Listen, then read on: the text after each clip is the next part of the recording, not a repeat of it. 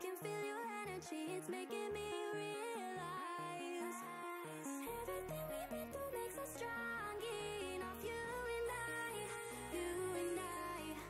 Everything we've been through makes us strong enough. You and I, you and I.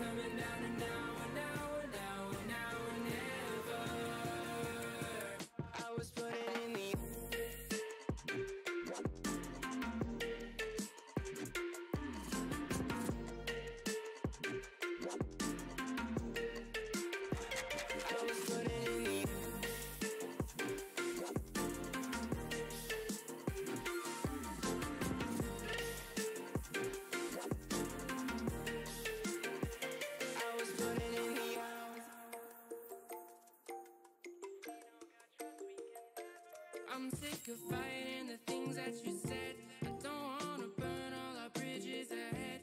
I'm tired of going to bed when you left me on red just to turn up the noise in my head.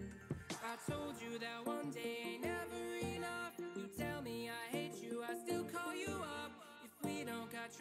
can never have love. I was putting in the hours, I was. But you were calling me a liar, liar, liar, liar, liar. I've been putting in the hours, I was. And it's coming down to now and never. I was putting in the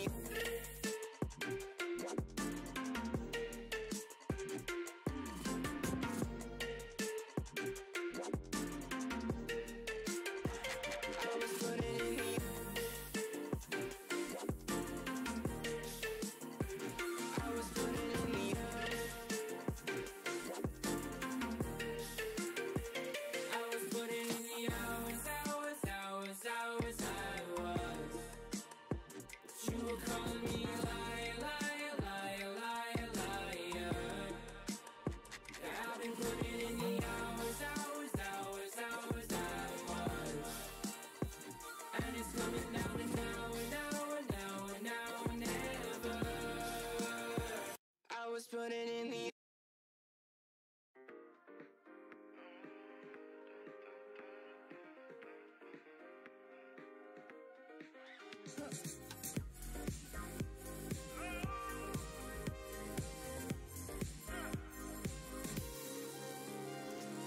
She found a way into my heart. Oh, she don't make up, no, she make art. And I need a way to treat it, cause I keep getting high off of her. Off of her. I know that you'd be bad from the minute I saw you. But somehow I keep running back to you. Back to you. Back to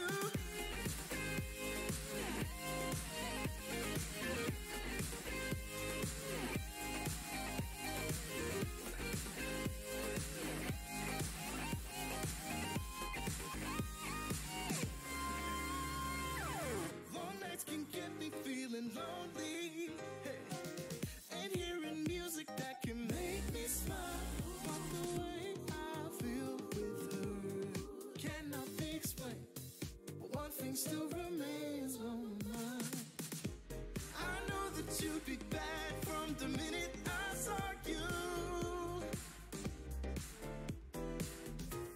But somehow I keep running back to you. Back to you.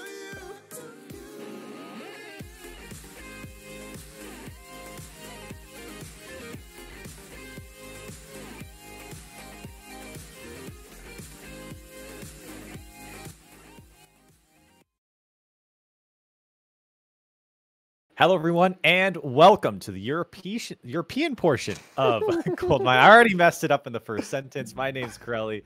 Alongside me is my boy Dazerin. Daz, we saw some NA stuff yesterday.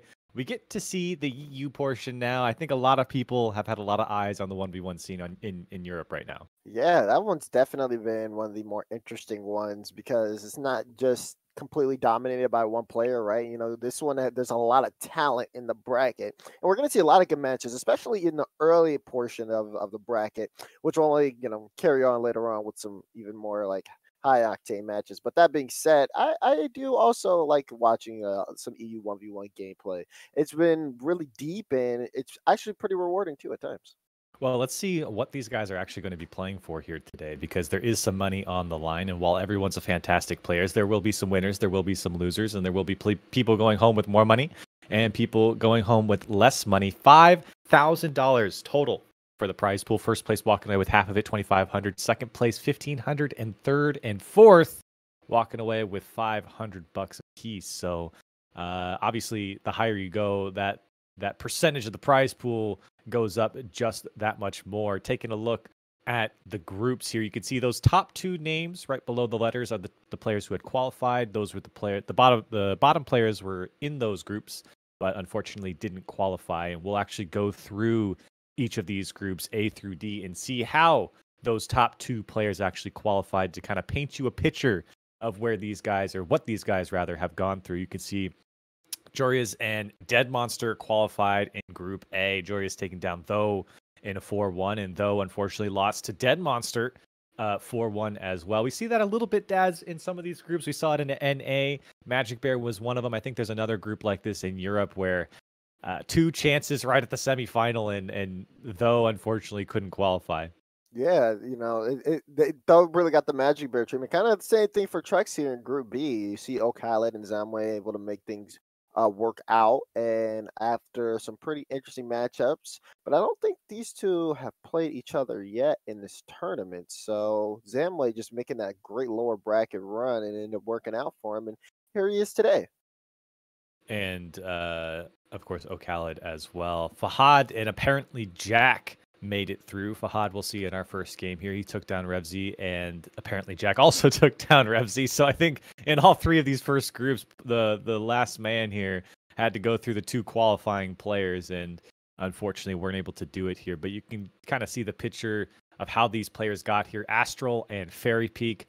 Boy, those 2 players are exciting to watch 1v1. They're here today, and Astral was able to take down Ahmad, and Fairy Peak was also able to take down Ahmad as well. So again, Ahmad just so close, and you can see the final bracket here. Here's all the players who have qualified, all the players here playing for the $5,000 here in the gold mine. Joria's Fairy Peak, Khaled taking on apparently Jack, Fahad and Zamway. That'll be our first matchup, and then Astral and Dead Monster. So very exciting European 1v1 action coming up, Daz.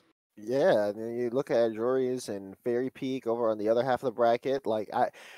Again, that's this first round very tight in terms of a competitive strength here, and at this point I'm gonna end up going back and forth here because I believe Johnny's also streaming some series as well. So we're gonna be all Rocket League, all 1v1 gameplay all the time, and I'm probably gonna just end up pulling up a multi-stream at this point to keep up with it all. Who you got your eye on? Who do you think's going to take this one? Because there's a lot of big names, and I think a lot of people pointed to First Killer in North America, but I think you could make a solid argument for a couple players here in Europe. Yeah, I do agree. I think for me, it's like between Khaled and probably, I'd say Fairy Peak. That's fair. I think I'd go with Fairy. I feel like that's a pretty fair prediction there, but taking a look at our first matchup, it is Fahad and Zamway. Player profiles there. Fahad is apparently a cat, so that's good for him. The player that he admired is Lichinio. That's a great pick, especially in the early days. Lichinio was always fun to play, or watch, rather. And Zamway on the other side of things. Monkey Moon is a player that he admires, and he's from Spain, as well as Fahad from Saudi Arabia. So Saudi Arabian talent really showing up here in this 1v1 tournament. Yeah, Zamway should use a Monkey Moon card. I feel like that would be a great way to because the Monkey Moon's not here, so it'd be cool to just come out with the Monkey Moon card. Wait, is it the Monkey Moon? No, it's the Marked by A card. I'm slow, but regardless, I do like both of these players, at least individually, being able to see what I have seen between these 2. I think this one will definitely come down. I feel like if Zamway gets going early, he'll be able to do very solid, but it's all about the start here between both of these players as we're getting ready to kick things off. Yeah, I absolutely agree. We've seen it a couple times, even in the first few games in North America, where 1v1 feels like you get that hot start, you can really rack up the goals and put your opponent in the hole early. So let's see how these guys start things off, as Fahad already had his first chance. Zamway might have one here, but couldn't catch it. And both players having their opportunity, and yet neither converting. Yeah, catch would have been huge for Zamway, just barely mistimed it. I hate getting those soft, you're going for the catch and then you just barely off. It makes you want to change your camera. You're like, why is this not working? You got to start messing with the stiffness, the swivel speed, you're working on everything. Let's see what Fahad can do here on the dribble, and we're almost able to keep up with it. Nice little boost steal from the Zamway corner. Fahad still trying to play with it in the midfield. A little chaotic from Fahad right now. Zamway, great pinch. Whoa. This one in. It's too high. I like the idea, though. Fahad's going to have some boost. Zamway has some boost of his own. Great backflip from Zamway. That backflip challenge is really strong in 1v1, I feel like, especially if you hit it. It's a little bit risky as well, but You see a lot of players going for those backflip challenges now.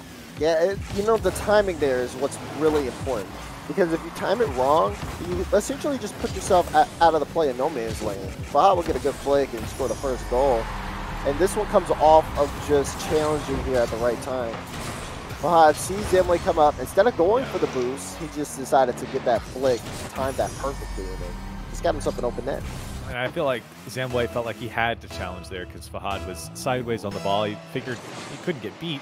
Surely he was going to dunk them, or him rather, and of course that's not what happened. Fahad, I think, knew the entire way through that Zemway was coming, and a great flick up and over his head. Zemway, there's a bit of space here. I don't think that one's going to drop for him. It's going to be a bit high.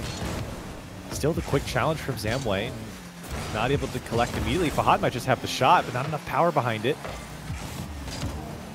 Couple of challenges now from Zemway that felt like he didn't have full control of the situation, but here he is now.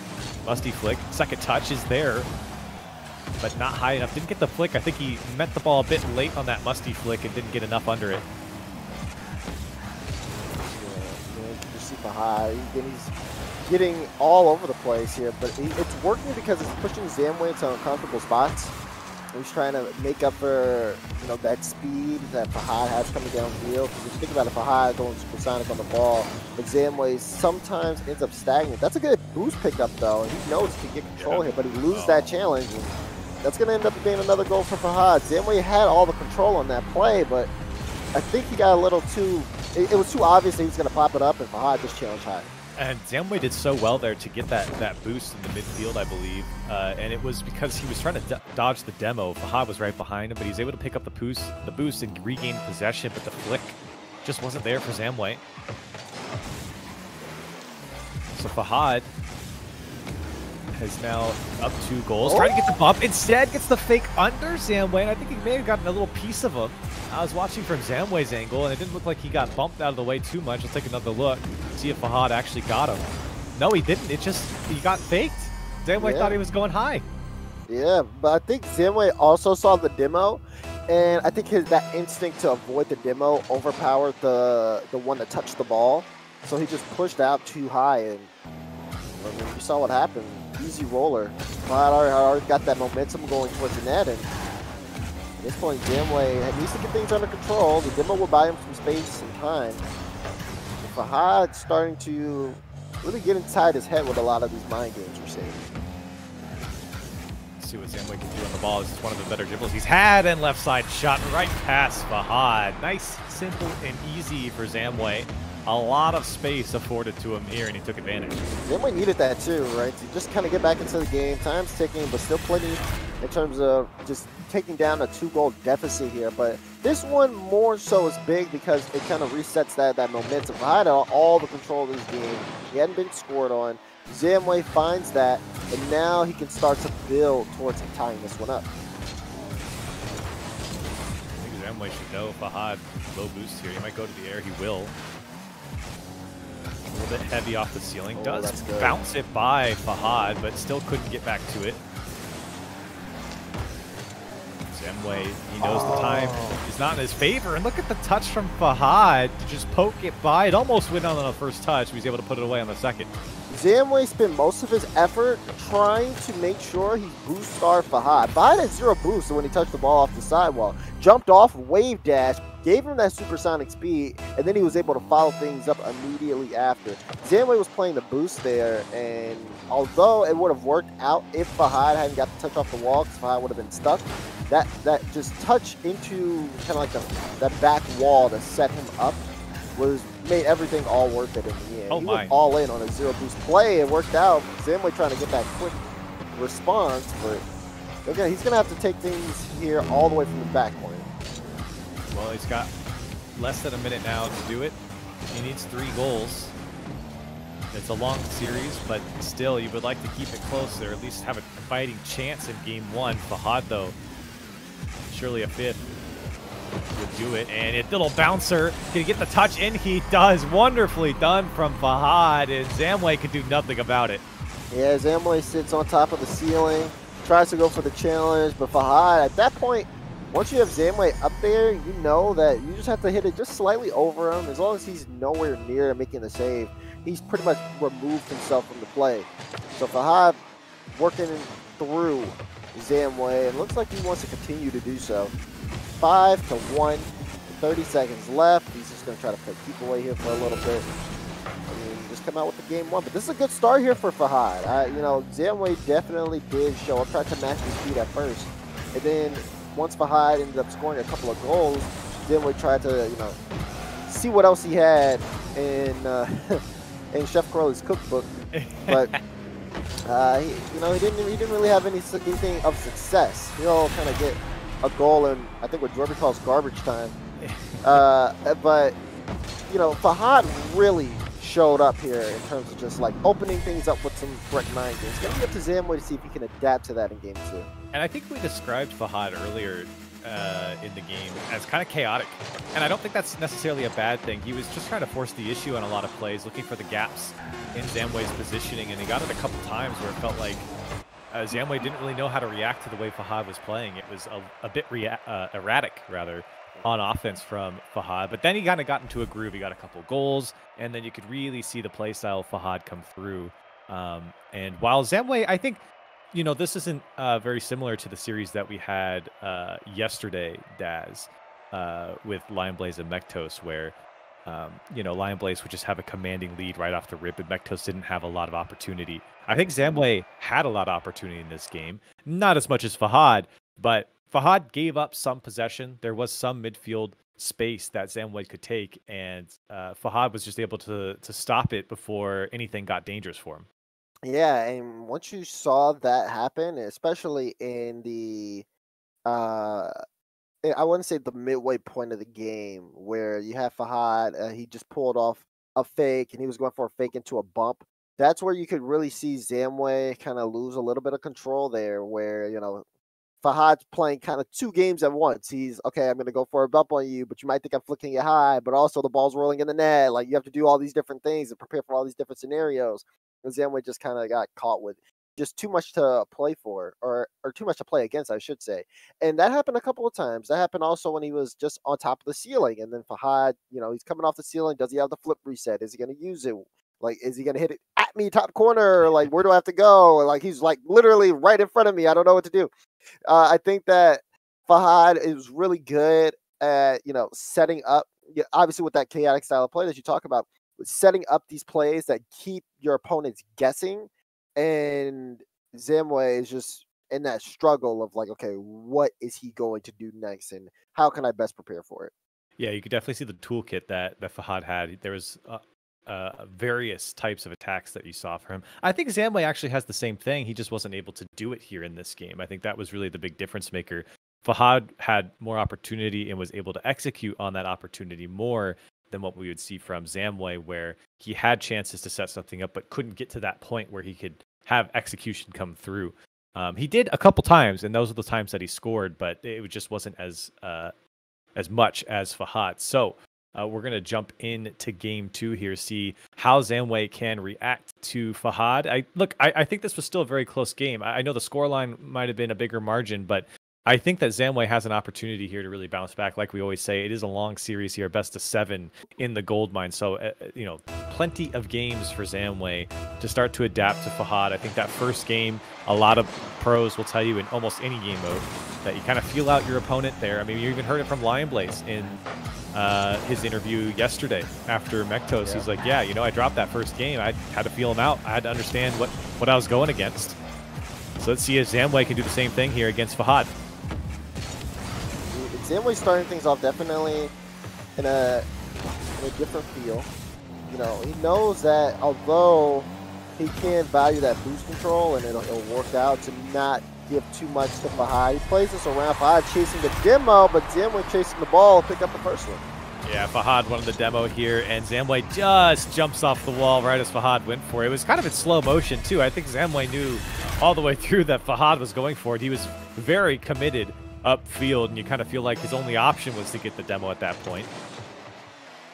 So good from Zamway to recognize that and quickly push it towards net. Now he's trying to pick it up and cut across the field. Both players on low boost. Fahad will be the first to pick it up, and Zamway went for the boost. Can he get back? He does.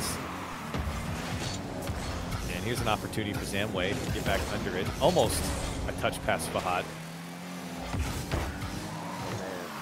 talking about Fahad being chaotic. He is all over. But Zamway is actually putting up a tough fight. That one might go in the net. No, Fahad missed. That's a huge blunder from Fahad. That was an open net. Zamway had no boost. He only had a couple pads, too. There's no way. And now Zamway might get it back. It's going to go off the post here. Does he read it right? He does. That was actually a tough one to read. And Zamway gets the second goal. Yeah, Fahad had a good look, but that whiff came through, and Zamway actually was able to battle back.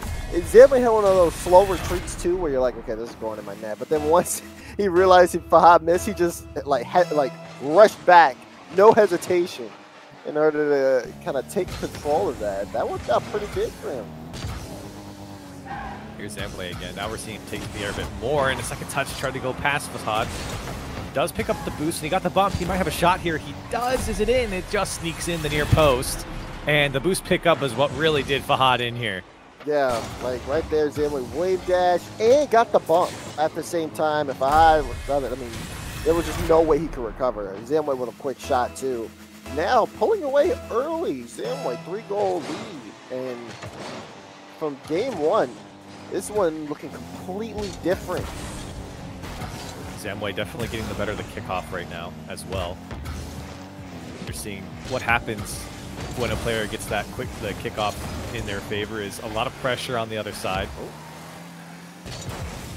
Fahad doesn't have a lot of boost. This is risky for him. If Zamway can get back to it, now 0 boost for Fahad. Can Zamway tap it in? He does. And that was a very risky challenge. It was one that I suppose he had to go for, but he only had less than 20 boosts to get up. And that left him in a very precarious spot after losing the challenge. Yeah, he was in a tough spot. Fahad now has to figure out how to play from behind here against Zamway, who's getting everything right. And honestly, Zamway's playing the 50s really well, too. He knows exactly when to challenge Fahad, and he also knows, you know, he's put himself in the most advantageous positions. Oh, he missed the turtle, but he'll get the goal. He's feeling comfortable. Hey, that would have been the most impressive turtle I've seen in a long time. Carries himself on the challenge, knew he had Fahad beat, almost gets the turtle. And either way, bounces in for him. And you said it, Daz, the challenge game definitely going in favor of Zamway. That time, Fahad just couldn't get up and over Zamway. Now the kickoff changes a little bit for Fahad, and it might pay off. He almost was able to get back to it, but Zamway in a tough position here. Low boost, only a couple pads to work with. Fahad just wants to fire off shots, make Zamway use that boost. He's going to probably put another one here, and he gets it over. Can he get back around to it? He will, and he gets his first on the board. You know, how do you beat somebody that beats you every time you challenge the ball? You hit it over. You don't let them challenge at all. And Fahad did that. That was a very good flick over. And that's going to be something that we want to look at, too, for the rest of this game. Fahad has lost a majority of challenges here to Zamway, and it's resulted in a goal time and time again. Fahad has to learn how to play around that here in order to come back from this deficit. There's a lot of time on the clock. I think what Fahad's doing is he's trying to let Zamway play the ball at him. Like he's giving these soft touches that aren't necessarily, he's close enough that you would think they're challenges, but you can tell that he clearly lets the possession go away just because he's trying to force a reaction out of Zamway. Zamway getting a little frustrated going for a bump there. But I like the adaptation here for Fahad. We'll see how it works out for him. Yeah, it's a crucial part of it, though, is you got to generate some chances, and that's a big one. Zamway does get back. Another shot from Fahad. I'm not sure where Zamway was going there, as Fahad just takes it away and taps it into the net. Yeah, Zamway tried to, I guess he was looking for boost, and he did get the boost, but Fahad saw an open look. And that's a pretty tough shot to actually pull off, too. And he got the speed just right. It's a slow one, but doesn't matter as long as it goes into the net. So Fahad here able to battle things back, and now it's a 3-goal deficit between him and Zamway. The testing shot, the bump, but Zamway able to get a piece of it. Can he recover? Can he recover in time to score? I think that answer is no. Fahad did get back inside. Oh, lovely touch from Fahad. And I was wondering when we were going to see this because both players actually had the opportunity to do this earlier. But I love this play in ones where you just play it off your own back wall and then immediately put the shot on target. It always catches out the opposition because they just don't expect you to make that touch so quickly off your back wall. And even more so to turn it into a counter. It's almost counterintuitive initially when you see it. but it happens so quickly that it's tough for you to react to get back, especially on a very committed play like Zamway was there. So that was an extremely smart way to earn himself a goal for Fahad, and now he's got to play a little bit of defense, get some help for the post. Can he get the shot? He will, and he's going to be within one of Zamway. Wow, look at that. Now it's a one-goal game. You talk about that touch, though, and I really did appreciate how that one was executed, too. Because not only, you yourself have to play that off the wall and get that bounce perfectly out in order to actually turn that on and use it as a shot. If it goes any lower, it rolls up the back wall. So for Fahad, I mean, the execution there was really solid. Zamway, though, he's getting a little desperate. We saw that shot come in up toward the corner. Now he's going for an air dribble bump, and he just doesn't get a piece of anything there. And Fahad's going to come up with another goal. Wow. Zamway really wanted a piece of Fahad, and that's the danger of going for the air dribble bump here, is that if you don't get that player, it's more than likely going to be a very tough counter to stop. And Fahad makes sure of it with the demolition of Zamway, and now is able to tie it up. This is not good for Zamway. He started off so well. Now Fahad has pretty much read Zamway's offense and is reacting in the right pace. Zamway, though, wins the challenge in front. He only has 18 boosts, but will not be able to get around it. Fahad's gone for a couple demos there. That time, wanted a piece of it. But it was a much more, or a piece of Zamway, but it was a much more conservative effort. He slowed down as soon as he came up to Zamway to make sure he doesn't go flying past the play. And Zamway, again, here's a big challenge for him. He hasn't won too many of these. Not able to convert. Fahad races back. Zamway gets this, and Fahad, he caught him out. And with 10 seconds left, Fahad takes the lead. Now, this is big. So Fahad off the boost grab into the turn. Zamway has to do something there. He doesn't get a boost. He doesn't get a piece of the boost. He doesn't get a piece of the ball. He doesn't get a piece of Fahad. He just he just drives around in his corner. Meanwhile, Fahad, once he recognizes that, oh, man, okay. Look at him. Oh. What happened? He didn't even touch the ball here on kickoff.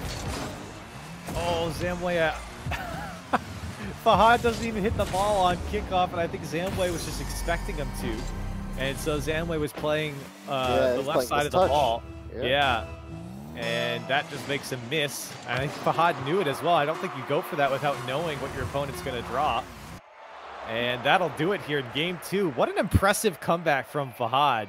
Not only to battle back, what was it, 4 or 5 goals straight, but then to also pull away so quickly as well. A lot of times you see players that they're able to tie up the game and then it kind of stalemates for a second. But Fahad was just go, go, go, go, go here in this game. And Zamway never found another goal. And even after a lot of opportunity, again, it's one of those games where it feels like Zamway had the chances to really start, or to at least stop the comeback. And it just never came through.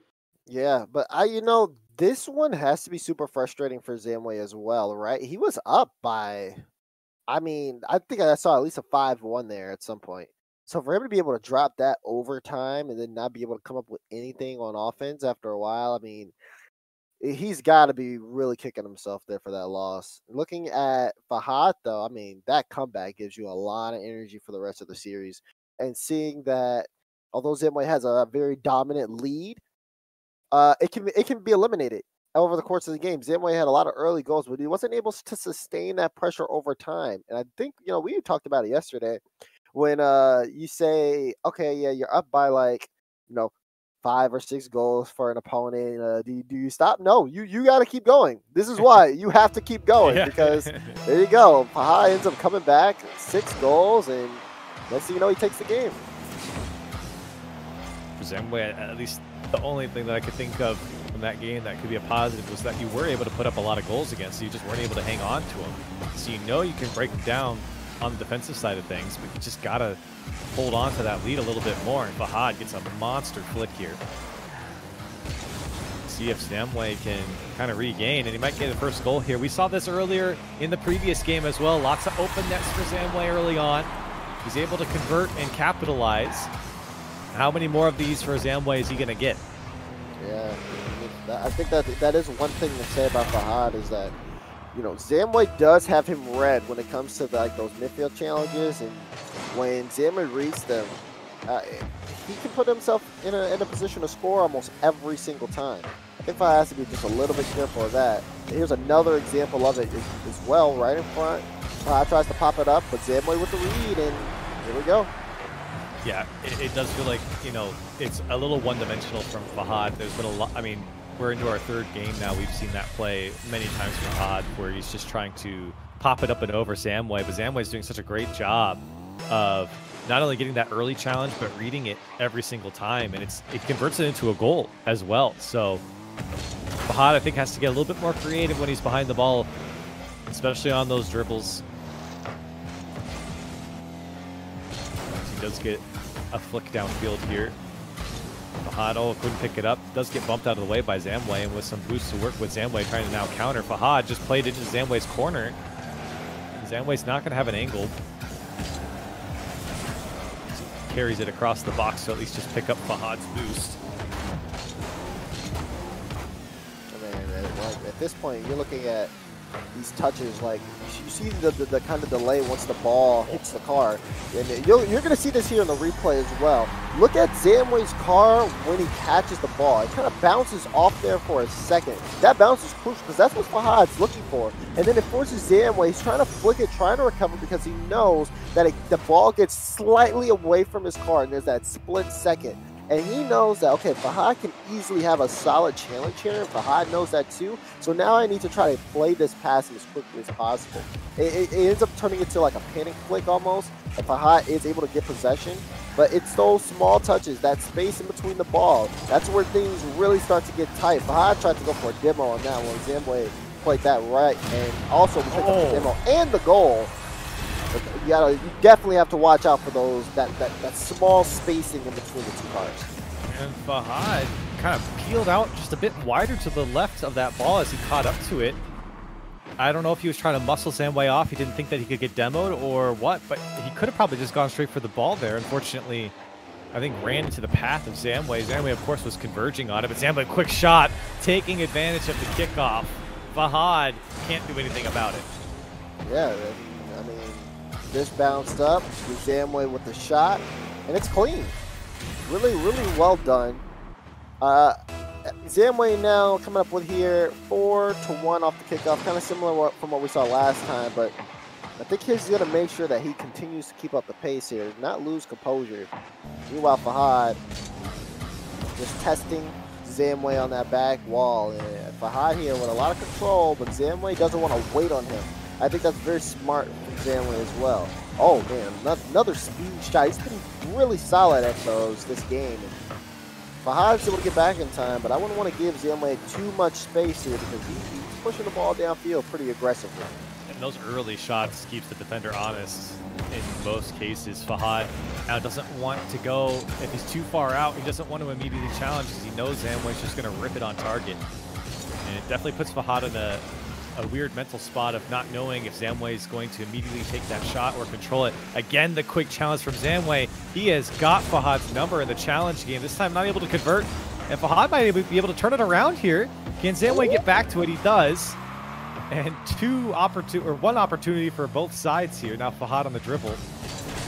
He gets a big pass from Zamway this time. So many times he's gone for the flick. He's gone for the bump.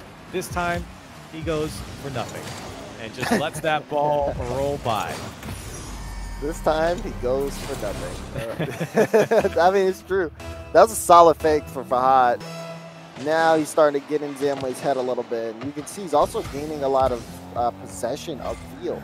Zamway was kind of playing this one mostly off Fahad's end. Now Fahad, another goal off a good challenge here. Confidence coming back, and so is he in the game. He's only down by 1. Yeah, great read from Fahad as well. Zamway just wanted to try and poke it up and over him with the wall. But Fahad knew the entire way he was going to go for that. Great read and control to come off the ceiling. Fahad within 1. We know the comeback potential of Fahad just in the previous game. Trying to make it happen again here. Not as wide as a margin as it was earlier, but still having to make the comeback. Zamway testing. That ball close. Tried to put some power behind that shot, but didn't hit it correctly. Now Fahad's trying to turn around the momentum. They're battling kind of like back and forth, soft touches towards each other. They're trying to see which one's going to bite first. Yeah. You know, I think a lot of people might have seen that fake from Zamway. Oh, Fahad might have got him there, but the good bumps from Zamway. I think a lot of people might say, well, why not just flick it? Why fake it if you have the space to flick? But, you know, it's not certain that you're going to get the shot you want. If you can bait out a challenge, or you can bait out a fake, rather, you'll be better off and have a more consistent way of scoring. This time Zamway shaving off a couple extra seconds on the clock as he rolls this one in. Oh yeah, definitely trying to just kill that as much as possible because he knows Fahad's potential ability to come back here. And with 1:03 left, he's trying to make this one as smooth sailing as possible. Doesn't want to get put on match point just yet. Now looking at Zamway though, I am liking how he's keeping Fahad at bay while also punishing Fahad for some small mistakes. Fahad with the flick top left. Oh my, that was a great goal. I like this from Fahad for the biggest reason being he didn't try and go up and over Zamway. This was placed to the left side of the net. Boy, saved that one. What a shot from Fahad. And again, I think he's going to find more success placing the flicks rather than trying to go up and over of Zamway. We've seen now 3 games of Zamway dunking Fahad, of him trying to go up and over. See if he does it again here with the placement. No, he's going to go up and over. He might actually make it work this time. He does. It doesn't matter what he does, and he's able to tie it up. And Zamway, I mean, there's just not much you can do there. Soft touch from Fahad. Great recovery into the follow-up. And Zamway tried to keep this one under control for as long as possible, but here we are again, tied up, 30 seconds left. Fahad, he wins the kickoff, will get the flick in, and take the lead. And it's so quick. It happens so fast. 1 second, Zamway's in the lead by a couple goals, trying to run out the clock, and all of a sudden, Fahad scores 2, 3, 4 goals in a row. And you sit here with 6-5, and you're wondering what happened. And there's still 30 seconds left. Now Zamway's going to have to really work with this kickoff here. Not a lot of boost. Oh, it's too high. Fahad recovery, and that's another. Fahad wow. And what's so smart about this play, too, is I think after he saw this ball go high, just used the in and out to get that momentum. Chase after that ball. He knew Zamway was fully committed there, and for Zamway, that one has to be on target. You have to force the save there. Still down by 2. It's possible here. 1v1's able to win the kickoff here and there. Get one back. Just score a little bit of time, but it's not going to happen. Fahad gets another one, and it will go in for Fahad. Zamway did get back, but still an 8-5 scoreline favor of Fahad. Zamway, though, this one, it just gets tougher and tougher as it goes on. He went from being up by 3 goals to being down by 3 goals, and now Fahad here just streaks through, and he doesn't like let the early game bother him at all. Fahad, yeah. This one is GG go next for sure. Go next, yeah. Yep. Go next for sure. Zamway, I think, knows what happened in this game and in the previous game. It's now happened to him twice. This one not as bad as the first, but unfortunately for him, Fahad, he's got that comeback potential, and I think Fahad, he stopped going for a lot of those over-the-head flicks that resulted in Zamway just dunking him and moving down the field. I think if he kept that up, at least initially, then Zamway wouldn't have had as many goals as he had here in this game, because I think the first couple were Zamway just dunking Fahad and having open nets, but once Fahad stopped that from happening, all of a sudden you're seeing the chances were very slim for Zamway. Yeah, the chances definitely did not look as strong for Zamway as it did for Fahad. Early game, always Zamway is able to play super aggressive, but it just seems like over time Fahad just slowly takes control, and he tries all these different things against Zamway. And I think Zamway kind of gets into his own head a little bit, because that pressure that Zamway has early on starts to diminish. And then you see Fahad, who, he'll be down in the game, And he'll be down, I believe, by like 3 goals, but then he'll still do a fake. And like, you're not expecting someone who's down in the series to like pull that out. But that's that confidence that Fahad has. He looks at the clock, says there's still time, and as long as there's still time, I still have the ability to get back into it. I think that kind of throws off Zamway here a little bit. And Fahad also looking to start this one off. Tough. Nope. Yeah, it was a tough bounce from the crossbar. And I don't think he can get over it enough. He didn't want to sky it off the back wall either. And Fahad, another tough challenge. Still being a nuisance here outside of the box for Zamway. And Zamway's forced to just play it off his own back wall. Still, Fahad, good early pressure in the first 30 seconds. Could be the final game of the series if Fahad just back to the same old tricks, this time able to make it work right up and over Zamway. And a 1-0 lead for Fahad. He knew Zamway was going to bite there too. Flicks it and catches. So make sure that goes in. Fahad starting things off early here with the goal. Kind of continuing on the pace. And Zamway, he's got to adapt to this right now. I mean, pulling off a reverse sweep hard enough as it is, but not getting off to a slow start. And he almost... That was almost disgusting. And unfortunately for Fahad, he didn't get around to it, but he will get the goal as Zamway couldn't get back to it. But great fakes from Fahad, and you can see how he controls Zamway in the box. Just putting the ball in awkward spots, forces Zamway to go the right side. Now you put it left side, Zamway can't get back to it. And that's the type of pressure that you want in ones, and Fahad doing a great job to kind of create this chaos for the defender while still being in control. This one too. You know, seeing... Oh, wait. Maybe Zamway picked up one. He's bumping, but oh, it's off the post. Zamway really needs this goal too, because you don't want Fahad to start running away with this game. This will get out of hand really quickly. Yeah. Yeah, if you think Fahad's got the comeback potential, just wait till you see when he gets in the lead. It's a good demo from Fahad to slow down Zamway. Fahad wanting to stay on the ground here, looking to see if he can get Zamway to bite. He does, but Zamway again, good challenge from him. And he's going to earn himself a goal, and we've talked about it all series long. The challenge game from Zamway has been strong. A lot of these challenges have gone in his favor, and there's a lot of open nets as well.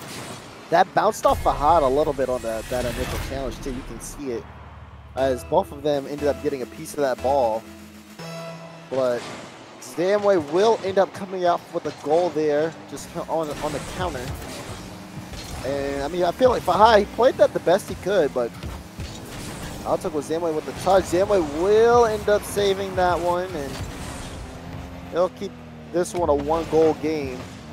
Watch out for Fahad. There it is again, that flick. Ah, that's just rough. It's every time.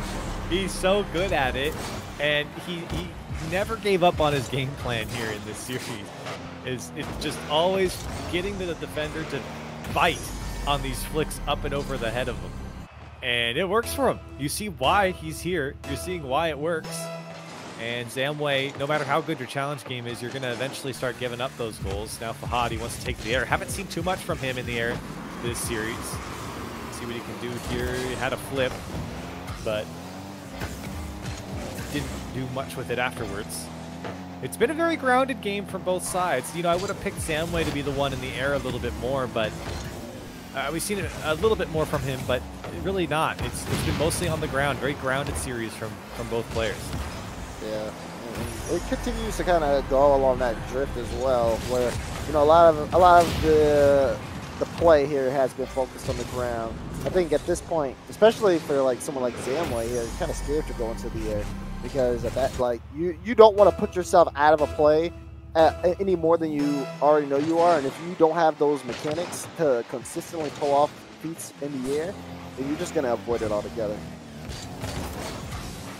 It's still on the dribble. Zamway, you know, we talked about him not letting this one get out of hand. He's got to get back to this one to get the touch. I think he won it. Obviously didn't go in the net. And that would have been huge for him to cut the lead in half. Yet here we are still 4-1. And Fahad almost gets the demo. Now Zamway could take advantage, and he will to get his second goal. And I mean, this one, like, Zamway barely dodges this too. And Fahad goes just like right under him. Zamway able to like recover in time, open the net. Close though, close though. Yeah, very close. It's top of the Fahad might have even scraped the bottom of Zamway there. Still, Zamway, you know, he'll take that type of play. I think that's more on the fault of Fahad not getting the demo. And Fahad, again, the man is disgusting with just these little tiny pop up and over and away. And you can see him even use the corner of the Octane there. It's not on the top of the Octane. That's the corner, that sweet spot. They kind of cut that ball just ever so more past the defender. And he knows what he's doing. He gets Zamway on the line. He gets past him every time. Yeah, Fahad is always on top of the ball, too, at this point. Zamway, I mean, at this point, he has to stop biting. You know, like, he's losing out on the flicks. It'd be better to just fake challenge it versus just continuously letting Fahad play that over, because it's got to be frustrating. He will pick this one up, make it a 2-goal game. And this one was actually some pretty solid challenge work with the shot. Fahad was already kind of high playing the top corner. Hit it right back into Zamway, and Zamway could just clean it up. Yeah, I don't think Fahad got the touch he wanted as he came off the inside of his post there. Wait, see if he can get this kickoff to go in his favor. Good backflip from Fahad, sends Zamway back to his side. Quick challenge from Fahad. Look at him just call out Zamway immediately. And Zamway was like, wait, what? He's here? Why'd he challenge that? Yeah, that's definitely one, like, I guess he's going for that. He said okay. He said okay. Exactly. See, I told you. That's one of those where he's like, why on earth is he challenging him? Yeah. And Zamway lets that ball, like, it's just an initial touch. But then you talk about, like, that distance for someone like Fahad who's just looking for all of those small touches. And he sees, okay, ball's away from you, you have to recover. I'm going to go and get a piece of the ball. And, like, I know I can beat you in this time slot. And he's just reading it all day. Oh, he's, no. Okay. Wait, he might give up a goal. Zamway to himself, Fahad, 0 booze. Oh, Fahad, no! Stuck in his own corner. Tried to style on him, didn't take the goal that he had, then gets tied up in his own corner and backflips. So from Zamway's POV, it's kind of funny to watch. It's an open net for him, really.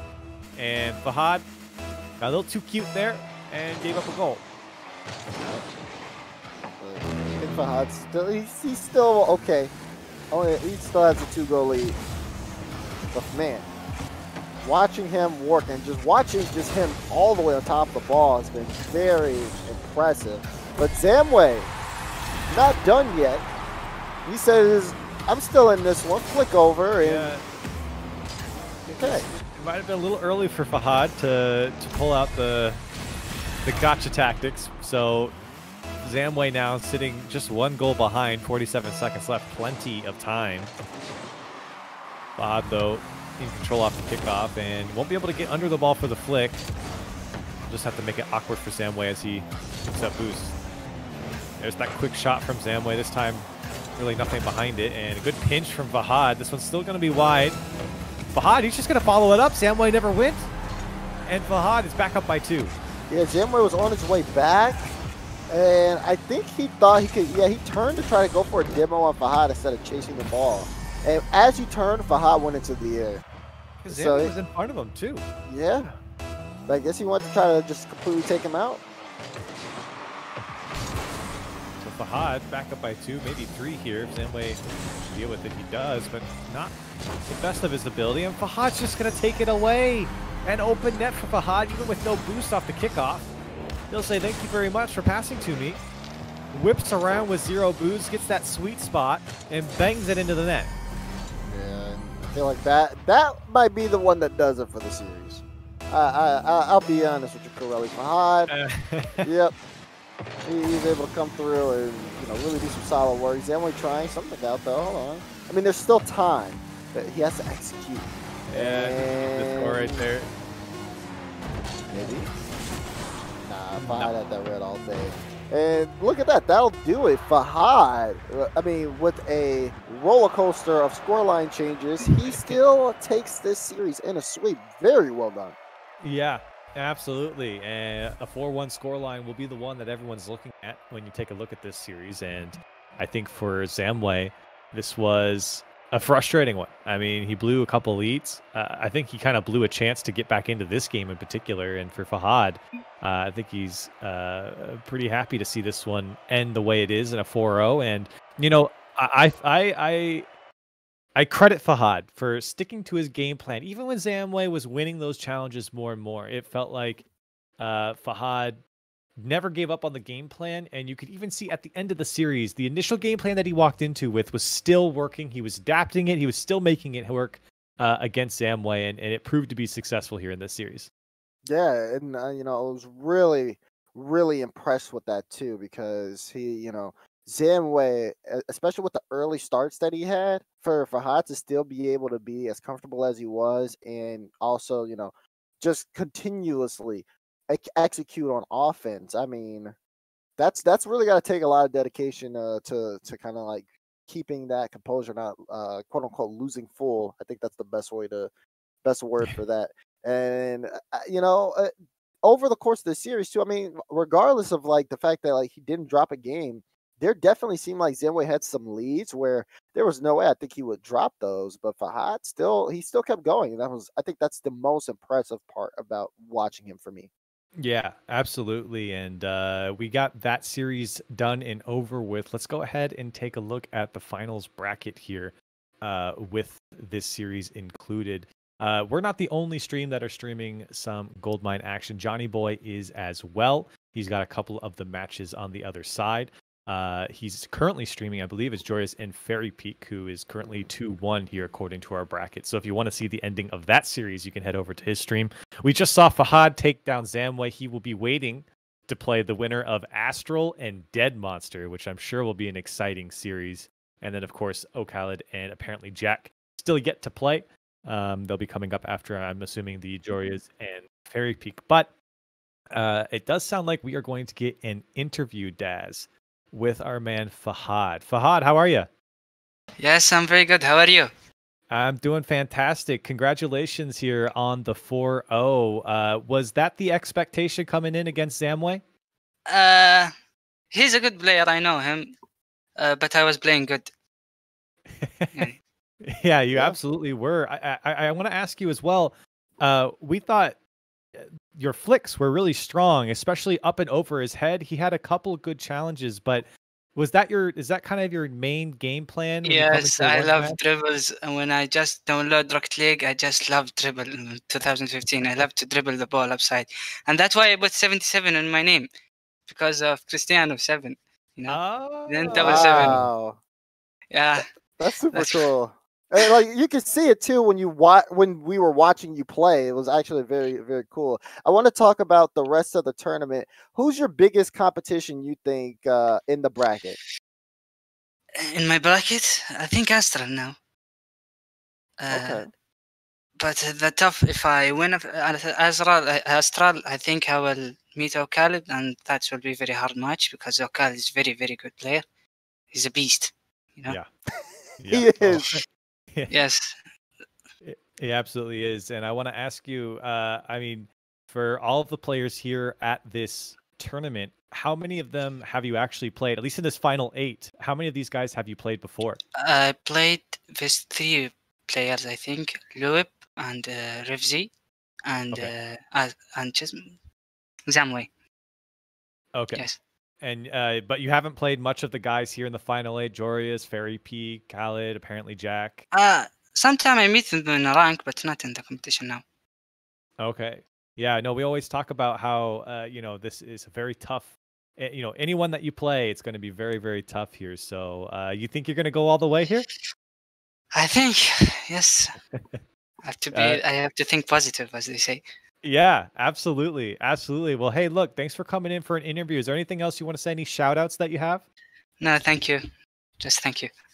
No, absolutely. Thank you. Thank a you. great series against Zamway. We're excited to see you play. Have a good one, Fahad. Yes, thank you for the review. Absolutely. Yes. That's Goodbye. Our man, Fahad. Have a good one, man. Our boy Fahad. One thing I want to say, my name is not Fahad. My name is Fahad. You know, don't try to say the A too long. Fahad. Okay. Fahad. Okay. Yes. Got it. Yes. Thank you. Thank you. Have a good one. Nice guy. I love that guy. He's a good guy, man. I Yeah. love that story about why he's got 7 in his name too, and he looks like it, man. The dribbles, they look Yeah. so good, and so I'm excited for him. That's a great series against Zamway. So again, he'll have to play the winner of Astral and Dead Monster. So definitely some tough competition coming up. He thinks he can do it. Got to think positively. And hey, when you go down like he did in those games, you got to be thinking pretty positively. And I think that kind of bodes well for him. So we will see how he does and see how everyone else does coming up later in the show. We've got more Goldmine 1v1 action coming up after the break.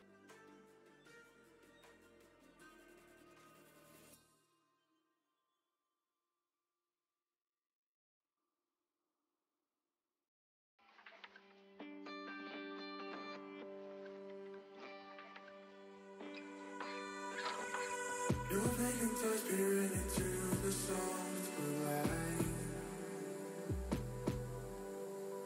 This unfamiliar glare blocks me out, I'm blinded. Inspired my efforts to keep you satisfied. I seem to be losing you, it's not worth the fight. So I speak up, I scream into the void. I reach for a hand to guide me through the shifting land below. I'm running up the walls.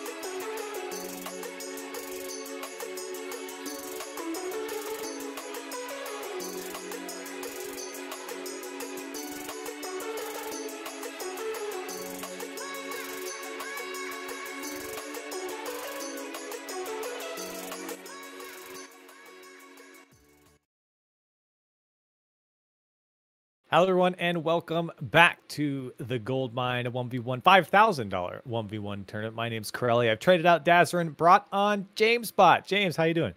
I'm doing amazing. You know, I was watching you and Daz cast, and it was great. You did a great job. I'm really excited to now be on the show with you, Corelli. Well, good.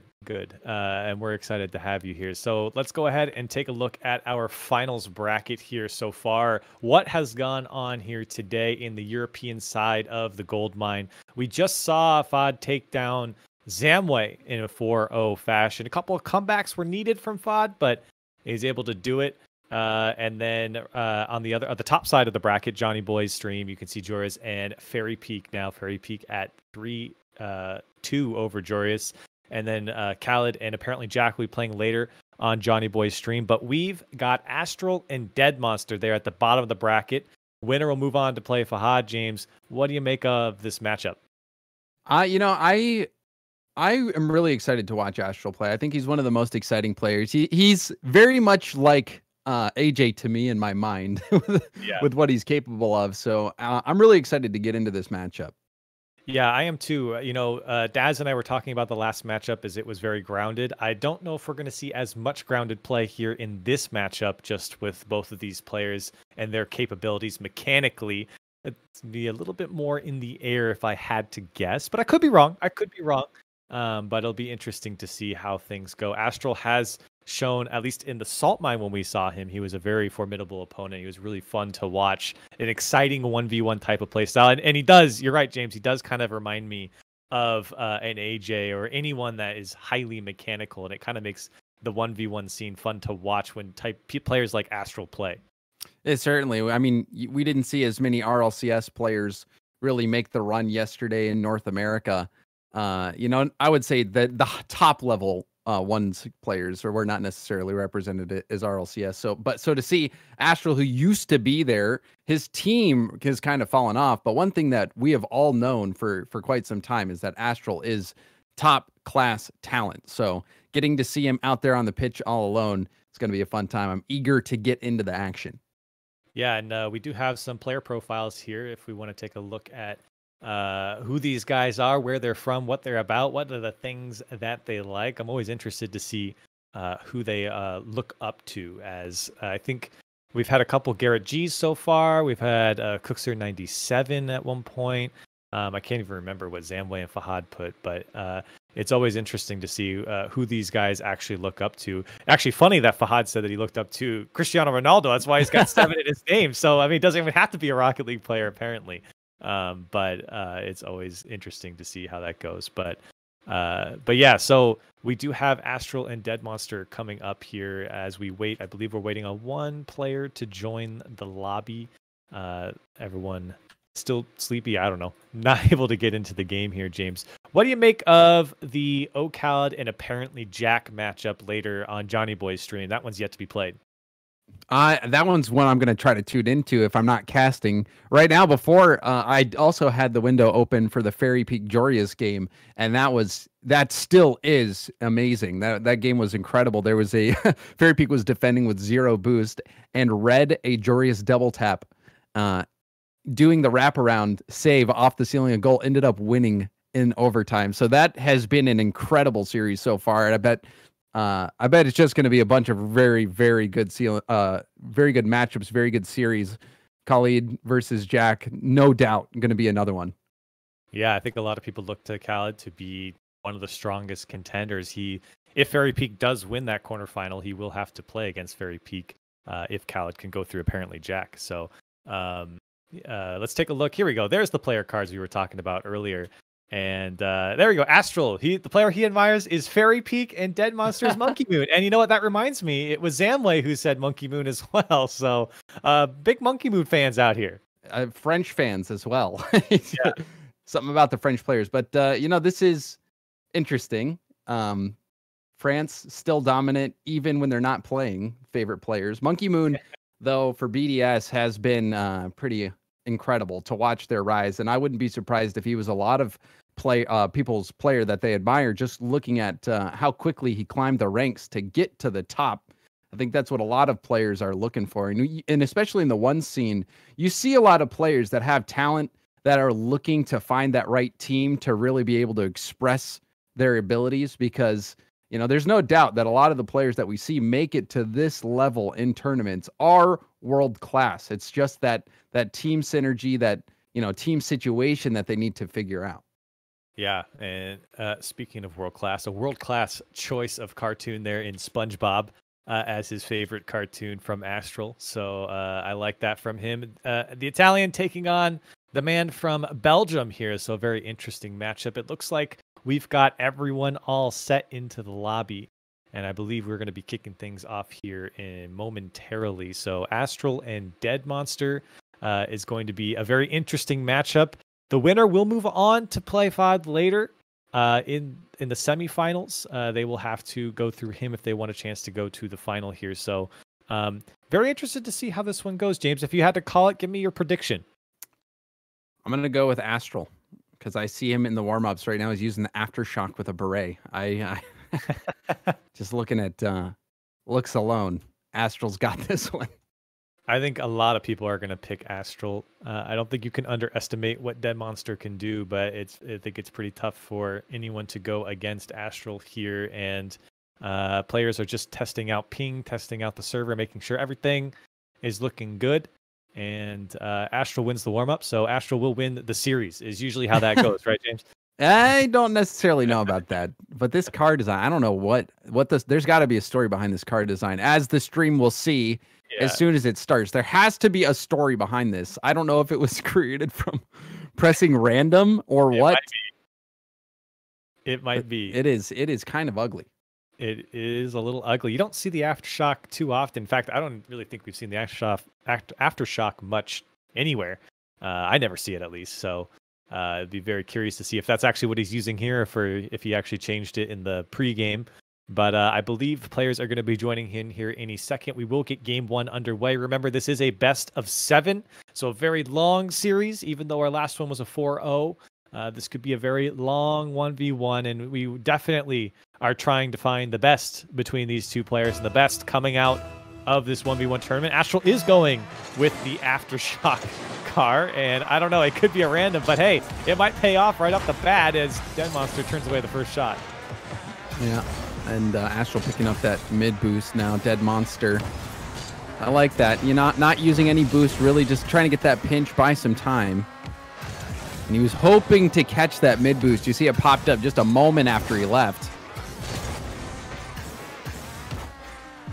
See good shadowing from both sides. Dead Monster initially from Astral, and Astral had to respect Dead Monster's attack downfield, although Astral was able to pick it up. Now Dead Monster, not a lot of boost to work with. In fact, 0. So I could touch from Astral's there, but it's just off the post and wide, or off the back wall, rather. Dead Monster still struggling to get a hold of the ball. And Astral all over him. He's going to take to the sky now. First touch is pretty good, but the flip, didn't get the touch he wanted, and no touch at all. Still, Dead Monster giving up a lot of space to Astral here. A lot of respect to what Astral can do. They can pay for it. And Astral went all in here. He only had enough boost to get that shot. If this gets tipped by Dead Monster, Astral's floating in the air, and Dead Monster's gonna get that counterattack goal, just picking up that corner boost. So Astral taking a calculated risk, and he was very confident, paid off for him. Already 5 shots for Astral, 0 for Dead Monster. It's really just been all Astral here in the first minute, but here comes Dead Monster. Don't think he got the pickup he wanted there. And Astral very patiently defends, and quickly downfield he moves. As Dead Monster does get a clear that I think he would have wanted earlier, at least just relieve that pressure from Astral. Here's Astral again. Reset. Get in. Ooh. I think he's still got Dead Monster here, but he missed. It comes off Dead Monster. Oh, Astral's gonna put it away. And for Dead Monster, you know, he had to be confident in that read. You know, you might as well just play that post bounce. You could see him chasing into that post a bit too much. And had he taken a bit of a slower approach, I think he would have been able to get that clear. But it was a panicky situation. Anytime the ball's that close to your goal, you kind of get shook a little bit. It's tough to keep your wits about you. And now another kickoff goal for Astral. Astral having a great start. Not even a single shot so far for Dead Monster. Yeah, it was a fantastic kickoff as well. Came quick into it, right into the center of the ball, and carried through it. Was able to keep possession off that kickoff. See if he does it again. Yeah, this time got Dead Monster backwards here with just one pad of boost. Dead Monster not phased by that shot. Great pickup from Dead Monster. At least push to the boost. Bag. Dead Monster. Oh, that's devastating. Saw him all the way, and yes, sir. Astral will take it. 4. Oh, boy. 10 shots for Astral. He is just lining up the boards right now. Yeah, I mean, if you're Dead Monster, you had all the advantage in that situation. You had just beat Astral to the corner boost. You knew he was on empty. So to take it to the ground like that, allowing Astral to get the dunk, that was a bit of a misjudgment. Astral, however, one thing that he's continued to beat Dead Monster at is those challenges. Gets the flip back off the ceiling, and he missed the shot, so he'll get scored on for that. But I love these plays from Astral. Yeah, they're pretty to watch, but it is, you know, the Achilles heel of those plays. They have to be on target. If they're not on target, it's just an easy flip over your car and tap in for Dead Monster. And he does get his first shot and his first goal, and he's got some time to make a comeback here. I don't think he wants that comeback to be contingent on Astral missing ceiling shots, though. Certainly, that's not going to happen too often. Astral, I think, once you get a buffer like that, you can go for those plays a lot more. And he catches himself out. Dead Monster, keeping his eyes peeled, recognized that Astral was out of position. 2 for 2 for Dead Monster. Great cut. Astral, I think, just crept up a bit too far there.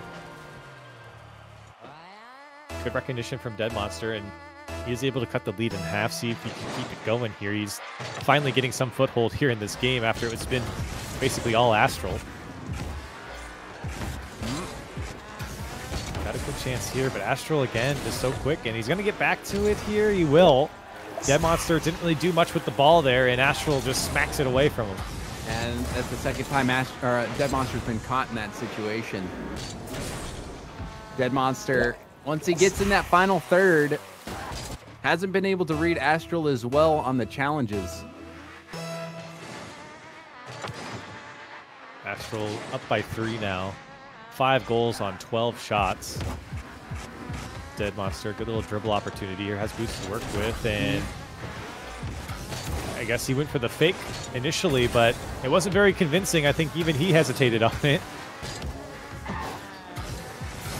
Astral, can he land on this? Oh my goodness, he does! And puts it in. I don't think Dead Monster thought he had a chance at it. Astral, the little tap there, got it by Dead Monster, and just enough boost to get over that ball. Astral impressing us again with his mechanics. Such quick thinking as well. And to even get that opportunity, he had to shut down that Dead Monster attack. And a kickoff goal, though, for Dead Monster. That'll stop the bleeding a bit, but, you know, if you're Astral, you're still feeling quite confident. Oh, yeah. Absolutely. You have to expect the unexpected with Astral, and that previous goal by Astral was certainly unexpected. Dead Monster, though, is able to at least stay relatively close in this game with a couple of good counterattacks and a couple of kickoff goals as well. So within 2 now for Dead Monster. And Dead Monster has been dominating on these kickoffs. He saw that Astral had crept a bit over to his right, Astral's left. And Dead Monster knew that he could push it over to the left side then. Astral's car not positioned for it. And now Astral stays behind the ball that time. Does much better and will get a kickoff goal himself. So Astral getting one. Let's see what happened here on the kickoff, because Astral just hits that ball so straight on and so in the middle, and he gets the benefit of it. I think Dead Monster kind of flipping sideways into it a little bit, and that's what releases him from the center of the ball.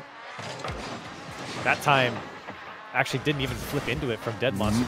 Oh, Dead Monster, that was a very good bump, because Astral had gotten that boost. Oh, and that mistouch might be a goal. It is. Oh, rare misplay from Astral. And Dead Monster's in it. Yeah, like you said, that's a humongous touch from Astral to the wrong side of the field, and Dead Monster all over it. And again, Dead Monster sticking around within 2. And while Astral has certainly looked more pretty, I would say, in scoring his goals, it's Dead Monster who is at least putting away the opportunities he should. Yeah, and you know, Dead Monster, even off that kickoff, he was in a less than ideal situation. He had lost the boost to Astral, but that little bump messed up Astral's shooting opportunity and allowed him to get back into position. So Dead Monster off kickoff, making that adjustment proved to be handy. Not a lot of boost here for Astral, so no options to do anything in the air. Dead Monster, however, had full boost. Lost it. This one got away from a little bit. Astral going to be all over it. You know he's going to get back to the ball. An 8th goal for Astral as he shows Dead Monster how to do it downfield. Yeah, Dead Monster, you said it, Corelli. It just got away from him a bit. He was going for the air dribble play. And they're risky. I mean, we've been watching a lot of players really dominate with that style of play. You get the ball in the air, go for the air dribble. Maybe you get a flip reset and make the play. But they make it look so easy, you forget how hard it actually is. Oh, the man. musty from Astral. Oh, man, he's feeling it. It's just not fair. I mean, watching this one from Dead Monster's POV, you have no idea where he's going. And Dead Monster went to the near post. Astral sees it, musty flicks to the far post. And that's tough to read as a defender on the goal line. I mean, Astral's whole car is red as well. It just looks like a big red blob. How do you even tell what's going on? Reset. You can see the respect there from Dead Monster. I mean, knowing that Astral has a flip reset there, and here he goes, in and out save. Does get a piece of it. Looking for a 10th goal now. Doesn't have a lot of boost. Dead Monster trying to prevent, at least maybe get one more for the road. Astral on a couple pads. Dead Monster trying to get the fake. He did get Astral to jump, but the ball too far ahead of him. And Astral, maybe one more. Musty flick. Yes, sir. Back of the net. No! Dead Monster puts it off the crossbar and away. Boy, that's an exciting way to end it. That really was. Astral already hit one musty flick off the ceiling, going for a ground one there. But one thing's for certain, Astral dominated that game. Dead Monster had some good kickoff goals. I think that helped keep him in it for a bit. But overall, Astral, his mechanics are what allowed him to shine through. And that was a fun game 1. I think that's the expectation. 1v1, you see Astral playing. So very interesting to see how that goes. We have a tweet. Joyous. GG's, that was my gold mine run. Good luck, Fairy Peak. Completely ruined me in my defense. Something that has never been done to me before. So obviously Fairy Peak taking it over Joyous. Wow. A 4-2 fashion in favor of Fairy Peak. Yeah, I was watching that for a bit before coming on the show, and it was such an exciting series. Fairy Peak, such a smart player. I think Fairy Peak, a brilliant mind, and also the mechanics whenever he needs to use them. He doesn't necessarily try to outshine people with them all the time, but you can't forget that he's still got it in his back pocket. Really, I think Fairy Peak's type of play is the most efficient route between 2 points is a straight line, and sometimes that's all it takes to get the job done. Fairy Peak, so clinical, so surgical, so that will be fun to watch that semifinal, whoever ends up making it to Fairy Peak to play. Yeah, the winner of Ocalid and apparently Jack are going to play Fairy Peak, so that's their reward. Meanwhile, we still have Dead Monster and Astral here. Astral up 1-0. He has now switched cars, and yeah, he's got to be randomizing. I think he's randomizing every game. This one looks a bit like a Flakes preset. Yeah, though. He's got the cockroach on top of it, so that's definitely a Flakes-esque car. And we see a demo. We haven't really seen many of those, Corelli. Yeah, didn't see any in the first game. And they were tough to come by anyways, the way the game was being played. And it was tough for anyone to get close to each other. A couple bumps come out as well. Dead Monster really fighting Astral for that space and possession. See what Dead Monster can do with it here on this dribble. Astral has boost to work with. Look at that shot from Dead Monster. Nothing you can do about it. And he doesn't bite on the fake challenge as well. You see Astral came up for the fake challenge. Dead Monster was not fooled whatsoever. Hard power shot as well. way to start off the game here from Dead Monster, especially after what had happened in the first minute in game 1. Astral already had 5 shots. Astral so quick to follow this one up. The speed from Astral to tie things up. And because this is right off kickoff, Astral knows that Dead Monster doesn't really have much to work with. I think Dead Monster did have enough to make that first save, but like you said, Corelli, the no hesitation from Astral. He was so quick. I think it just caught Dead Monster by surprise that Astral was playing that fast game, that fast play. Wasn't trying to slow it down whatsoever. Oh, almost got it over Dead Monster. And Astral wants a piece of Dead Monster there, didn't get it. Comes Dead Monster into the air. Just going to carry it all the way. He's going to dunk it through. Just muscle it by Astral. And I think Dead Monster had something to prove after that failed first air dribble. This time, you see him taking the ball, getting the pace on it to bring it to net, and then using the rest of his boost to get in the dunk position. And that makes it so difficult for a defender to keep out. I don't know how I don't know how you even block that. It's tough too. Here's Dead Monster again to the air. He's got a flip here. And opts not to use it. Wanted the fake on Astral, but he's just not going to fall for it. And a good challenge from Astral ties it up. And it looked like right there, right before Astral jumped, would have been the perfect time. So, Dead Monster, I think, trying to be a bit unpredictable. However, Astral's defense has been quite good so far. Even last game, making quite a few stops. We sit at a tie game. Dead Monster definitely looked a lot more poised here in this game than he did previously. I think he's warmed up to the speed at which Astral plays. See if Astral can make it work here, and he might have an opportunity. Good recovery from Dead Monster to just poke it away from Astral a couple times. And all he can do is throw the flick. He didn't have a lot of boost to work with. Astral flick up and over, but gets spun out by Dead Monster. Can he get back? He does. See what he wants to go for. Oh, a bit of a heavy touch from Dead Monster. That might do him in here. Astral. Oh, that's painful. And that was that heavy first touch. Like you said, that one right there. You saw how far it kicked out. You even saw him panic a bit. And that's all it takes. Astral was playing defense close on the ball. You mishit it, and that's what's gonna happen. It's so crazy that that's the difference maker in ones now. People have gotten so good that just one heavy touch does you in. I remember the days back, Corelli, when you just let them have the possession and, you know, set up in net, wait for them to hit the post, wait for them to hit backward. I remember when people said don't aerial. They said it was a crime, and now look what we have. Astral won't aerial. He says, why not? You can't put it away here, but that was absolutely sound advice back in the day. Not anymore, of course. You know what I just realized, Corelli? What's that? The grog kind of looks like a cockroach car. It does. Kind of shaped like a mechanical cockroach. Well, he's been squashed on this goal.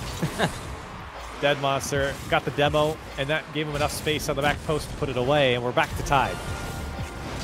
Been a much cleaner game from Dead Monster. We haven't seen as much aerial acrobatics from Astral because the defense has been a lot closer this time. Dead Monster not giving Astral much space. Oh, that was a huge demo, but Astral had nothing left in the tank after that. Now he has some space. Oh no, Dead Monster I think kind of got caught a little bit. Can he get back? Ooh. He does. Crept up a little bit too far, I think.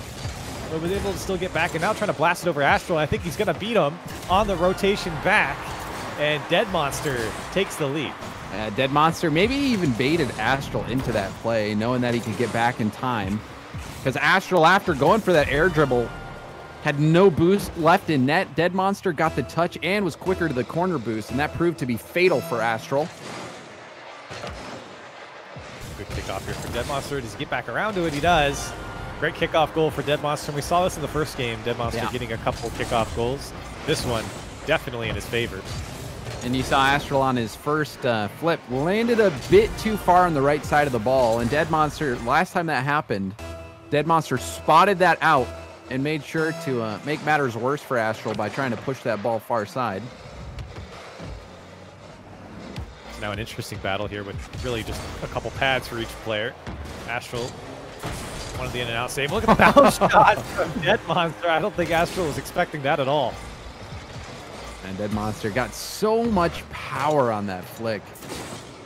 Perfectly timed on the bounce as well. He had no boost, so had to let that hit. He almost hit that the same instant that the ball touched the ground. It looked like a pinch. So Astral's got some work to do here if he's going to make the comeback down by 3. Got to score here. And he does. Good flick. Thought maybe it might have gone too far, or too high rather, but a good flick here from Astral. Gets that boost away from Dead Monster, which forces the space to open up because Dead Monster's got to get boost. And the flick up and over his head. That was perfect. Perfect timing. I mean, you could barely fit a piece of paper between the crossbar and the ball with how close Astral hit that one. Still some work to do for Astral. Dead Monster has played a much better game here than in the previous. Dead Monster forcing Astral to take that touch and use up a lot of his boost. A slow play here from Dead Monster as he quickly speeds it up for the shot. Astral knew it was coming. Good demo. Oh, that was such a risky play. Astral still makes the save on the spawn, but Dead Monster went all in on that demo. If Astral was able to dodge that, that would have been a goal for Astral. But I was able to hit it. Now misses on the challenge, and Astral moves within 1. Wow, what happened here for Dead Monster? Oh, he missed the boost a bit. He missed the boost. Oh no! Just threw him off just enough. He was like literally the split second of him missing that boost was the split second he needed to get to that challenge. That makes me feel a lot better because I drive by the boost all the time. Oh, yeah. Honestly, it's one of the most infuriating things. And off the kickoff, Astral gets the goal. Wow. Oh, no, for Dead Monster here. He had 16 boosts as well. And just Astral, just simply beats Astral him to the had ball. a bit more save Corelli. I think Astral did a better job at conserving his boost after that kickoff that let him get to that ball just a touch faster. And now he's going to have a ceiling play. Yeah, this one's fully set up too. Dead Monster has to let it happen. Oh, rushed it a bit. Yeah, I think he was scared of the Dead Monster challenge. Dead Monster, can he whip this one back around? He's going to have to go up and over, and he does back post. Dead Monster takes the lead with 24 seconds left. Yeah, I think Dead Monster even there, it was still a bit of a heavy touch, but recovered nicely. Beautiful shot far post. Dead Monster gets the lead back. Boy, this would be a very well-earned win for Dead Monster if he can hang in there. Astral, full boost. He knows Dead Monster's low, and great challenge from Dead Monster. He's got no boost to get back to this, but he keeps his lead for now. He's going to go for the corner. Astral knows it, and he tried to fake by. Astral might get one last chance here, but he's got to keep possession all the way from his own corner. Let him have it. Astral's going to try and keep it up. He could. Great challenge from Dead Monster there at the end, and he just hangs on. I mean, that was close to popping out towards the corner. Astral might have been able to work with something there, but Dead Monster in the end bouncing right back. This one was back and forth the whole time. Astral, that late surge, got the kickoff goal to tie things back up. But Dead Monster, his defense, I think that was really what set him apart this game, making some big saves and then getting the counter right afterwards. Yeah, this was a much better game from Dead Monster. Like I said, I feel like he started to play up to the speed of Astral, showed some good poise here in this game. A response from Fairy Peak, from Jorius's tweet earlier. He said, "Thanks, man. GG's was a banger series." And it sounds like it was. We were here watching ours, but some class acts from both sides of Jorius and Fairy Peak. Fairy Peak, if you guys are just tuning in, beat Jorius just a moment ago, or a few games ago, rather, in the final 4-2. He is in the semifinal, sitting and awaiting the winner of Oak Khaled and apparently Jack. So that will be that play, or that semifinal. And then, of course, we saw Fad take down Zamway 4-0, and Astral and Dead Monster fighting their chance to play against Fad later on. And what is this top? I have not seen this topper. I admit I don't stay up to date on a lot of the items, but the topper looks like it's mimicking the controls that he's inputting. Oh my goodness. I don't know what it is. Steering wheel. What is that? It's pretty rare that I see this car too, but I like it. And Astral gets a nice little fake, pinches it under, and Astral up 1-0 as he is, I think, randomizing his car every single time. Is this the Knight Rider car? I didn't. think so. Does that come built into the Knight Rider car? I've never used it. I haven't either, to be honest. Oh my goodness. I'm kind of like you. I don't stay up to date with a lot of the items, but it looks slick. It looks good. Here's Astral. Why need the controller overlay on stream when you can just wear the topper? Yeah.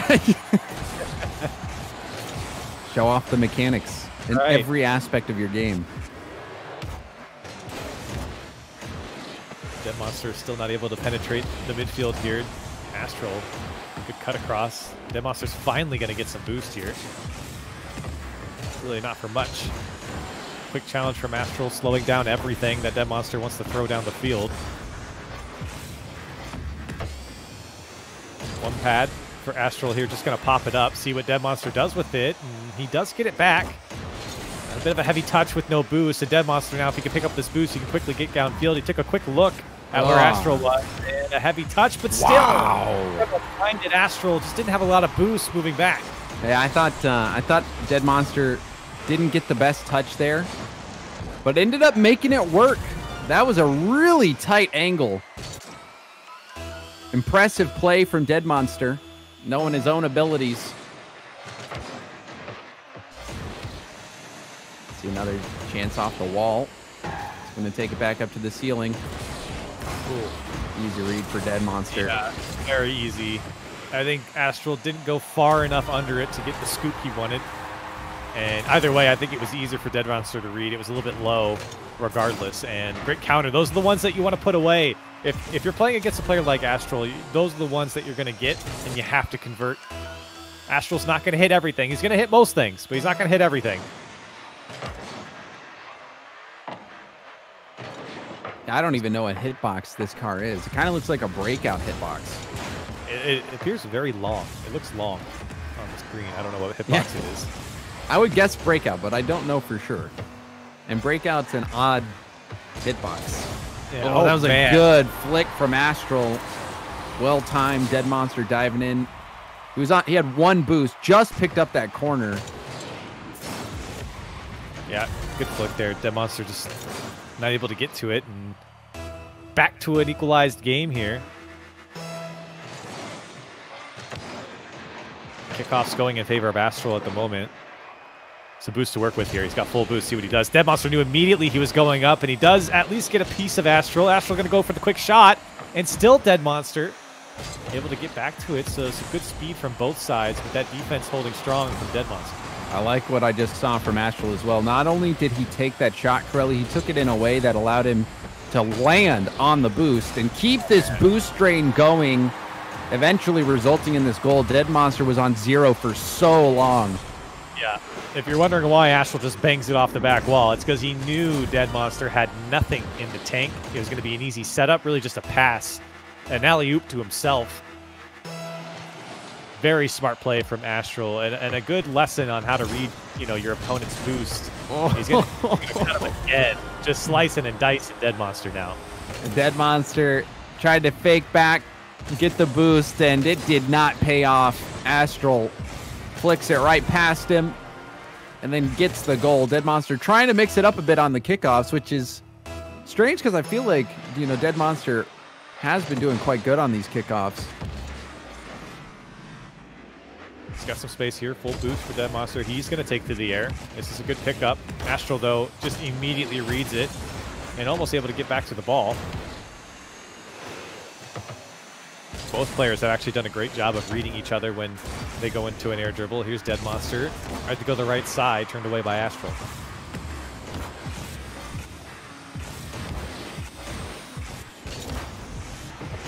Astral, not a lot of boost here.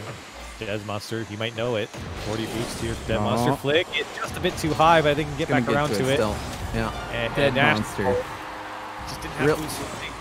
Yeah, Dead Monster, the flick there, perfectly timed, almost just went in. But it was still enough. Astral was hungry for boost for quite some time. So up by 1 is Astral. Still a very tight game here in game 3. I think Astral has started to respect a lot more of what Dead Monster can do. He's been punished multiple times. Here's Astral now off the sidewall and tried to land on it. This car is it looks so strange. It is so long. It really is. It reminds. I don't know why. Just in my brain, it feels like a javelin or something. As Dead Monster does poke it free to get us back to a 4-4 scoreline. Dead Monster jostling Astral. And Dead Monster was, dealing with a low boost. And in that situation, you have no option but to stay on the ball. You've got to make the play. Try to just get some distance to even get some boost. But Dead Monster did one better and got the goal. But now he's going to have to defend off kickoff. Low boost here for Dead Monster. Astral should... No, but he still gets the flick by Astral. He had a lot of time to play with him there. And Dead Monster only had one option. That was to go towards net with the boost he had. And that was a smart play to pick up that small pad. Ended up not really needing it. But always a smart play when you got that dribble going. If you can pick up the small pad, sometimes that 12 boost is the difference between making the play and coming up short. Challenge from Dead Monster with no boost, but unfortunately that shot a bit too far, and Dead Monster can't get back to it, no boost, and he'll put it in for Astral, and we're tied back up. Good calculation from Astral, that first touch, and you see the first touch from Astral, so good. We've been watching sometimes the players kicking it out a bit too far, letting it get away from them. That time, Astral showing us how to keep it close, which allows you to take that quick shot. Again, fast off the kickoff and tough save for Astral. Trying to pick up pads, and he forces the shot from Dead Monster, but he crept up too far, and Dead Monster now will take the lead. You saw him pathing. He was taking that small boost arc path, picking up that one, and he kept going forward. Needed to I think even getting that top small pad, if he turns back right then, maybe he has some time, but as soon as he ventured out, Dead Monster knew that Astral was going to get punished for it. Yep. I think he went a bit too far there, and this game has been tied up multiple times now. Dead Monster doesn't go. Astral immediately recognizes it. Astral still with some space. He put it over Dead Monster. He can't. And it would be devastating if Astral were to give up another goal here. Here's Dead Monster from the ceiling. Gets back to it. Light touch. And Astral puts it into his own net. And Dead Monster up by 2. Dead Monster, that light touch gets to the ceiling quickly. That shot, I think, surprised Astral, but normally you see Astral make a save like that. That is going to hurt, I think, for Astral. Especially having to watch those replays of a save. You think, man, I really should have had that. Now, he's quick to it. He beat him by a mile. Look at that speed from Astral. I don't think Dead Monster thought he had a chance at it. But Astral immediately gets that boost, whips around, and gets to it. Man. Yeah. Dead Monster had a small hop on the sidewall. And as soon as he left the ground in that situation, Astral knew that he was going to be slow to the ball. So within reach now for Astral, and he's got a good setup here. Comes off the wall a little bit. Will take the air dribble himself. Dead Monster, he backflipped. Now he might get bumped out of the way, and he does. Astral ties it up with 12 seconds left. Presence of mind from Astral. He sees Dead Monster in the corner, sees him jumping. You see even Dead Monster trying to throw Astral off, getting back to the ground. I think Dead Monster wanted to try to throw off the trajectory for Astral by faking that jump early, but it didn't work. But the kickoff in favor of Dead Monster, 0 boost defense for Astral, and he makes the save. Oh, he bit hard on this. He's got no boost either. He's got to pop it up. Dead Monster's got all the boost. 70 the tank, shot at target and turned away by Astral. And they might keep it up. Yeah, Dead Monster's going to do so. Astral still with no boost. He didn't collect his corner. And Dead Monster now at full. And that might do it if Astral can get back to it. He does. And it will finally die for overtime. Oh, we had a 1-goal game. Last game, it was in regulation, but now we've got overtime. And now Astral sealing opportunity. Monster doesn't want to meet with go. Astral has to go through, and Dead Monster just stopped in his tracks, couldn't even challenge. It just happened so fast when Astral brought that ball down. Astral, the light touch to set up the catch on the ground. Never even had to use that extra jump. The next level play by Astral, playing the mind games, posturing, and taking that window that was presented to him. Astral getting that win quickly in overtime. And it is a bit of a death sentence for anyone having Astral have that slow roll up the wall, picking up that full boost as well at the midfield.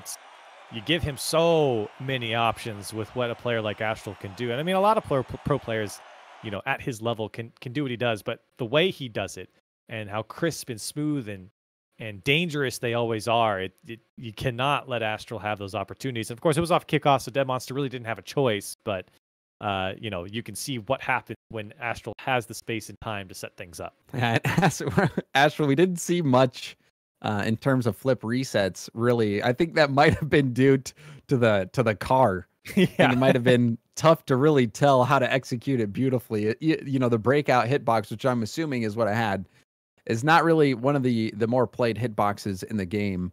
You sometimes see freestylers playing it, but I don't think I've really ever seen Astral playing on it. But hey, maybe he has that experience. Who knows?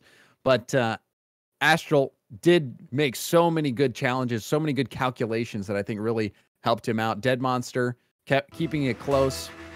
We're seeing more aerial play. Astral getting those bumps.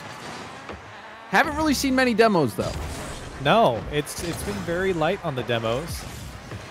And Astral now picking up in the Twinser, a hitbox that I think he'd be a little bit more familiar with. And definitely the shape of car that he'd be more familiar with as he has his first attempt. Gonna pick this one up quickly back to it. Here comes the flip reset. Dead Monster. I actually really like this design too. The all red. Yeah. Red Cristianos. Slick. Block from Astral as well. I got to give credit to Dead Monster. You know, we talk about the aerial threat that Astral provides, but Dead Monster has been very quick on the challenges to shut down a lot of the plays. And while he can't shut down all of them, he's been able to get in front of a lot of them that have just completely stopped Astral. But ran out of boost. Couldn't really challenge there.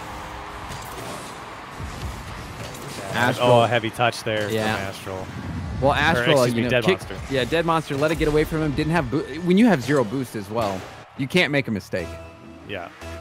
You've got to be perfect. It's the high pressure moments of having zero boost. And you definitely can't do it. You can't have a heavy touch as well with no boost in front of the other side of the net. I mean, those balls are going to be cleared immediately downfield, but Dead Monster is going to get one back here with some open space on the free dribble after the first cut. Yeah, baited. Astral got baited hard on that play. Dead Monster challenging, saying, Astral, come hither. I dare you to try to get this ball. Astral diving, and that definitely cost him. Good kickoff as well from Dead Monster. Yeah. It's a fine challenge from Astral to at least get down Dead Monster to chase after it. Astral not having to challenge here, waiting for Dead Monster to give it up. He does. 15 boost now for Astral. Pops it up and over, and can he still get back behind it? It's still too high. Now the fake from Astral to get the defender out. Can he put it away? He does. Look at the patience from Astral. A couple of high shots, and finally the chance arises. Yeah, Astral was letting Dead Monster be his own worst enemy. We saw him panicking a bit.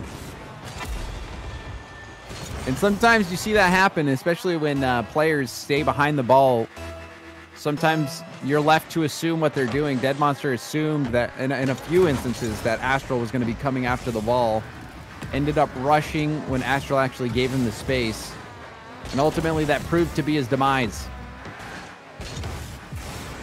Still just a one-goal game here. Now Dead Monster has some space to work with. Looking to whip it back.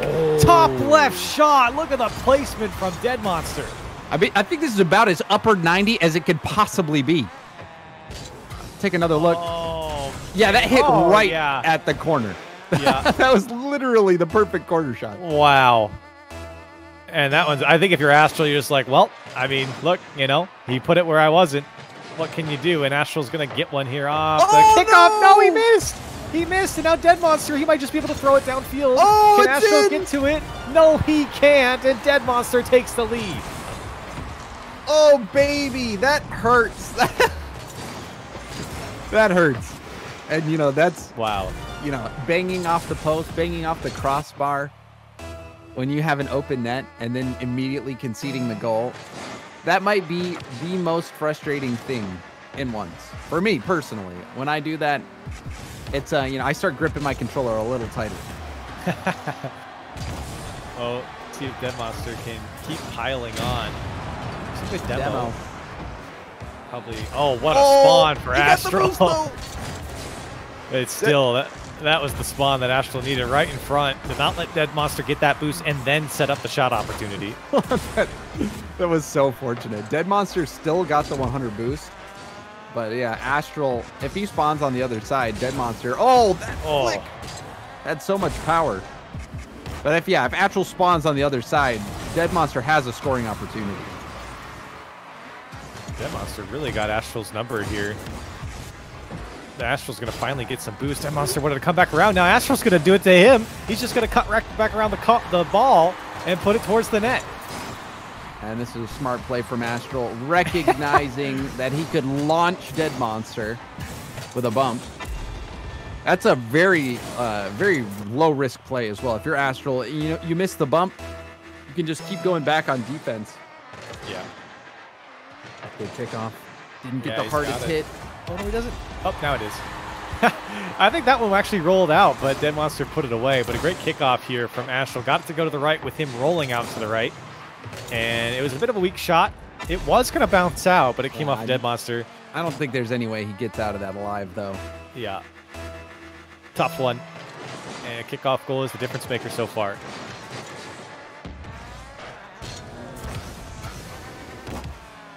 Block. 50. And he's going to get the goal. That's what I love about Astral, man. He can make anything happen in there. Look at what he does. This is not the best first touch. He's kind of back behind the ball, but look how he rolls back into it.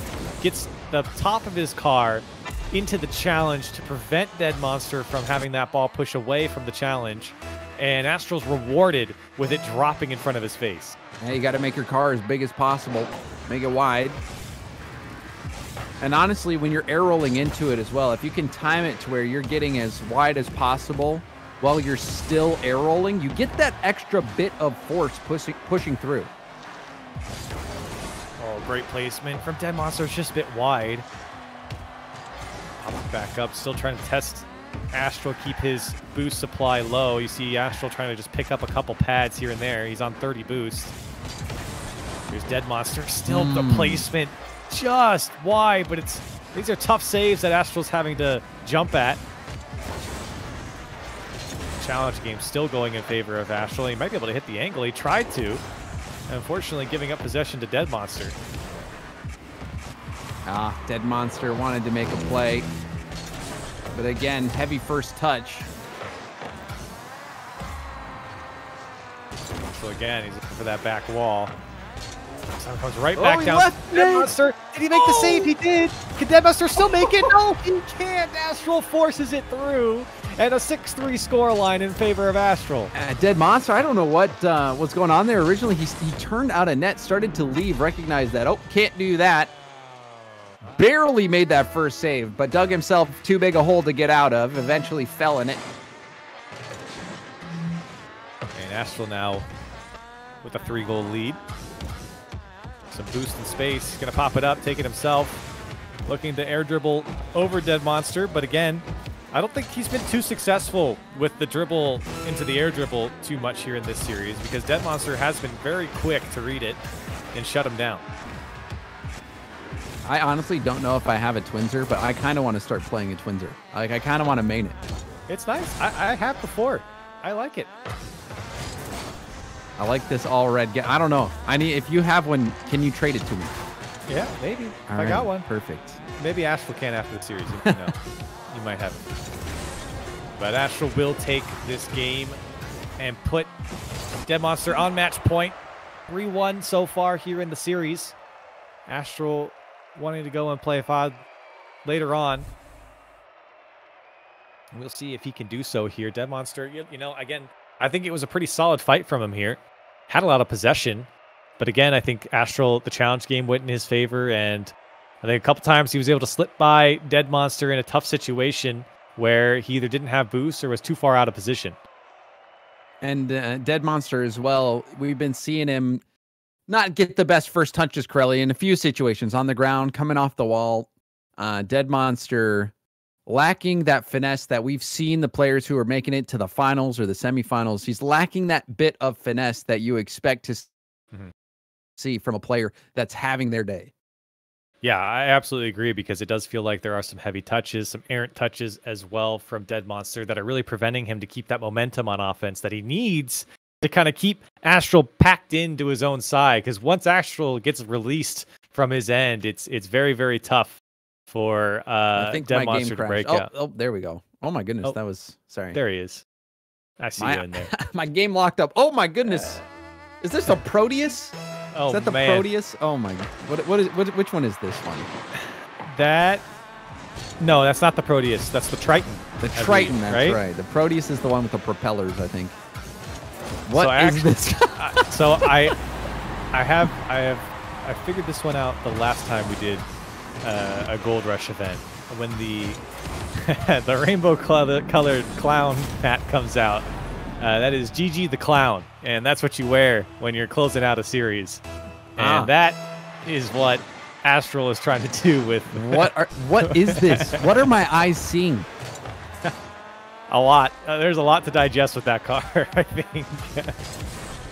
The wheels... it looks like a graphics bug. That's what it looks like. I will say... I don't know if these are randomized, because this one, this one in particular, it looks very cohesive with the wheels and then the decal.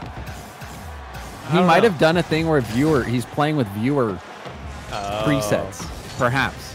That's kind of what it looks like to me, because that all red Twinser looked too good to be an accident. And he's using the Gold Rush boost as well. I don't know, but either way, there's got to be a story. There's a story in there somewhere. And so far, he's up 1-0. And again, 5 shots in the first minute. He just puts on so much pressure to Dead Monster. Dead Monster might get one back. Good save from Astral on the top of his net. Here comes Dead Monster again. Another shot off the crossbar. Can Dead Monster backflip this one in? He's going to be tough. Astral's not there as it just slips in. Dead Monster has been sniping at these corners. That time hits the crossbar and the post. Was enough to get Astral to bite. Proved to be enough to open up the net. Dead Monster. That's one thing you have to be wary of. He has been quite good at hitting those corners, or at least getting close enough to get a nice rebound follow-up. Zoned out Astral, faked the demo attempt to get that mid-boost. Astral trying to force it through here still. Slowly running out of boost. Dead Monster just has to blast it downfield. Does come up close enough to make Astral pop it back up. Astral knows he can't get back to that one. Drops down quickly. The ball comes back to him. And what a play from Astral. Unfortunately, Dead Monster helped him out. Yeah, this was fortunate for Astral. That, again, not the best first touch from Dead Monster. Astral had made a mistake. He wanted to make a play there off the wall, but let that ball get away from him, and Dead Monster gave it right back. That is a type of mistake that really does make things more difficult. You do not need to be giving away goals to Astral. Again, trying to chase after this one after his initial touch. Those lateral touches across the opposition's box are just so scary. Dead Monster flip reset, left side, clinical flip reset from Dead Monster. Yeah, Astral was slow to get back. He saw Astral turn in towards the post, gets the flip reset. That was gorgeous from Dead Monster. Criticizing his mechanics a bit. Then he makes a play like that. Regardless, these games have been close for Dead Monster. Maybe a go-ahead goal for him, as didn't get the flick he wanted. Maybe the backflip. Yes, it will go through for him. And a 1-goal lead now for Dead Monster. And Dead Monster conserving his boost so well. Used all but 5 of it. And that backflip, it was another rebound opportunity from the offensive attack. And that one quickly off kickoff. Astral's going to get the better of Dead Monster on this kickoff. He's just going to try and force it through. I think he thought Dead Monster was going to challenge a bit earlier. Ooh. Oh. That boost steal at the mid. That was the moment where Astral knew that he had a chance. Yeah. Yeah. Dead Monster had to go back, and that's where all that space opens up. And we've seen that play. We've seen this a lot here in this series in particular. It's a fight for that midfield boost, and then whoever loses it gets scored on. Is really the difference. There's Dead Monster off the kickoff. He's going to get one back, and the go-ahead goal once again for Dead Monster. And it's been so back and forth even on kickoffs. Astral, you know, the series started out where Dead Monster was looking good, then Astral started to pull ahead on the kickoff game to the point where Dead Monster even tried to mix it up going for his back corner boost. And now Dead Monster, with his back to the wall, has got no more lives, has been playing quite well off kickoff, winning time after time. Bailed out on that, though. Oh.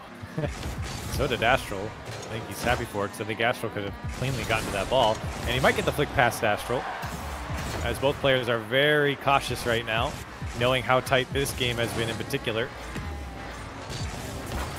Challenge from Dead Monster, and will he get a 2-goal lead? He will, past Astral, and away it goes, 5-3 in favor of Dead Monster. Astral is playing with fire here, hovering so close to the ball with only 22 boost.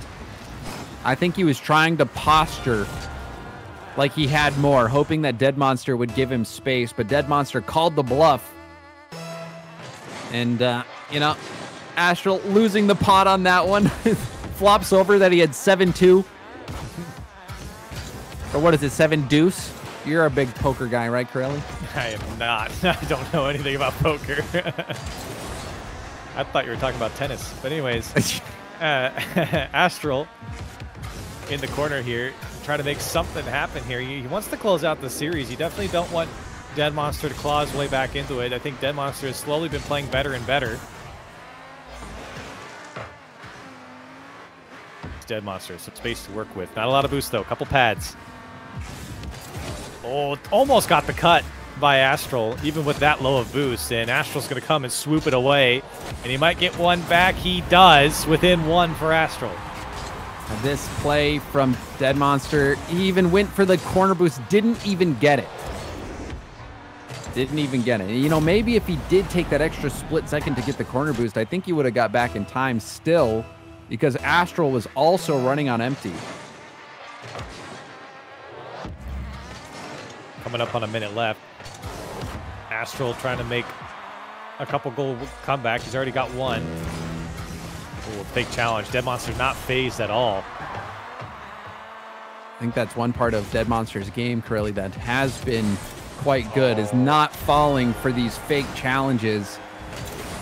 And this time, Astral goes for a real challenge, and Dead Monster flicks it right by him. You could even see him jump and start the flick, predicting that Astral was going to dive.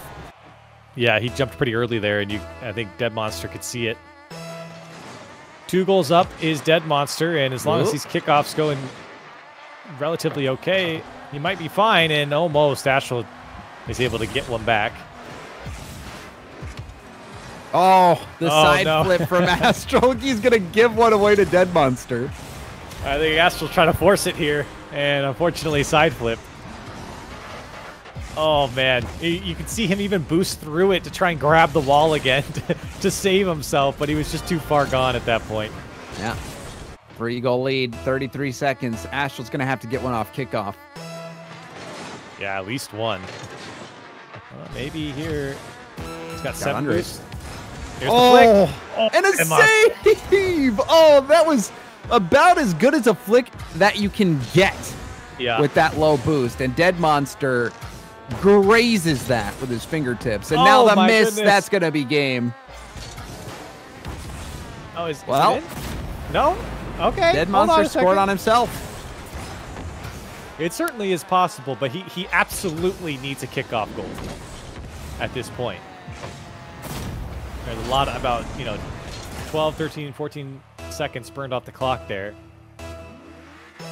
This kickoff, very crucial crucial for Astral, and it really doesn't go immediately in his favor, and I think that's a good challenge from Dead Monster just to throw this one downfield, and Dead Monster will stay alive in the series. Astral trying to make it a 1-goal game, at least for the series score, but it won't happen.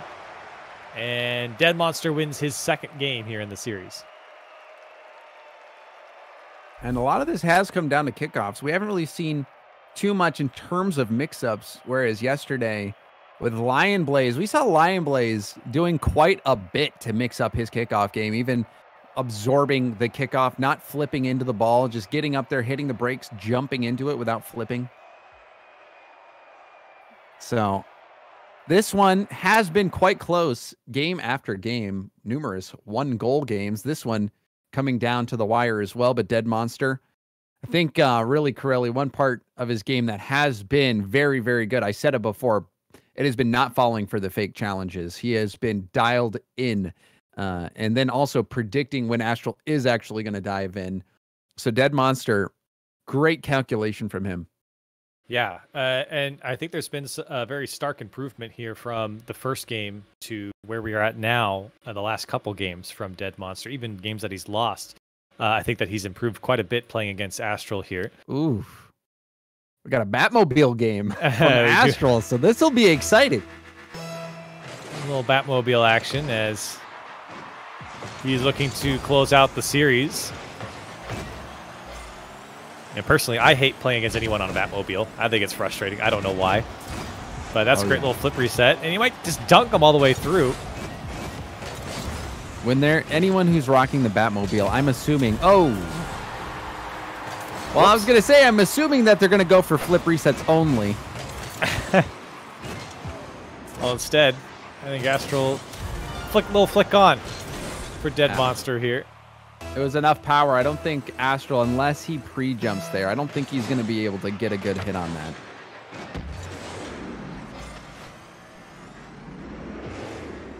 Let's see if Astral can fight one back here. Doesn't fall for the fake challenge, but great read from Dead Monster. Still Astral got away from him. Oh my goodness, it comes back to him. And he puts it away. I thought he was going initially. I suppose it was a fake in the end. Got Dead Monster to go and brings it down beautifully. And got all of Dead Monster on that one. Astral, quick back down to the ground. Seen him do that before. One of my favorite dribble plays that I saw Astral make was when he went upside down, used arrow to get upside down and pop like he was going to go for a turtle, whip his card the rest of the way down, and then keep on dribbling and flick it in. I can't remember which DreamHack event that was, but Astral, so good at faking players out, so good at controlling his car, and that time, getting another long-range goal. Astral trying to close this out. He's still on match point. Now sitting in the lead after giving up the initial goal. Dead Monster once again getting a nice setup. This time it came off the wall a little bit too far. Astral already jumping, and he's just going to go right past Astral. I think Astral got a little jumpy there, and Dead Monster finds the equalizer. Yeah, I think he was expecting Dead Monster to go for an off-the-ground air dribble. I think that's what was happening, and Astral tried to move a little too quickly. And if Dead Monster does go for that off-the-ground air dribble, Astral's going to probably get the dunk and be able to score. But Dead Monster, I think he's been doing a great job of reading Astral. Oh, I don't think that's enough. Yep, you can get back to it.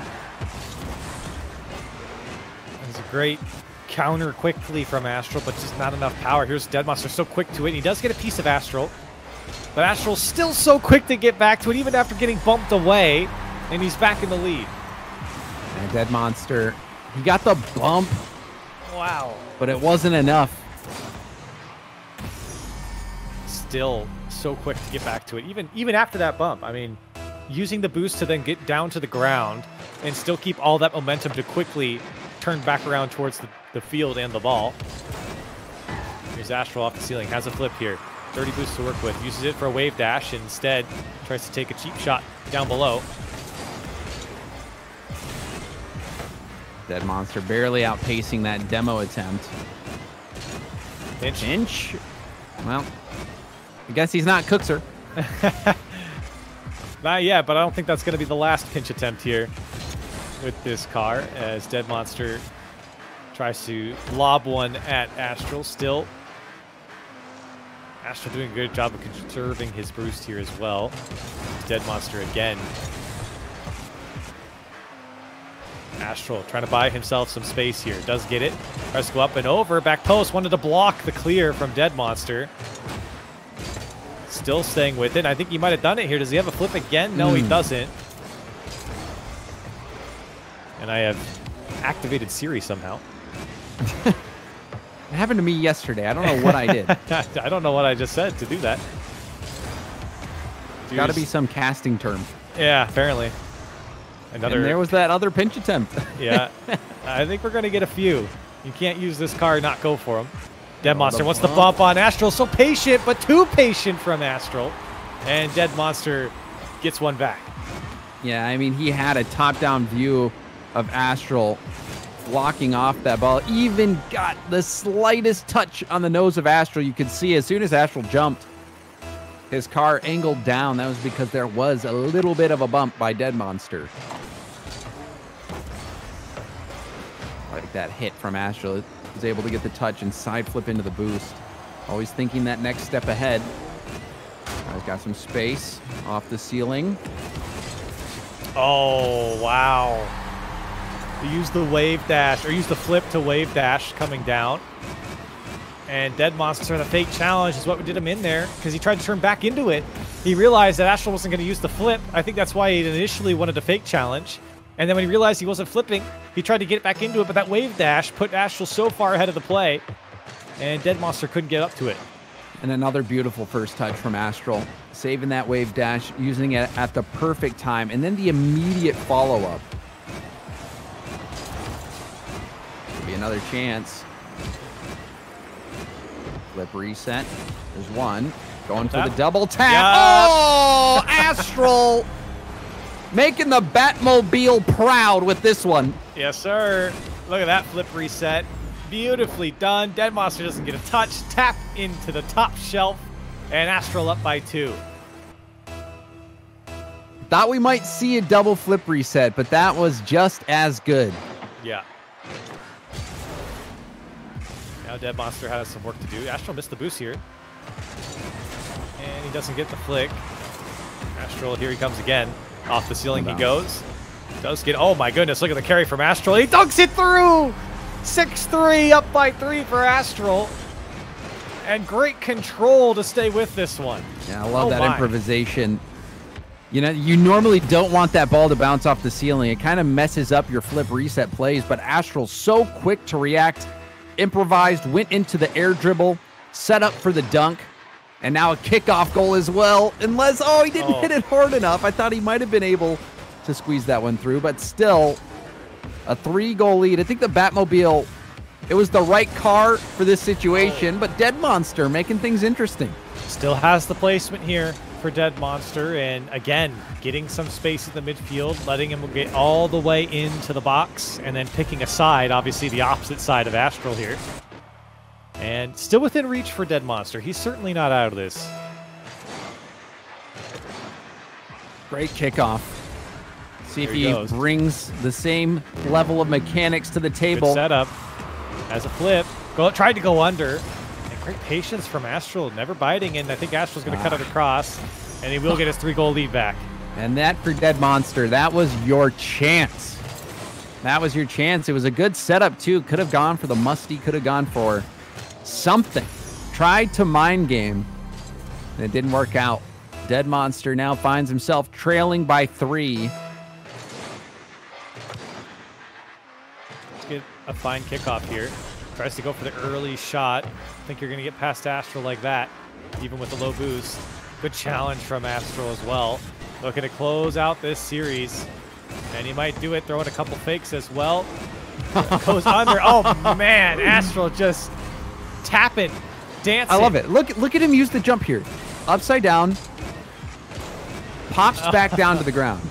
He does that all the time. He's been doing that for so long. And that is such a good way to expedite that fake. You get back down to the ground. You can take that quick shot. Astral, I love that about his game. Yeah, and it's fun to watch too, you know? It's good for the people that want to watch him do things like this.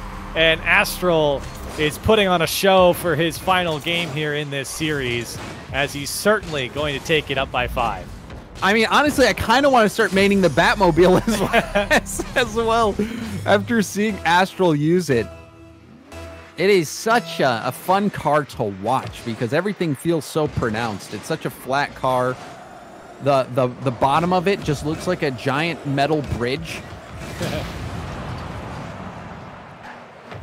Makes those flip resets and those double taps look extra nice. Yeah, the Batmobile, you're going to try out the Twinser, but you're not a Triton fan, apparently. No.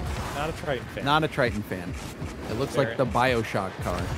Fair enough, as Dead Monster does get a very clean last goal here with the flip reset to bring it back down into the dribble, but unfortunately not good enough, as Astral will take the series and will move on. He will be playing Fahad later on. Fun series to watch.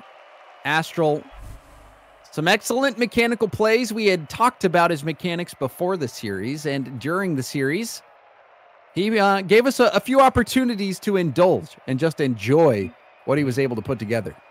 Yeah, I mean, I think a lot of people watching this series expected to see some fun and exciting mechanics coming out from Astral. I think we actually got it from both of them, but for Astral, he certainly lived up to the expectation here and comes out with the victory as well. 4-2 scoreline is what is the difference between Astral and Dead Monster here. Let's go ahead and take a look at our finals bracket to see where everything has shaken out here in the first round. You can see Fairy Peak and apparently Jack there in the semifinals. Call it actually dropping in the round of 8 there. 4-1 scoreline in favor of apparently Jack. You can also see the 4-2 scoreline for Joris and Fairy Peak. But boy, I mean, apparently Jack is a fantastic ones player. So I don't want to downplay it, but I think a lot of people would have picked Khaled to come out here and at least make it to the semis. Yeah, but that's what makes these events so entertaining. You got to play the games. And Fairy Peak, when he's playing at his peak level, no pun intended, he is truly enjoyable to watch. I honestly wish I was casting that match just from that. I love watching Fairy Peak play. No disrespect to anyone. I just love watching Fairy Peak play. Yeah. That is going to be such a good semi. Absolutely. And so you can see our semifinals are all lined up. So we don't want to delay anything. We're going to go to a quick break. When we come back, we've got the semifinals coming up for the gold mine.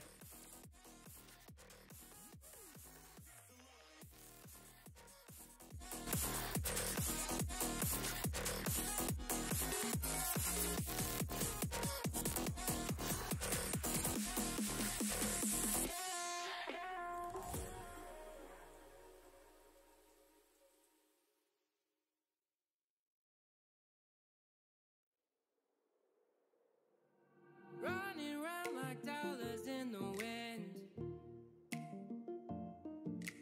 bending over backwards just to let you in. I told you that one day ain't never enough. You tell me I hate you, I still call you up. If we don't got trust, we can never have love.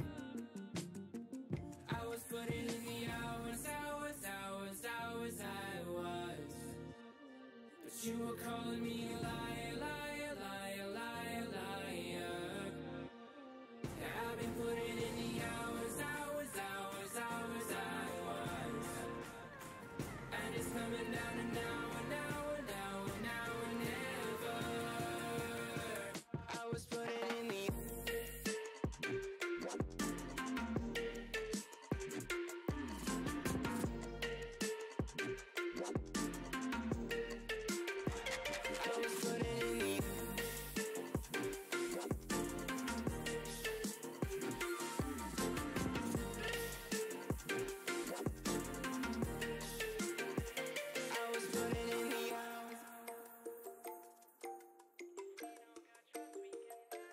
I'm sick of fighting the things that you said. I don't wanna burn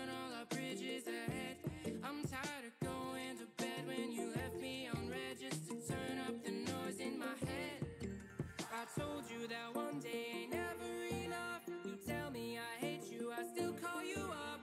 If we don't got trust, we can never have love. I was putting in the hours, I was.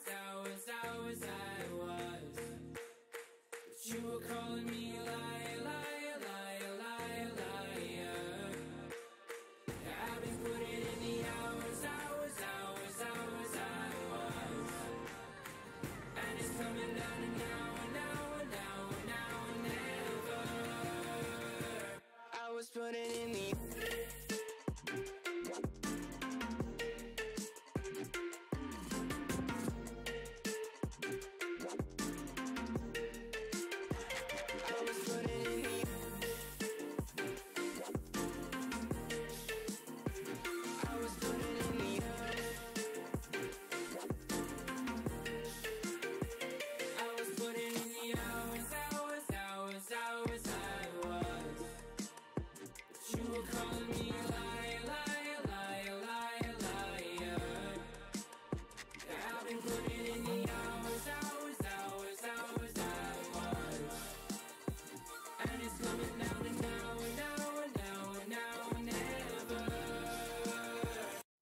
putting in the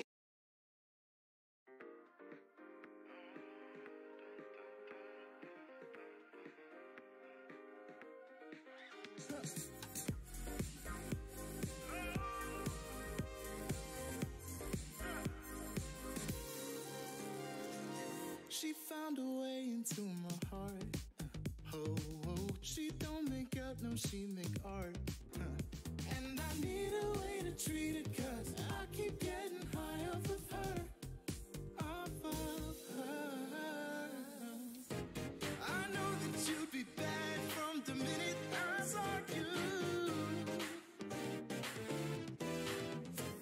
But somehow I keep running back to you. Back to you. Back to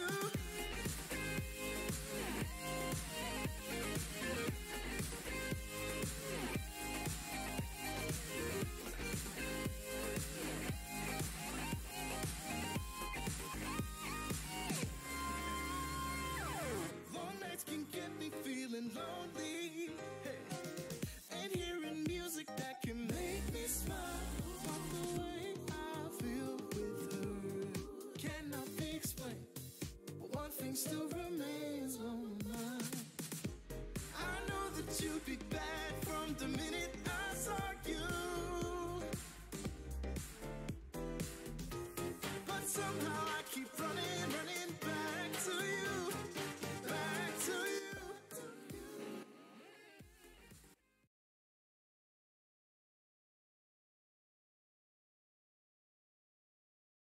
Welcome back. Okay, I guess I'm cast or hosting. You are. You did it yesterday, James. So I didn't want to do it again. Come Look, on. I have to do it every single time, okay? And you did it yesterday, and I was thinking to myself, you know what? I'm enjoying this little vacation that I was taking, and you didn't let me have it this time around. And I tell you who else did not get to have a vacation, James, and that was Dead Monster. If you did just miss it, he has been eliminated from the tournament by Astral, and it was a pretty good performance from Astral. You know, I think a lot of people were expecting him to be the favorite to make it through the grand finals on this side of the bracket, and he's proving to be that at the same time. Yes, Astral, so much fun to watch. We saw him use a bunch of strange presets last game. I don't know if he'll do that again, but the other semifinals certainly going to be entertaining as well, Shogun.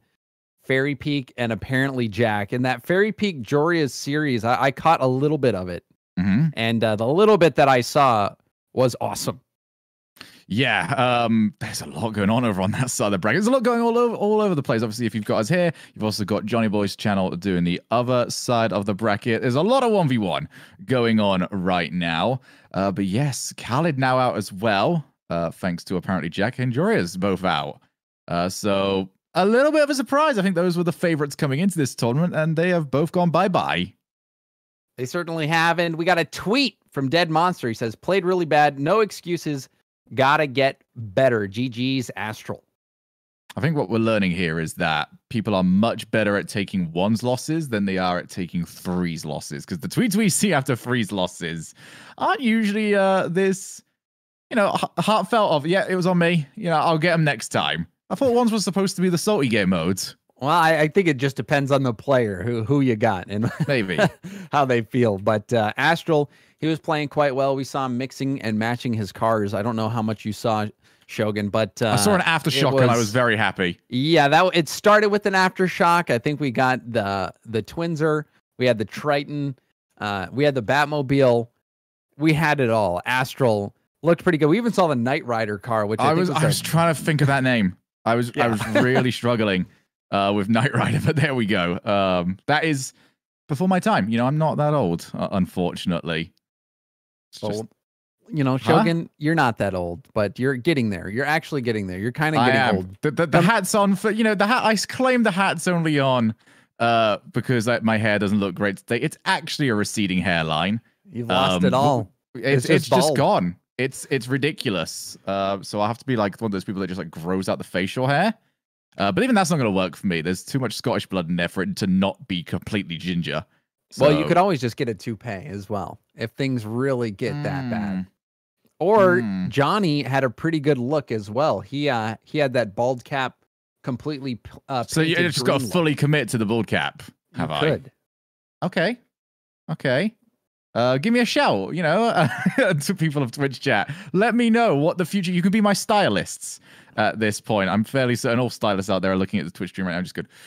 May, that's yeah. You can only do better, really. But what we are looking forward to here is Fahad against Astral, and I don't know. You know, are you still sticking on this one? Are we going to say Astral is still the favorite coming into this? I think so. Oh, I mean, I'm going to pick Astral. Fahad, you can tell, is getting a lot more respect from Astral, who's rocking, I think, his normal presets using the Fennec. They're loading up, so we'll have this game underway right now. But yeah, I think I'm going to go with Astral. But that's why we play the games. Got to see who comes out on top. Nah, this is just a very fortunate randomizer right here. Perfectly normal Fennec with Alpha Boost. I wonder what the chances are in that.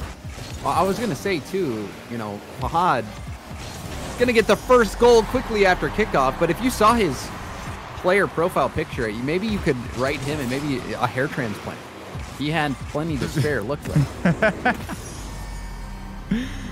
Nah, once you've become that hero, you just got to fully commit to it. That is the personality at that point. Wait, fantastic start for him. Astral looking to try and respond, and he will do so. No messing around here, and feels weird just seeing goals just going in for the sake of going in after what we saw yesterday, James. Yeah, there's been a lot of kickoff goals. Even in the last series with Dead Monster, we saw quite a few of them. So we'll keep our eyes peeled.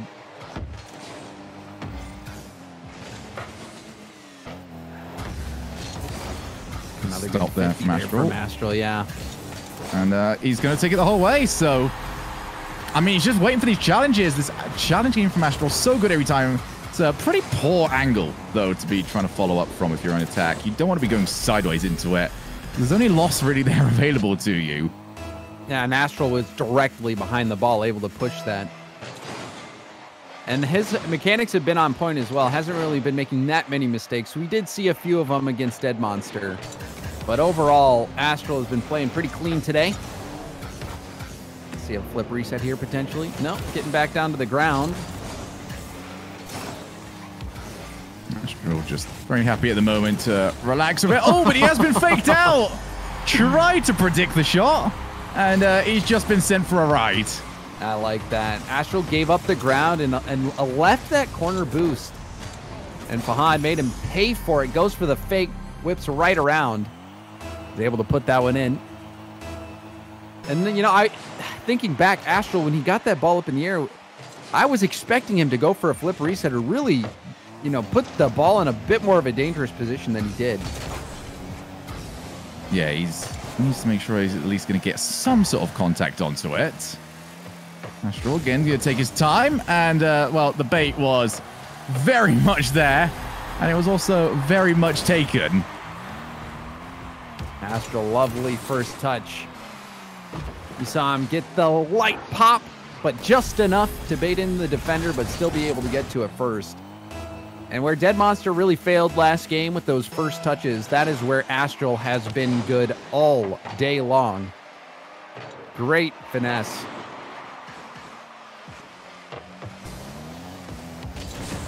Again, tries to bait in an early challenge, this time not taken.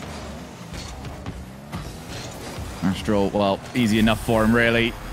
It's just going to be a dive straight past. This has been an awkward game from both players. There's just a lot of mistakes going down here. Not necessarily too needed on the outplays. Rahan wanted to get that clear out of the corner. You saw he had a 0 boost, didn't time it right, and ended up flying out of the play. He's going to go for the challenge yet again. Not something to really follow up on, but can turn around. And because of Astral being on 0 boost, did mean if Hard could put that one directly in. Yeah, bounced too far off the side of the ball. Fahad got the mid boost. Astral was running on small pads and bounced way too far off the ball. Quick recovery as well.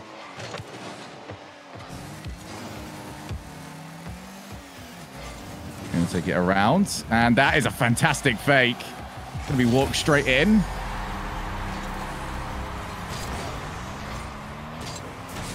Great fake. We've seen a couple of fakes now. Fahad looking great. Baiting in Astral. Astral getting mind gamed a few too many times. We'll see if he can make some adjustments.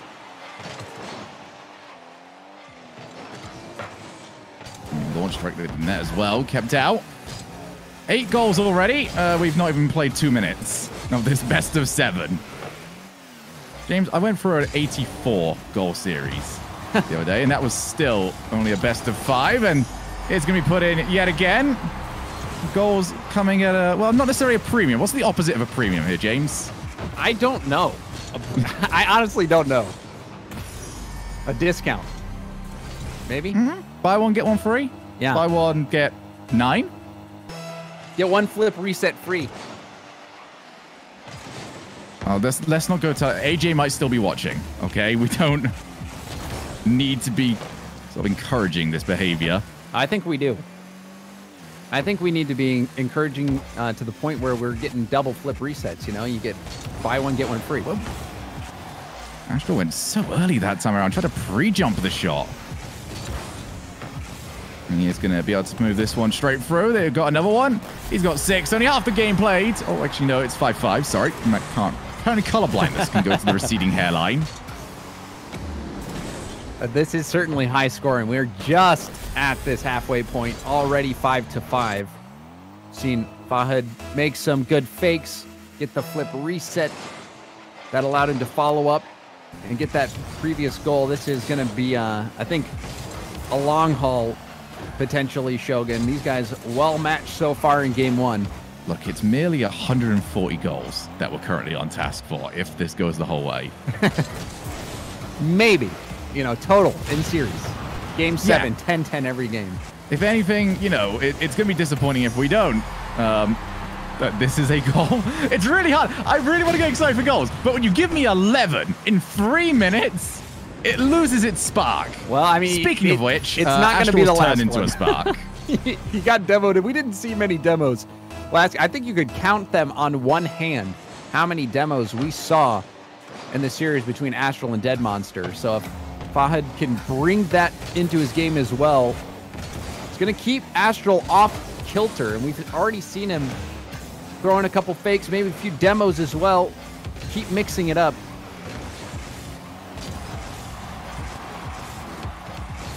Time. Astral came in from the side angle again, but at least caught enough of the car to be completely safe. Oh, nice little pop as well. Fahad saw that, but he goes back for the mid boost. He should have taken that moment and gone with it. He gets the pop, but you see him turn around for the mid boost. You gotta keep going back for net. That first touch was good. That turn was not. All right. Yeah, that was a bit greedy. I think that is the kindest way we can describe that goal, and Astral can get himself a good little lineup, takes the shot, and it's a fantastic save. normally at these situations, James, you know, it's a minute and a half left. Players are all tied up. You'd say, oh, next goal is so important. I don't feel that right now. Next goal is a goal. It scores. But, you know, it's probably going to have about 3 more going along with it. Oh, that was a big mistake from Astral. And we'll get one of these goals that you were talking about, Shogun. Astral, he was playing with fire there, moving upfield on low boost. He was in a position to where I think he could have done something with it, but that was not the right hit. Completely hit that one off the backboard, giving Fahad a free goal. Fahad now needs to get a good kickoff, and he has managed to get it as well, so doubles up the lead. Fahad very close now, and this is the sort of game where no matter, both players will come out of this one and say, look, we should have been better. There's a lot of weird goals we're giving up, but those are the key ones to go and get the win on. Certainly. You know, however, Shogun, kickoff goals, they count just as many as any other. So you'll take them as you get them. And a missed corner boost from Astral. Does wrap back to get it, but it might be too late. Nope, he does recover. Oh, this should be in. He ran out of time for the second jump. Astral does go flying past it. Both on empty. Yeah, but this suits Fahad very well here. Off the crossbar one more time. Astral just really would like the challenge to come in, but there's absolutely no need for it. You're up by 2. Take your time. Force Astral to play around you. No real rush to make this shot go. And it is going to be a nice, safe one that is easy to recover from. Takes the 100. And this is probably the most strategic play style that we have seen all game. And we get it in the final few moments. That will be the goal to secure it. And Fahad has got himself a 3-goal lead and game 1. Yeah, Fahad winning that boost in the corner. Knew it wasn't going to spawn for another 10 seconds. And just waited for his opportunity. Astral didn't really have any boost to work with. Even hesitated for a moment, wishing that it would come back a bit earlier, but that's just not how it works. Fahad, great game 1 from him. It was close all the way till the end, and then he started to pull away. We see a 0-second goal, but, you know, doesn't really count. Wait, no, let me get my commentator stereotypes out here. Oh, wow, that could be a momentum shifter. All right, did I nail it? I think I nailed it. You really did. I did. Big bucks, boys. Shogun, you're the best caster, hands down. The most famous call that we've ever seen. So, you know, you can do no wrong. Everyone remembers it. K-Dop wins. K-Dop wins. That was K-Dop wins, the greatest goal of all time. Well, you weren't wrong. He won his, you know, he his did teammates win. won No, too. he won more than anyone else. Look, he went on to get the MVP of that tournament. If anything, I was just calling it. Yeah, I mean, honestly, K-Dop had that good of a performance to where he deserved special call out. But let's get back to this game. Astral, I think at times wasn't as clean as we've seen him previously. That one play that really sticks out to me was he was moving upfield on 0 boost, or about 12. He had barely any boost, but he had the positioning on the ball, needed to make a shot on net to force a rebound, to get Fahad out of the net and really give him Astral time to go and get boost and follow up on the rebound. And he just banged it off that back wall, and Fahad got a free goal from it. I think that's really where that game turned around, and Astral started to dig himself in a hole. So we'll see if he cleans that up a bit. Fahad playing excellent, solid Rocket League as usual.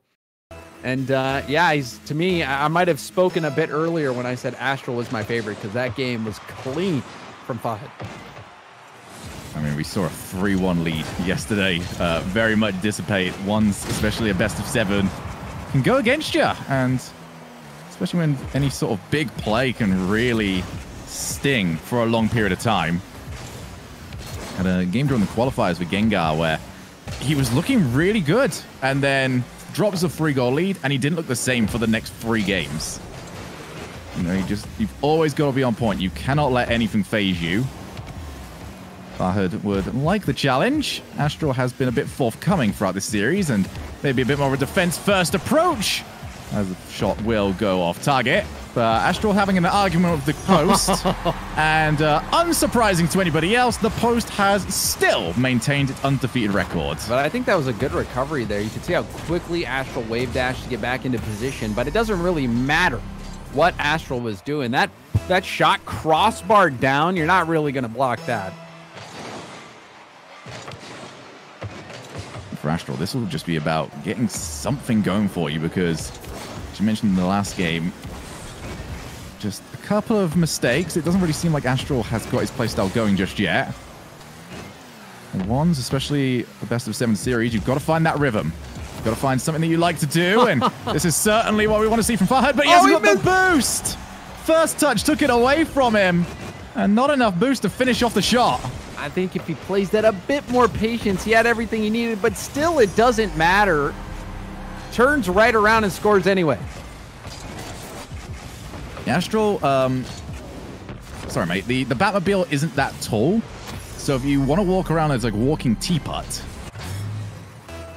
it's not going to, it's not going to have much behind the ball, is what I'm trying to say here. Yeah. You got to flip into it. You got to flip into it. You got to let it drop in front of you and get the 50. Just something that isn't just elevating the size of the field and not necessarily getting behind the ball entirely. Off the backboard, Astral wants to go double here. He's not going to be challenged mid-air, feathering the boost out, and he needed that one to just dip under the crossbar. See how quick the transition is. It's quick enough. Plenty of time just to even set up for the shot, make sure it goes in. Yeah, he had so much time on that. Maybe even could have gotten, you know, the flip reset into a shot or flip reset and tried to flip in and get that triple tap, but ended up getting a weak shot. That didn't really have a chance to go in at all. Stroll just starts to feel like he's falling more and more behind it. Oh, here we go. Astral off target. And the issue that we start to come to see here, James, is that it's about 6 goals. Yeah, yes, Astral got the last goal in the last game, but it wasn't really worth anything if I'd just let him go past it. This is getting pretty dire now. The whole momentum is for Fahad. And he is rinsing Astral when it comes to the challenges. Yeah, it's a good mix-up from Fahad. Getting fakes, the flicks, Astral not really finding anything that's working. Great start to this game. Game 1, back and forth. What do we saw? 10 goals in the first half? And now silence from Astral as we approach the halfway point of this game. Yeah, when you get a game like that one, especially as we did for game 1, it's going to go down to the player that starts to settle down. Fahad has definitely been that player so far. Not much boost to his name, so he tries to go for a low challenge. Maybe hoping that. I like that. It seemed like he was maybe going to try and like use the blind spot on the ball to try and force Astral to move earlier. As finally Astral on the board, and he's got 2 minutes and 18 seconds to play with. And there's a point here you'll see right here. I think if he backflips, he's getting that challenge. He delayed a bit too long, was in position to get that backflip, but just didn't do it. And we saw him use it before. It was a situation, the one where you were talking about the T for Astral, being a T, setting up the ball for Fahad to strike off of it. He was able to do a backflip challenge there, and it directly led to a goal. I think he would have had another one there. But he'll get one here, so it doesn't really matter. Astral, every time he dives one of these challenges, it doesn't work. It doesn't matter where he goes, how low he wants to put it, how high he wants to put it. Fahad will just keep putting it even higher. And he's more than happy to try and follow up afterwards. And I think this is a sign, you know, this is something that a lot of low-level 1v1 players don't seem to understand. We even got a little bit of this yesterday where you get some players that feel like they have to score off the flick. It's either in now or it's not going in at all. If you are able just to get the move and figure out how to put the ball in after the fact, that is going to serve you so much better. Now it's 6-1. Now it's thoroughly in his control. Astral, well, he tried. Oh, that little hesitation. You saw Astral slow down, Fahad slowed down, and then that light touch out to the side to set up the swing shot. Astral knew he was done for in that moment. It just, the tactical play from Fahad has been stellar. He's really been picking apart Astral bit by bit. Tapping over to the wall. Not going to see any wall plays today. Instead, we are just going to see Astral almost getting torn apart on the goal line. He's going for it all here. Ground pinch. I think this is the right decision. Plan B. No, it's at plan C, which is play defense. Oh, this is just horrid. This is absolutely horrible. Look away. Dearie me. Astral fans, look away. You don't want to see this. Oh, man. All right. So, I think we can say pretty convincingly right now, the ground game belongs to Fahad. But Astral does have that mechanical side. Well, maybe we'll get to see it. Right now, it's not there. Like, mechanically, this is not the Astral we know. We saw him hit a flip reset double tap the last series. And we've seen Astral now have multiple off-the-wall setups and off-the-ground to air dribble setups that he has not been able to execute. Oh, Astral! So he's fallen apart a bit. Oh! Okay. It looked like he had changed I've got the analysis on that one. He missed the ball. Yeah. I think Astral, he's feeling it at this moment. If there's one thing that I can say for certain, is that emotions have now entered the picture. Oh my! I have no idea what you're talking about, James. So this is ultimate destruction. Ultimate destruction. Not only are you beating him in Rocket League, but you're beating down his emotions, his pride. And everything is out the window. Quick chat was used to do it. I'm just trying to digest right now, James, what we're seeing. So that was good from Astral, you know, letting the ball drop down, side flip into it. You got the Batmobile. Chances are in that situation you're gonna win it. And he did. This game I think is a wash for Astral. I wouldn't count Astral out just yet. I think this next game though is going to be very telling. If Astral loses this next game, I think the mentality that he might bring into it is, just get me out. Get me out. I'm done. Please. And we might see a quick game 4. It's the same as last game. These goals are going in for Astral, but they're not really worth all too much. I mean, I would love to just sort of go into, all right, Astral needs to do this. You can counter this way. But right now, Astral needs to get started. Maybe find the other controller. Because mechanically, Astral is all over the place. He's not tested the defense because he's not had an offense. Well, yeah, I mean, we know he's better than that. We know he's better than that. So Astral, I think, just needs to recoup, recover. It's still early in the series. That was only game 2. Mm-hmm. But this is the game. Like, this is must win. This is must win for Astral. Yeah. This is really not much else to it. Literally, just pin the camera onto Astral and see what has he got heading into this one, because he knows this one got away from him. He knows that he's getting beat by just fundamental solid Rocket League. It's not been flip resets or anything else there. It's just been a ground game, and it's been a ground game that Astral just has not been able to work with. And we're not just talking about, you know, Astral being able to show off mechanically. We're talking about him maybe going up the wall and actually hitting the ball, because as we saw, there was one that he just flew straight past it, and it's not normal for him. You know, we'd be disrespecting him more if we said, oh, you know, he's fine right now. No. Astral, as the player we know him, deserves the respect to be told that this is not him right now. Yeah, I think he's definitely and it's not going to start well for him. So if you're in an emotional spot, this will not help. That's a phenomenal side challenge, though. So quick, and I think it's just the smarts. Fahad, his smarts have been what's been making the difference. He's keeping calm. Like you said, not really doing anything insane when it comes to flip resets or any types of flicks or anything like that. He's just playing smart. He's baiting Astral in, but I like what I'm seeing now from Astral. That's much better. Could already see the challenge coming in. There was no respect that this one would actually work, but Astral will at least get it going. That's what we want to see from him. He's always been a mechanical danger to everyone he plays against. He might be giving up one from the kickoff. 12 boost should be enough, and a great save keeps it out, but still up against another 100. Astral tries to pick himself up another 12. The pension, will it be enough? It's enough to put the ball off the crossbar. And finally, Astral! Will this be the signal that gets him going? And he tries to get out. The patience finally wore out.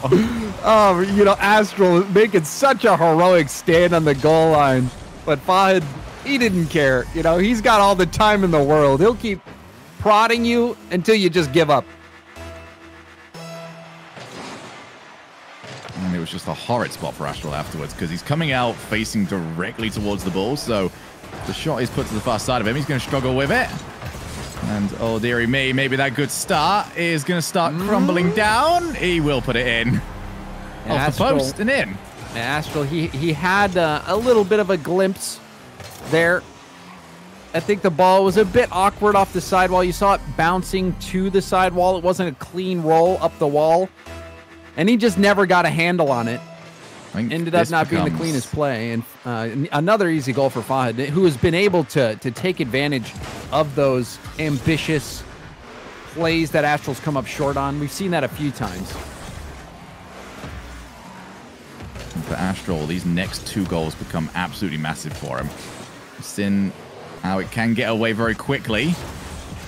Not let this one do so. Good boost pickup. Astral tried to follow it up.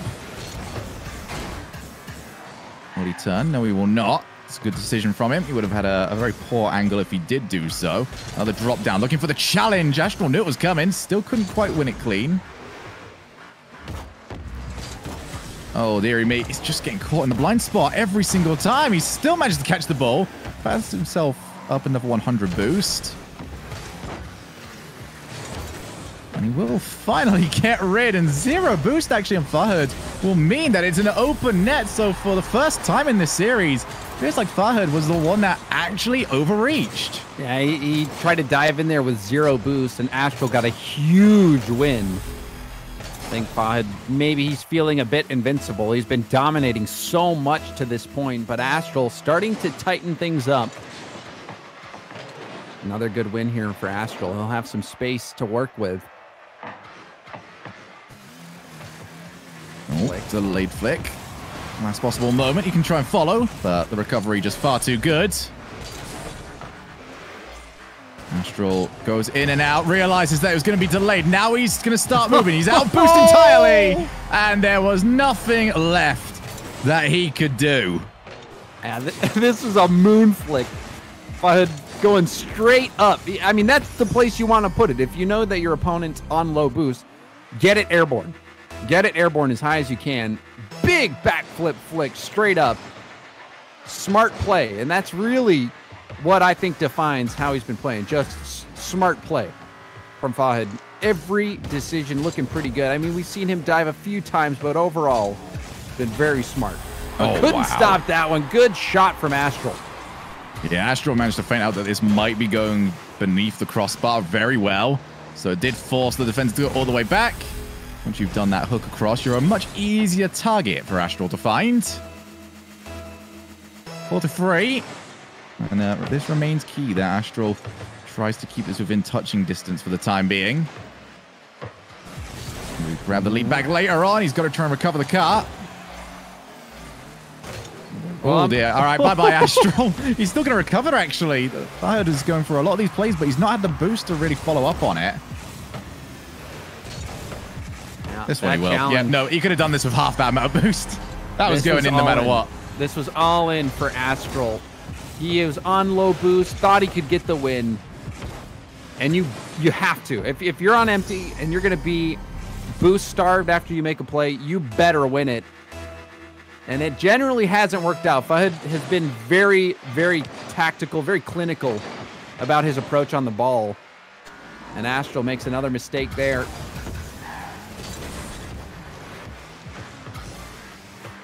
That one could very well finish off this series. Tries to just bait Astral in, but Astral's not going to take it this time around. More than happy to play around this. That's going to be Astral's turn. What can he do to keep himself in this series? There was no real power on the hook shot. Yeah. Goes for the follow-up, though. And if the boost turned up for him, maybe that could have been Astral's to turn in. Instead, he's now in his opponent's corner. He's lost the 100 boost, and he has to scramble away. Good save from Astral, but thinking back to that shooting attempt, you expect more from Astral. That was a very good block, and he will get one back, so not giving up just yet. Astral hasn't been playing the game that you know he can, but his defense has been a lot better. Getting those challenges, winning them, and then getting the counterattack. We've seen that now a couple times from Astral. Fahad getting a bit too eager, moving up, getting punished for that overcommitting. He's going to try and take this one more time. Astral, he's been stopped entirely, but there's still a great block that just pushes to the far side. Now he looks to escape off the wall. One more goal to tie us up. Oh, dearie me. He's going to still give up another 100, and there's a chance here to recover the ball. Astral got to be cheeky with it. And he's still sticking around. We're going left to right. And Astral, oh my goodness, Astral. That is disgusting. He got that corner boost steal. That corner boost steal allowed him to do all this. Oh, wow. And then just faking the boots off of Fahad.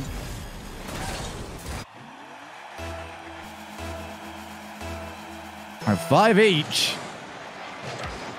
Astral starting to figure this out. It doesn't matter how much you figured it out. 3 games against you is certainly quite the blow. Well, we said it, Shogun. This is must win for Astral. You got to leave it all on the field. And he's done stage 1, where the lead didn't spiral out of control like it did in the last game. Now he's got a complete stage 2, which is actually go and grab the win. We go for the turn challenge. It's been a bit of a dance between them an awful lot here. They keep feinting out that they might turn for the ball. We're already seeing it. Astral fakes out another challenge, but has he pulled himself out of position? No. Kept out, and the 100 boost has actually been missed. So Astral just has to try and catch it. A huge bump. Astral keeps it alive, though. Tries to put up the wall. It's not the greatest setup, but he managed to recover it. And a shot is saved. Oh, he's on empty, now we transition. This could be it. The flick and the save from Astral. Huge defensive stop, and we're going to be moving to overtime. Astral needs to get this. If not, it is all up against him. Gonna bet it all on the mechanics this time around. Up to the wall. Ceiling reset. Looks to try and pinch it. And it just got a little bit too obvious. The one issue with those pinches is that there is a point where it's just so obvious you're going to go for it. Astral goes for a triple Doomsy Dish maneuver, which is certainly new to the repertoire of words I've had to say in a single sentence. That bump will at least keep him safe for the time being, but he has got to get back. But the corner boost spawn for Fahad. Now this is a big play. Astral, let that get away from him. It's not going to be going in. Off the backboard, the miss from Fahad, but Astral wasn't ready for it. And now the dribble, low boost, picking up pads as he goes, testing Astral. And now starting to batter down, but Astral also doesn't get that boost. That's going to get some space for Fahad.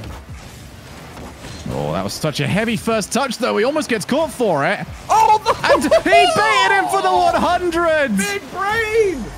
Big All brain video play. gamers have to go for the shiny thing. Oh, man. Like a matador. Toro, baby. Fly right by. Lift the curtain. The horns stick into the wall. Fahad turns around and boots the ball all the way downfield. Fahad just chauffeured him out of the play. You know, there was no out. There was no, oh, I'm going to flick this past you. There was no bump. It was just, you mind? And Astral, well, he was fine with it. Oh, my goodness. Wow. That hurts if you're Astral. That one really hurts, but one of the more interesting ways that game could have ended, and now a reverse sweep needed if we are going to be seeing Astral make the grand finals. This is a huge performance right now from Fahad, and he is so close to booking his spot either against apparently Jack or Fairy Peak. Yeah, and it's looking like he's going to be going there, certainly, with the way things have been going. To lose a game in that fashion, that's tough. I mean, Astral, he brought everything that he had to that game. We were saying we think it's a must-win, and I truly believe it. That play, that's a tough one to lose on as well. Whether if I had missed it or whether he intentionally mind-gamed to get that opening, which I think he did, that was next level play. And that either way, it's got to be frustrating for Astral, whichever way it was. So that's a tough game 3.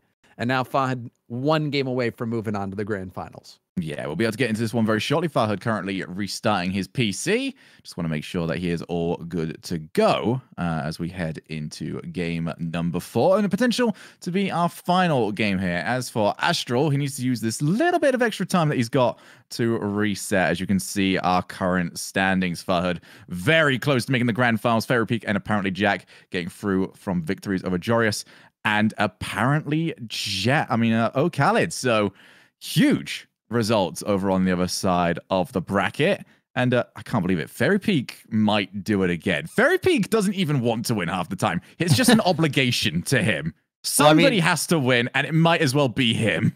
When you talk about keeping your cool, very few people have a cooler demeanor, I would say, than Fairy Peak. Fairy Peak, so grounded, so calm, patient, humble.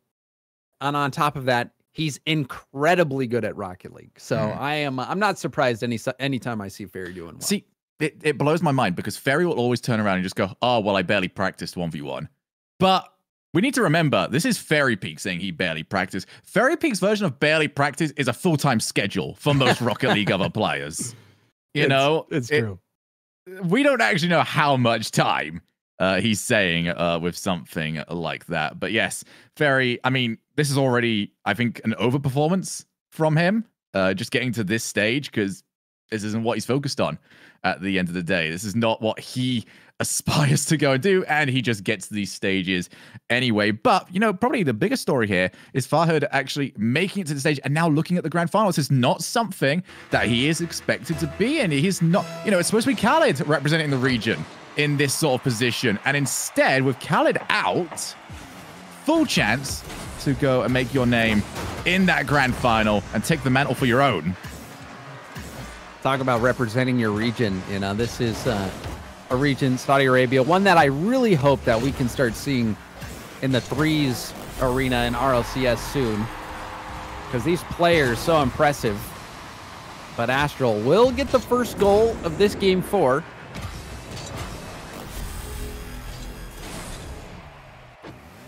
Gonna need to keep this going, and rare misplay on the offense.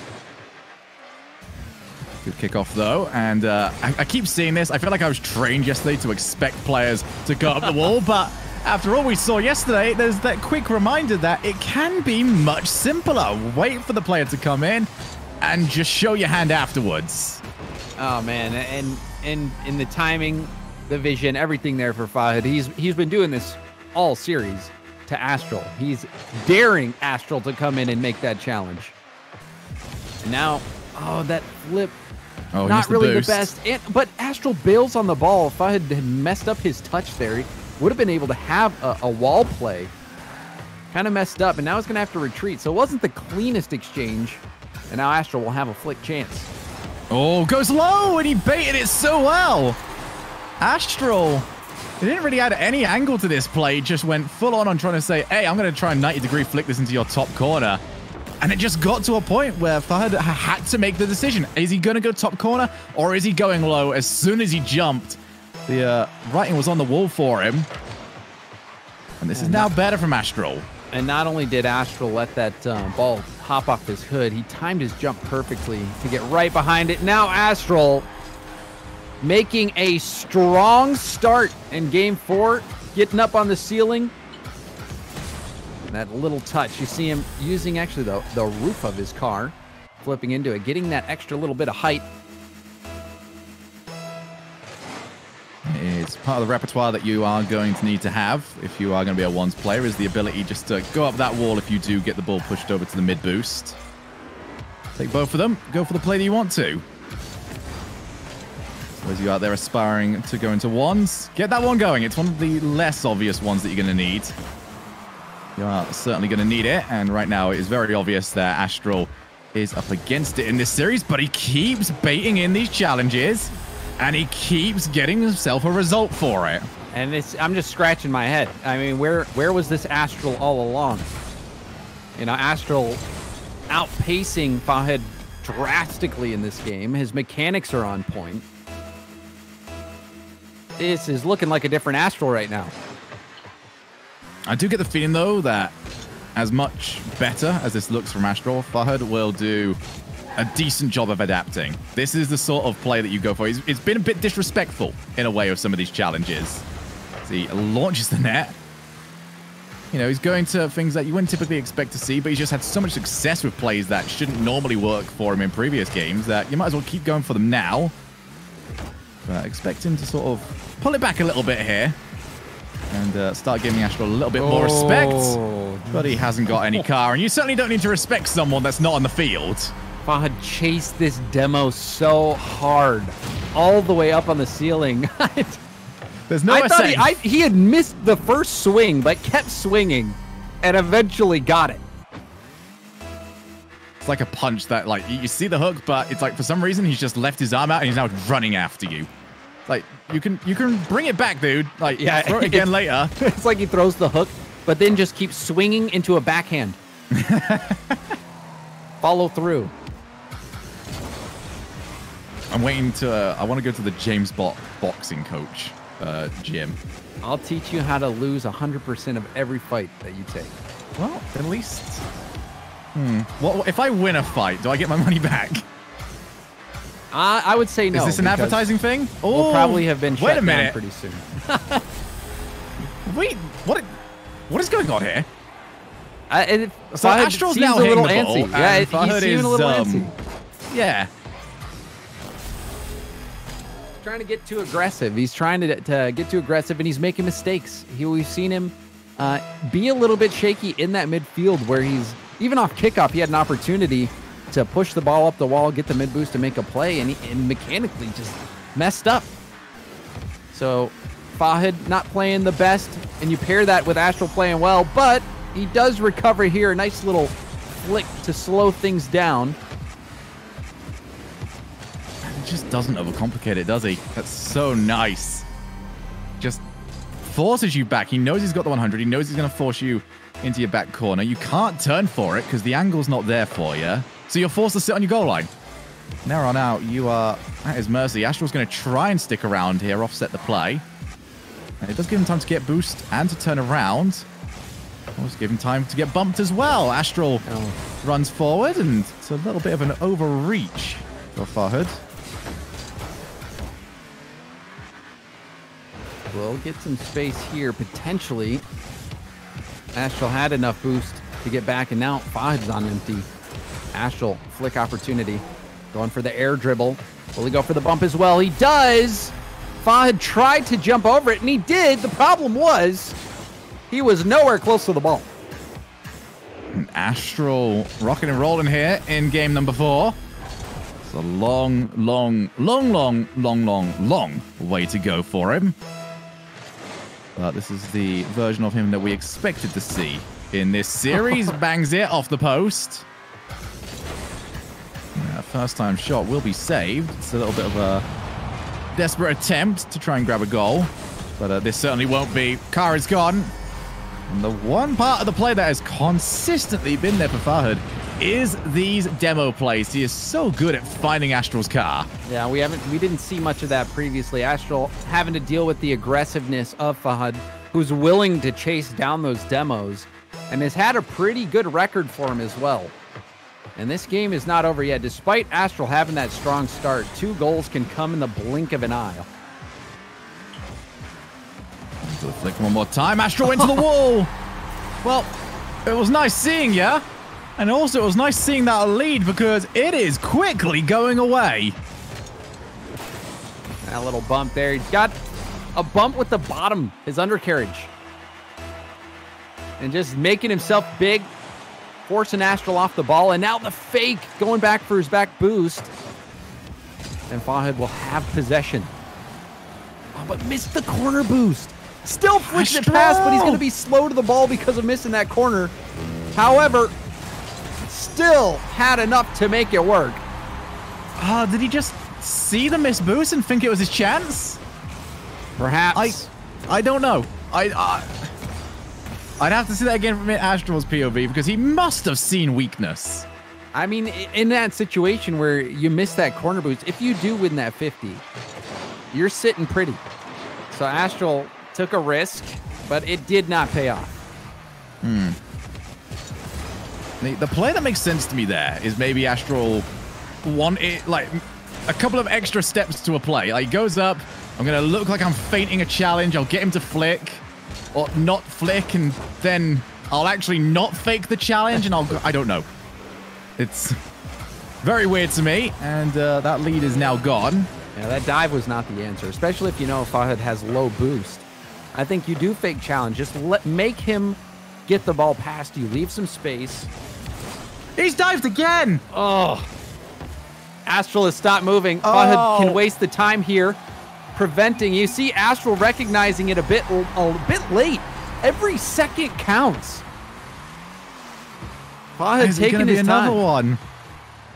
Astral hasn't just Astral has lost these in the most painful ways possible. Every time we think he's got a chance to turn this back around, a cosmic force just does not allow that to be the case. It's not the greatest kicker for him, but he can at least work with it. It's all going to come down to this flick opportunity. And that'll be it. Fahad shuts that down right away. And the clean sweep as he secures his spot in the grand finals of the Gold Mine. And what a way to do it. A multitude of different sides seen to him. And all of them very, very impressive. As for Astral, this will certainly go down as a what-if series. There was a lot of situations that could have been better, maybe from him. You know, some situations that just didn't fall correctly for him. But either way, he is now out of the tournament. And the Middle East will have a representative in our grand finals. Not the one, though, that everybody was expecting, as Fahad is going to move through to the grand finals. So that's pretty exciting. Fahad making it all the way to the grand finals, picking Astral apart. Astral, I think, mechanically wowed us a bit more with some of the plays that he's capable of, but also he was taking a lot of risks, and we saw him going for those mechanical plays that didn't pay off. Fahad, on the other hand, playing consistently. We even saw him get some quality flicks, some quality flip reset goals of his own, but in the end, he just sturdy play, not taking too many risks, just playing smart, and he certainly did outsmart Astral quite a few times. So he's through to the finals. And it looks like Fairy Peak and apparently Jack are tied up at 2 games apiece. So that's going to be a fun one. I want a prediction here, James. I want a prediction. Fairy Peak all the way. I want to see it. All right. Well, are you only saying that because you just saw him take a goal up with 13 seconds left? I have not seen anything other than these numbers on the bracket. I'm not too sure. I believe you. After I said it, I saw chat say that Fairy 3, Jack 2. I mean, okay, yeah, now it's confirmed. But even more importantly, we have now got Fahad in here. How you doing, buddy? And congratulations on making it to the grand finals. Thank you. How are you? I'm pretty good, man.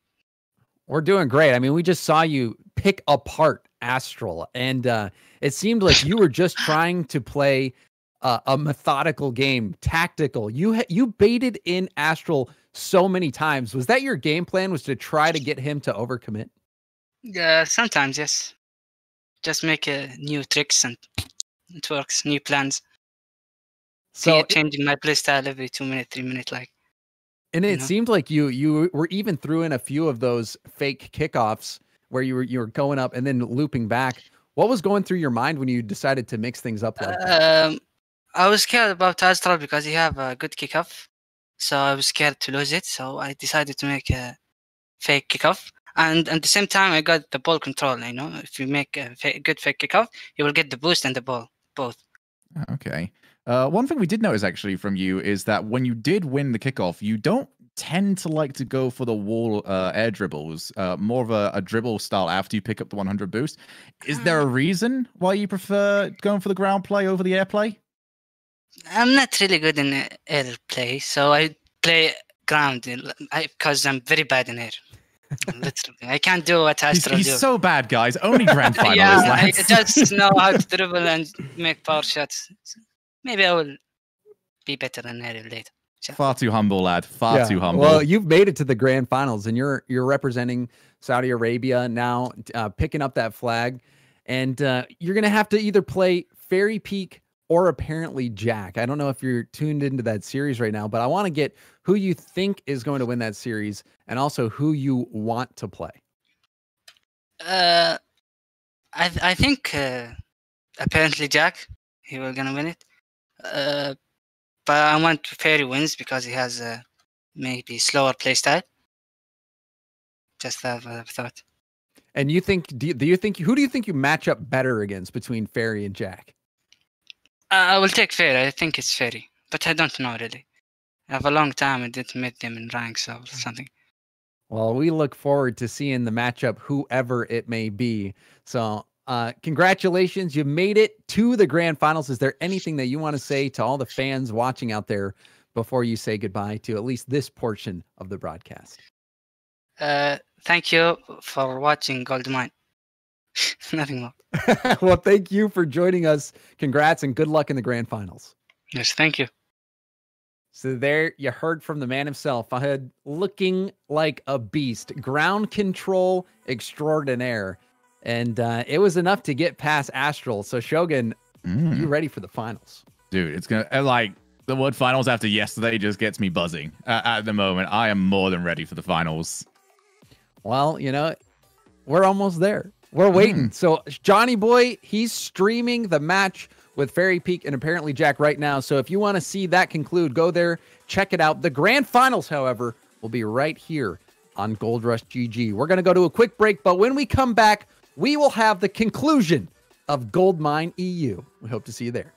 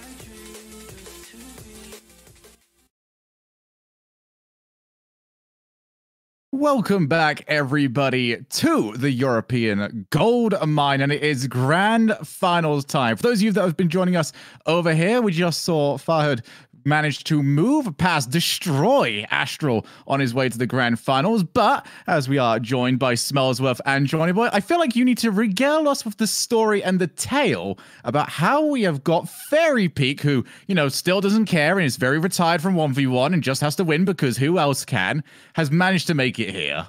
So you want a summary of Fairy Peak's career? How long do we have? You have from give us like 2 years before Rocket League. You know, we need the backstory. So in the Wikipedia page, or was it late 2016 perhaps? Fairy Peak destroyed a certain Doomsy in a 1v1. That's where it all started. Then, you know, fast forward a little bit, he becomes the greatest player of all time. Propelled onwards. That was the part. That was his debut. Yeah, Fairy Peak destroyed Doomsy, and then, you know, he became the greatest of all time, and now he's back again after retiring from 1v1. He's still here, still trying to win one tournaments. That's the real Doomsy dish right there. That's the real one. Doomsy's gonna wake up tomorrow of like DMs just full of, hey, can we 1v1? Because apparently, like, just being associated with you in some way is what is gonna kick off my career to greater heights. But here we go, grand finals time, and definitely not the representative we were expecting from the Middle East in the form of Fahad. But he is going to take this opportunity. This is his chance here, lads, to really show that, you know, he can be that player. He hasn't lost a game today, has he? I know. Yeah, how did that happen, Shogun? So Astral, what happened over here? Astral really didn't show up in the last series. He figured it out like end of it, like we were finally getting to see some things, but it was like straight up missing the ball at times. It was not the Astral I am used to seeing. But you beat what's in front of you, and it's usually when I say this to you guys, I feel like we would turn around and just go, "Oh, okay, so." The favorite coming in, Fairy Peak, probably is going to remain the favorite. But after yesterday, when I turned around to you guys and said, well, Lion Blaze wasn't... it's dogs versus cats. Player you admire, K-Dop. How nice is that? And is that Fahad's cat? Is that his actual cat? Or has he submitted someone else's cat, a stock photo? That's a very well-rendered cat. It is, yeah.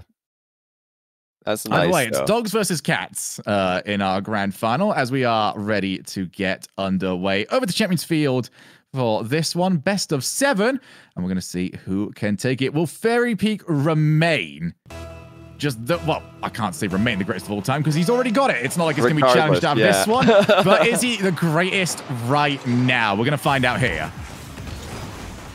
I think it's all about the early game here because the experience difference, it couldn't be any greater. Fairy is by far the most experienced 1v1 player to ever play the game. His dominance stretches, years and years, which is so rare to see in Rocket League 1v1. Usually players come and go. Meanwhile, Fahad is the newest player to the top of the EU1 scene.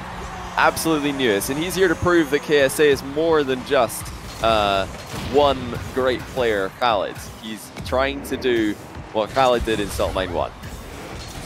And off a recent name change as well. So for those of you in the chat that have seen FY Ali mentioned before in the previous salt mines and whatnot, that is this same player, Fahad 77 FY Ali, same player, new brand, and seemingly a new win streak as well. Although Fairy has got something to say about that right now.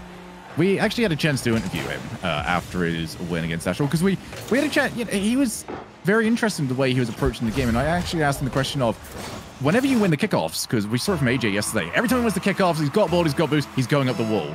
For Fahad, it was very different. He got ball, he got boost. I am not going near this wall. I am taking this for the ground dribble. Asked him why on that one. He just went, I'm just not very good up in the air. All right, cool. You've made it top 2 in the region of not being very good at the vast majority of what we have seen from 1v1 lately. Well, it's still viable. 1v1 is becoming a lot more variable recently. We've got all these kind of different play styles, but the ground game, just the pure ground game, is, of course, still viable if it's done well enough. But already we're seeing Fairy Peak bring the heat to the grand final, and should he keep this up, then he'll be handing Fahad his first loss of the day, and first game loss of the day. Crazy stat to make it in here without even dropping a game. Seems like demos are still working in 1v1. functional. Yeah. I think Fairy Peak has basically scored 3 goals off of demos here so far. Yeah. I have to tell you, I do love to see it. No shame in that, really. Well, Fairy, he's doing pretty well here, isn't he? Didn't need a demo off that one. No, he is really rocking and rolling, and that experience difference is coming to show itself right now. I feel like just the lack of challenge they might have got previously might be catching him out here, especially the way Astral was playing, because Astral was diving in quite a bit. Fairy won't do that. Fairy will fake an awful lot. He'll back down. He'll let you take some shots. Oh, my. And just keep saving them. Oh, my goodness. 5-0. We're not even. It's 90 seconds in. Well, you're saying there, Shogun, all a bunch of stuff that Fairy will do. I'll tell you what he won't do. He's not going to let up for a second here. You know, a lot of you might be thinking, man, Fairy, just give him a chance. It's his first grand final. You've had so many already. Just, you know, go easy on the poor guy. But Fairy would straight up consider that to be disrespectful. He's going to compete with absolute and utter ruthlessness from start to finish. Ooh, nice flick from Fahad. He's starting to gain his points. At the end of the last point, he had only 78 points, while Fairy had 600 plus. But now he's on the board, so that stat is no longer relevant. Shut me up quick.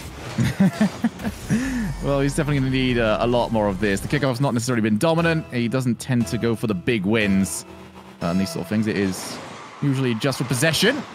And it's possession that he's lost on this kickoff. Fairy sets up, and Fairy will score. Yeah, Fairy, he's just having one of those days, except when it's Fairy, I'm worried that it's not one of those days. He's just, you know, turned a new leaf in his Rocket League career, and this is it from now on. Everybody else, you better get ready. Fairy Peak is back. What is going on? I mean, the run that he's on today is just ridiculous. Or this tournament, beating Ixo, Ahmad, Astral, and no, not Astral, Jorias, sorry, and apparently Jack. I'm throwing another insane mechanical player in there. Just getting all my mechanical gods mixed up. But yeah, the amount of mechanical ability that Fairy Peak has already disposed of this tournament is crazy. And he's trying to do it all over again. Nice bump, though. Fahad keeping it competitive. Yeah, Fairy's been winning most of these sort of 1v1 scrambles, the scuffles, the shuffles, and whatnot. But Fahad getting the best of him there, finishing off with that bump. Nothing Fairy could do, but there's still 4 goals between the GOAT and Fahad right now. Fahad off the kickoff. Gonna have to try and take this one back. He'll start turning himself around. He's managed to open up the play well. Good flick, and he should finish this one off.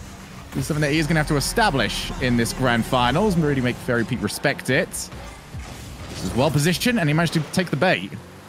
Now, we were getting some Twitch chat updates on the Fahad Astral series, so you have to tell us if these are accurate. It sounded like, give me the bullet like points. with chat, there were some comeback wins. You know, some wins from behind where Astral had some might call them advantages. comeback wins. Some might call them throws. Some might call that whiffing. You know what? That looks very similar to me right now. I was really worried it was a crossbar for a second there, but you did get it in. Fairy Peak with a gift whiff. But we haven't seen too much of that today, Smellsworth. It's been extremely consistent from Fairy Peak. You know, every time that he makes one mistake or does one thing wrong, he'll go and do 10 things right to compensate. Oh, wait a second. All right, well, Fahad is, he's settled. That's good to see. I was a little bit worried because the start was really that bad for him, but he has got himself going here. And what was an opening to forget has now turned into a real game for us. 2 minutes and 12 on the clock. Still only a goal between them. If this is your first time watching 1v1, you should know that leads don't really matter. They're a figment of your imagination. Oh, he misread it. Oh, no. Well, he knew it was going to be close, but how confident are you in that ball hitting the post? I don't know about that. I really think that even if you are sure that's hitting the post, you have to go for it anyway. It could be any kind of bounce off the inside of the post there. Oh, with the ball from Fairy Peak. Oh, this is just pain. Oh, I did so well to get back. And it's gone. It's right back to square one for him. Well, you those guys of you know out there, you'll have to, you know, if you're seeing this and getting inspired to go and play ones, there's fantastic times in there. You can go and score some absolute bangers. You know, you'll get plenty of time to improve. You'll have some fantastic comebacks for you. But you'll also have to go through the pain on occasion. And Fahad is definitely going through that right now. And you guys know what pain is to Fairy Peak, right? It's bread. So it makes sense that he would inflict pain to win that money. Yeah, he makes baguettes out of pain. Baguettes are pain. I have not eaten enough French food to know if this is true. That was an extremely high level dad joke ability. Huge, right huge American in Paris dad joke coming at you. Yeah, type 1 in chat if you got it. 2 if you're pretending to have got it. Let's see if Twitch Can I just chat go are for 3? on I'm the ball here. lost. 3 for a Shogun. Bread is just not even type 3. Just type Shogun. Pain, which is bread in French, is spelled the same way. It's spelled just like pain. Boom. There you go. No. I missed James. Rip Smellsworth. Shogun getting his, you know, full dose of bread here as well. He's hungry before this, not so much anymore, but you know, after a bit of a chaotic mid-game there, Fairy Peak's really calmed this one down. A great flick. Saw plenty of those against apparently Jack in the previous round. And with that goal going in, all we need now to see from Fairy is a good kickoff, and this one should be in the bag. Yeah, it'll take some effort. It'll take some effort to lose this one. 4 goals up. Fairy Peak's kickoffs have been great today, although Fahad did have a little bit of a comeback on kickoffs. Generally speaking, Fairy has not been struggling and, in fact, was beating most of his opponents on kickoffs. Yeah, and this should be good enough from here. Plenty of time wasted off the clock.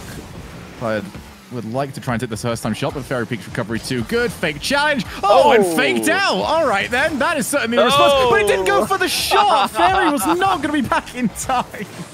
He went for the salt. Sure. Yeah, I'm pretty sure you went for the extra dose of salt there. I mean, it is a gold mine, but you can never have too much salt on your gold. And yeah, I think Fahad probably knew that this game was most likely over, so he wanted to go for the ultimate slow roll bump goal. But it wasn't meant to be.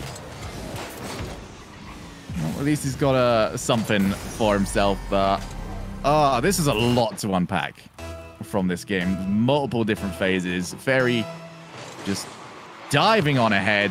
Fahad finally starting to look a little bit more like himself. And then Fairy Peak showing off that. When it comes to the clutch, he is the man to be. 1-0 to the Frenchman as he sets the tone that he'd like to follow.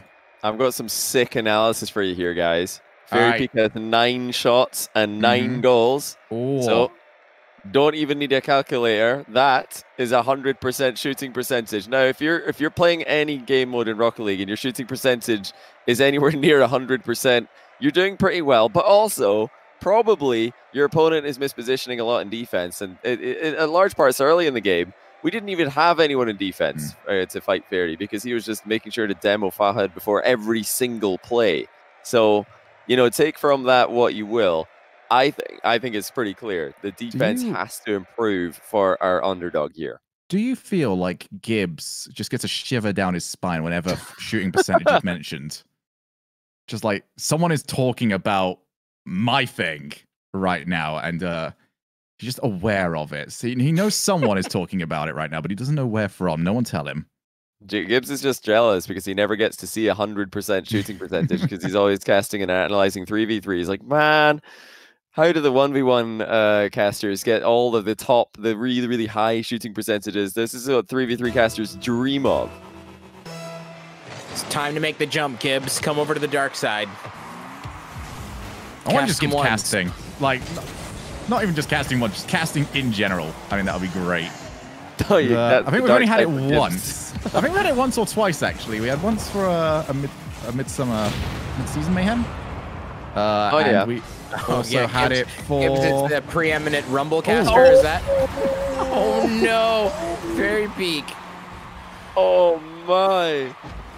I mean, that's the harder side to get a fake off, because really, it is a successful mind game, but what makes that most painful is Fahad could have just ball chased. He could have just driven straight into the ball. Like he could have, his controller could have disconnected, and I think he would have saved this. The fact that he was actually still playing is what made it possible for the mind game to work. He's got a great response though. That's extremely good finishing. Yeah, need to see a bit more in the way of contacting the ball when Fairy Peak's attacking. Look, you don't dive in on Fahad. When he's got the ball set up, you don't go for it. Astral had to learn that lesson earlier on. Fairy's not had much success with it so far. Once he's got that setup done, you're pretty much stuck up against it. Fairy tries to find an awkward angle. Fahad would like to keep this one a little bit closer at the starting part of this game. Maybe find himself a demo, but it's going to run away from him. That's a Fairy. Just, it's so hard to nail down exactly what he does well. It's just so well-rounded, so difficult to try and get the read on him. And he's just going to blast one downfield. It's on target, but will be kept out. That is the first save. That is the first time that Fairy Peak has missed a shot. Huge turning point in the series. We're at a paltry 50% shooting accuracy right now, lads. Ew. I mean, this is grand finals. Are we not going to take this seriously? I did not voice Champions Field for games like this to be wasted on it. All right, yeah, let's see what you got here, Fahad. Looks for the hook shot. Oh, wow. Oh, my goodness. Nice He's so touch. good in that spot. Yeah, that's a beauty. I love the first touch there. Going across the box. Gives himself all the angles. He could have shot that ball anywhere. Decides to go back into the top left because Fairy had committed pretty far into the goal. And he didn't need to go that way. You know, if Fairy Peak was further forward, or further back, sorry, you know, that's leaving the other side of the net wide open. Fine, now 4-1. And after the worst possible start, conceding on a mind game, quite an embarrassing one, he's on fire now. Is he on a 3v3 team, like a well-known 3v3 team, Fahad? I don't think so, no. I believe that the, well, SRG, the, you know, team most well known from the Middle East, Khalid, Senzo, and Ahmad, they, you know, take pretty much all the tournaments in ME, but there's so many of these players in the Middle East, like Fahad, and there's other teams coming up, the Mo Shifters and Fivehead and a bunch of others as well, who are definitely there mechanically. I think they just need the experience and they'll be able to compete. Because, I mean, just looking at how Fairy Peak and Fahad match up here, it's clear that they're very, very similar in mechanical skill. Just Fairy Peak, far better positioning in game one. Yeah, just seemed to win in all the transitioning plays, did Fairy Peak in the first game. All the scuffles, all the shuffles went his way. 50-50s like that seemingly going his way. When Fahad gets his space, it seems like he's not having too much trouble scoring on Fairy Peak. Yeah, it's actually one of the rare times that Fahad has not managed to take the play when he's jumped up earlier on the challenge. He's usually very good at just getting over the top of it, making sure that you can at least push through, but that one goes against him, and 3 goals down. Fairy can work with this. And this can be a weird angle. He's going to start racing for it, and he will get there in time. Fairy thought maybe he caught him out. You guys will need to see the goal. I think that took game 3 for Fahad against Astral. Oh, yeah? It was, I believe James said it best, it was like a matador. He just showed him the boost. Astral left the ball entirely, went for the boost, and then realized, oh yeah, there's, that's happened. It was, in terms of body acting with the car, Fahad could not have sold it better. That's hilarious. I think that's a fantastic analogy for sure. I'm sure that's exactly what was going through Fahad's head. So we've got half a game here gone, and still a 4-goal lead for the underdog. What a tournament win this would be for him. You know, Fairy Peak's had a great run on one side of the bracket, but Fahad likewise coming out at top of the group, which had apparently Jack in it, by beating Lewis P and Revsy. Those are both Salt Mine 2 main event players. Now, since getting into the playoff bracket, he's taken down Zamwe and Astral. Every single one of those players, Salt Mine 2 main event players, he's just eating them all up. Fairy Peak, the only one apart from Fahad in this bracket who wasn't a Salt Mine 2 player, because he was retired at the time. It really does make this such a special series. The Salt Mine 2 players, they're in ruins, Shogun. None of them are left. It just goes to show just how quickly the meta is actually changing over in Worlds. The fact that there is such a meta to have to try and follow. You have to keep adapting. You have to keep adding to your play because you'll fall off so quickly. And if you're not doing that, then you will get found out. Ferry manages to keep himself on the right-hand side of the ball so he doesn't end up own-goaling it, but the lack of boost. Oh, no! That is a huge miss. Fahad could have maybe put this out of reach. Ferry's still scrambling to get to him, but it will eventually go in, much to the delight of Fahad. That's one of those moments where you're like, I'm the worst. No, I'm the best. We're scoring still. Yeah, genius mind game there. Not only has he delayed the goal to knock more time off the clock to, you know, make Fairy Peak's comeback even harder, but he also didn't really. He was just dancing around Fairy Peak the entire time. He had all the boosts. Fairy couldn't keep up with him, and I've got to say the recoveries of Fahad are right up there with the best I've seen this tournament. He is so fast to get back into the play, make a complete turnaround in the blink of an eye. Fairy Peak has definitely been wrong-footed more than one occasion this game, just because Fahad turns around so quickly to make plays on the ball. That was a rough one there. I'm impressed with how comfortable Fahad looks right now. You know, this is a big tournament. This is probably the farthest he's been in one's tournament like this. I have seen zero signs of mom spaghetti. In fact, I'm wondering, do they even, you know, serve a lot of spaghetti in KTA at this point? It's the real question on my mind. Big advantage, actually. You think about it. You can't get Fairy Peak out. He will try to come back here. He always does. There's, you know, been some players, you know, when a lead like this opens up, they just want to go next, but Fairy Peak is not one of them. I think we have to go back to, you know, it wasn't necessarily a sequence that got him the game win, but the sequence in the last game where Fahad was able to put some more goals on the board and come back. Well, I think it was like 5-1 down, because that started to show him that, hey, I can get these goals against Fairy. I can just rapid fire them. And if he couldn't quite do that, I feel like this game looks a lot different. Instead, he's going to turn around, blast the shot. Fairy Peak, desperate for goals. He's leaving more gaps open. And Fahad is more than happy to take them right now. I think Fairy Peak's tried that a few times, actually. You know, just snapping a shot on the net when it kind of looks like Fahad might not be paying attention. But Fairy Peak should realize now that that's not been the case. Both the times that he's tried to go for a wall shot from that position, hoping that maybe Fahad has ball cam off, you know, Fahad's actually been paying close attention. He's watching every move that Fairy makes, so you're not going to catch him by surprise like that. I think the surprising moments for Fairy have been the slower plays where he's making it as awkward as possible, not the ones where he's rapidly accelerating and trying to play that breakneck speed. Classic Fairy Peak on the approach there, and the goal flick into the top right of the net. You know, something we have not seen out of Fairy Peak today is misses. He has not been missing at all.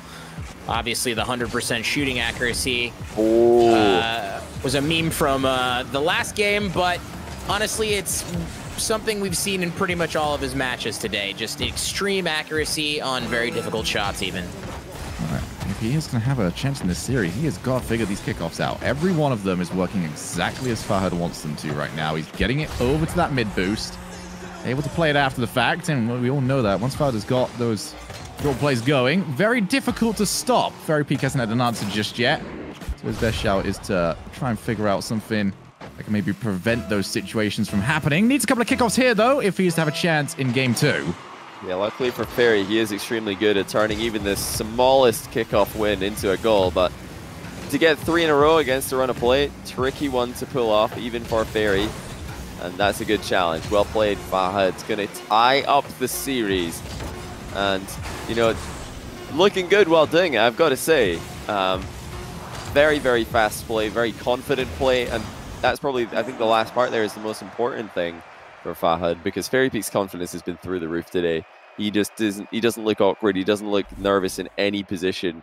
And obviously, when we get to the latter games in this series, that's when the pressure will be mounting to its highest. And there's going to be so many eyes watching to see if the new blood Fahad can take down the legend Fairy Peak. Fairy Peak has been in every single awkward situation you can possibly be in. He has had all the nerves thrown on him. He's been in World Championships. He has gone and won those World Championships. But this is the biggest stage of Fahad's fledgling career. And he needs to try and make the most of this. It's already a great shout that he's had by getting it to this point. But what a statement it is to not only go and take down a former world champion, but take down the GOAT of Rocket League 1v1. A lot of players have tried, and a lot of players have failed. But I will say, from what I've seen from Fahad, I think that it is a possibility here. He's looking pretty good. He proved last game that he can move quickly, he can shoot well. If he keeps this kickoff domination up, it may just be an eventuality that he takes this series. Oh, well, bye-bye. My bad. Yeah, so I guess we'll revise that statement. As long as he can keep, you know, having the edge of the kickoff and not jump past the ball to go and see his people in the corner of the field, wherever it was he was going there. It wasn't towards the ball. Yeah, I think that's just a momentary lapse of concentration. May have been surprised to even find the ball in the corner, because usually the play there in Fairy Peak's position would be to dribble the ball back into the midfield, not to leave it behind you. But Fairy Peak surprising Fahad once again. I think he probably just caught a view of Johnny without facial hair. I'm still trying to get used to it. It's going to take some... Johnny, how quickly does your facial hair grow back out? Yeah, can you just put it back on for just the cast and then... Just give me a couple of days. I was in a lose-lose situation, you know, going creepy green man mustache for yesterday left me with two options today, either creepy non-green man mustache or bald. So we decided the bald might be better. Look, you get full respect for just committing to the joke. You know, you looked at it, you thought, this joke's working, but it could be better. And you went for it. And, you know, you'll suffer through the consequences. As apparently the crossbar has upset Fairy Peak. And it has, well, been thoroughly attacked for it. Still 2-goal lead. And Fairy will finally get rid of the ball. Yeah, that's shut down defense there. By the crossbar, I'm sure you mean. But Fahad is going to get another speedy play on the other end of the field. This is confident. Smellsworth. He saw Fairy Peak in the area, knew he was likely to be going for it, doesn't care, just takes him on in that race to the ball. Fairy Peak bit in no man's land there. Got caught out by that one. But I do agree with you. Fahad is just looking so confident right now. It's like he plays these grand finals against Fairy Peak all the time. Run-of-the-mill day for him. Just like another Tuesday. Oh, that's a missed touch, though. He's going to have to try and scramble back. Did do so. It's just so quick. They never waste any motion. He's got Fairy Peak on nothing. He can't do too much offensively with it. But if you hesitate even once against him in defense, you are done. Like, you have got to stay on constant point. You've got to be figuring out what he's doing, because he will do this to you. Yeah, this is impressive. Just look at the speed. I feel like for a while there, it just looked like some kind of cartoon where Fairy Peak turns around and then Fahad just drives past him in front of his screen, and then he looks back and Fahad drives past him in that direction as well. He's like, well, how many of them are there? He's everywhere. And I look, but that's just how quickly this guy recovers. And, you know, we've seen plenty of that these days with this average speed of ones going up and up and up. But even still, to see just the good old-fashioned pure ground game being executed this well, it's amazing to watch. Fairy Peak times his flick perfectly. Cheeky challenge doesn't work this time for Fahad.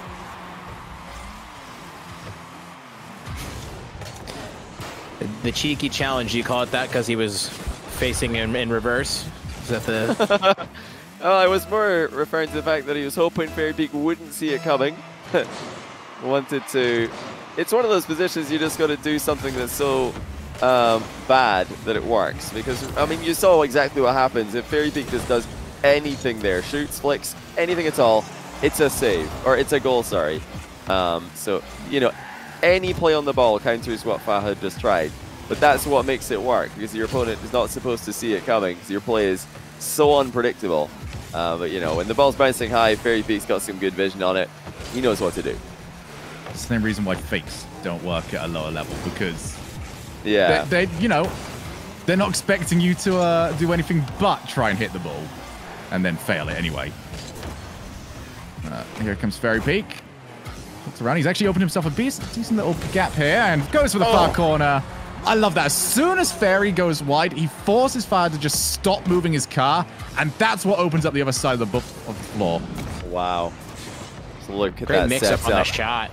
Yeah. He really made it look like he was going to shoot the other way. And not only did he... I mean, it's so hard to generate a ton of power when you fake a shot in one direction and then actually go in the opposite direction with it. But Fairy, he hit that pretty hard, albeit an awkward angle. So, incredible play once again from the GOAT. Thought we were gonna... I was on Fahad's camera there. I thought we were gonna turn around and see Fairy Peak scoring for a second. It's been that kind of day, hasn't it? Just had his camera off for too long, and I'm like, Fahad, you don't know, man. This guy is shifty. You gotta watch out for him. He does crazy things. The ball just ends up in the net. Crazy. Fahad went for that one backwards. Tried to show that maybe he'd just be staying still, wait for the ball to come to him. And then every time Fairy Peak got to see him again after he was being hit by the ball, he was just getting closer and closer. A horror movie. The light goes off. Monster is suddenly a little bit closer to you. There's Fairy Peak. Crossbar once again. I think there's going to be words at this rate as that one's going to go wide. Crossbar does not like Fairy Peak right now. Yeah, Crossbar has got the same amount of saves as Fahad right now, both at 3. Still time in the game for Fahad to take the lead in that category. That's a great play. He's actually committed really early for it. Half flips through the challenge to land early and get the shot off. Nicely done here by Fahad. I can't help but feel like we've cursed Fairy here. He was not missing anything in the previous matches. And then we start talking about how good his shooting is. And happy Halloween to Fairy. Oh, and that kickoff again. Managed to get it away, but 100 boos. This is a horrid spot. Fahad trying to... I mean, he overplayed that. That first touch so heavy and so nowhere there. Allowed Fairy to start working again. It's going to be in an awkward spot. Fairy chasing him down. Can't find the demo. Has got his 100 boost, but a booming shot. No and way. it hasn't gone in. Oh, wow. Fairy went so heavy for the demo that he couldn't get back. Oh, look at that. You just kept floating along. You can't demo him if he's flying right in front of you.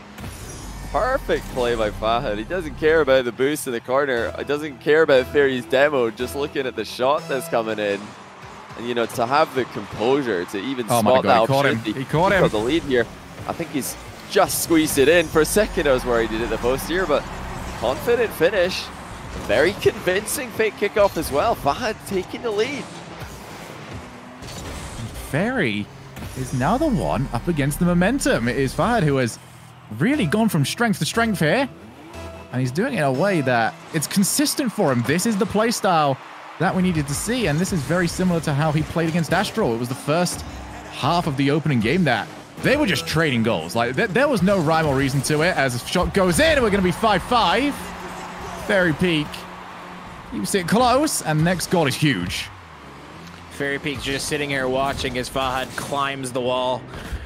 Quick indicator to him that he has 0 boost. All he has to do is place the ball correctly. And we got ourselves a tie game, 27 seconds left. It's 5-5. These guys are feeling so evenly matched. And this series, I don't know, it feels like we've seen it before or something, or as if these guys have played before. It's really an amazing matchup. Yeah, extremely even. What a bump! Oh, I think he's missed it. Just one. Bounces nicely. It's Fahad on the rebound. Puts it in. 6-5. You know, Fahad had to wait and see what kind of bounce it was be, but luckily for him, Fairy couldn't read it either. Yeah, Fairy, no boost and no position to do anything about that bounce. 6 seconds left, and he needs a huge kickoff from this one. And he's not got it. Fahad is actually probably going to double up. He's ended up missing the ball. Fairy catches it. Going to look to try and take the ball to the other side of the field. Flicks it early, and he has just been punted away.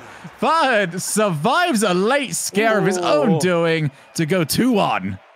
Well, I mean, it looked pretty good. We're thinking, okay, Fahad with that kickoff, he's going to lock this one up. Nicely done. And then he goes all in for the really tight angle shot, misses the ball, and had to pull it out of the bag with a bump. Really good bump at the end there to secure the win. But man, wouldn't mind a little bit of a safer execution on that game, especially since it is 1v1. I mean, how many times have we seen that, the miss with the final few seconds resulting in a full pitch dribble?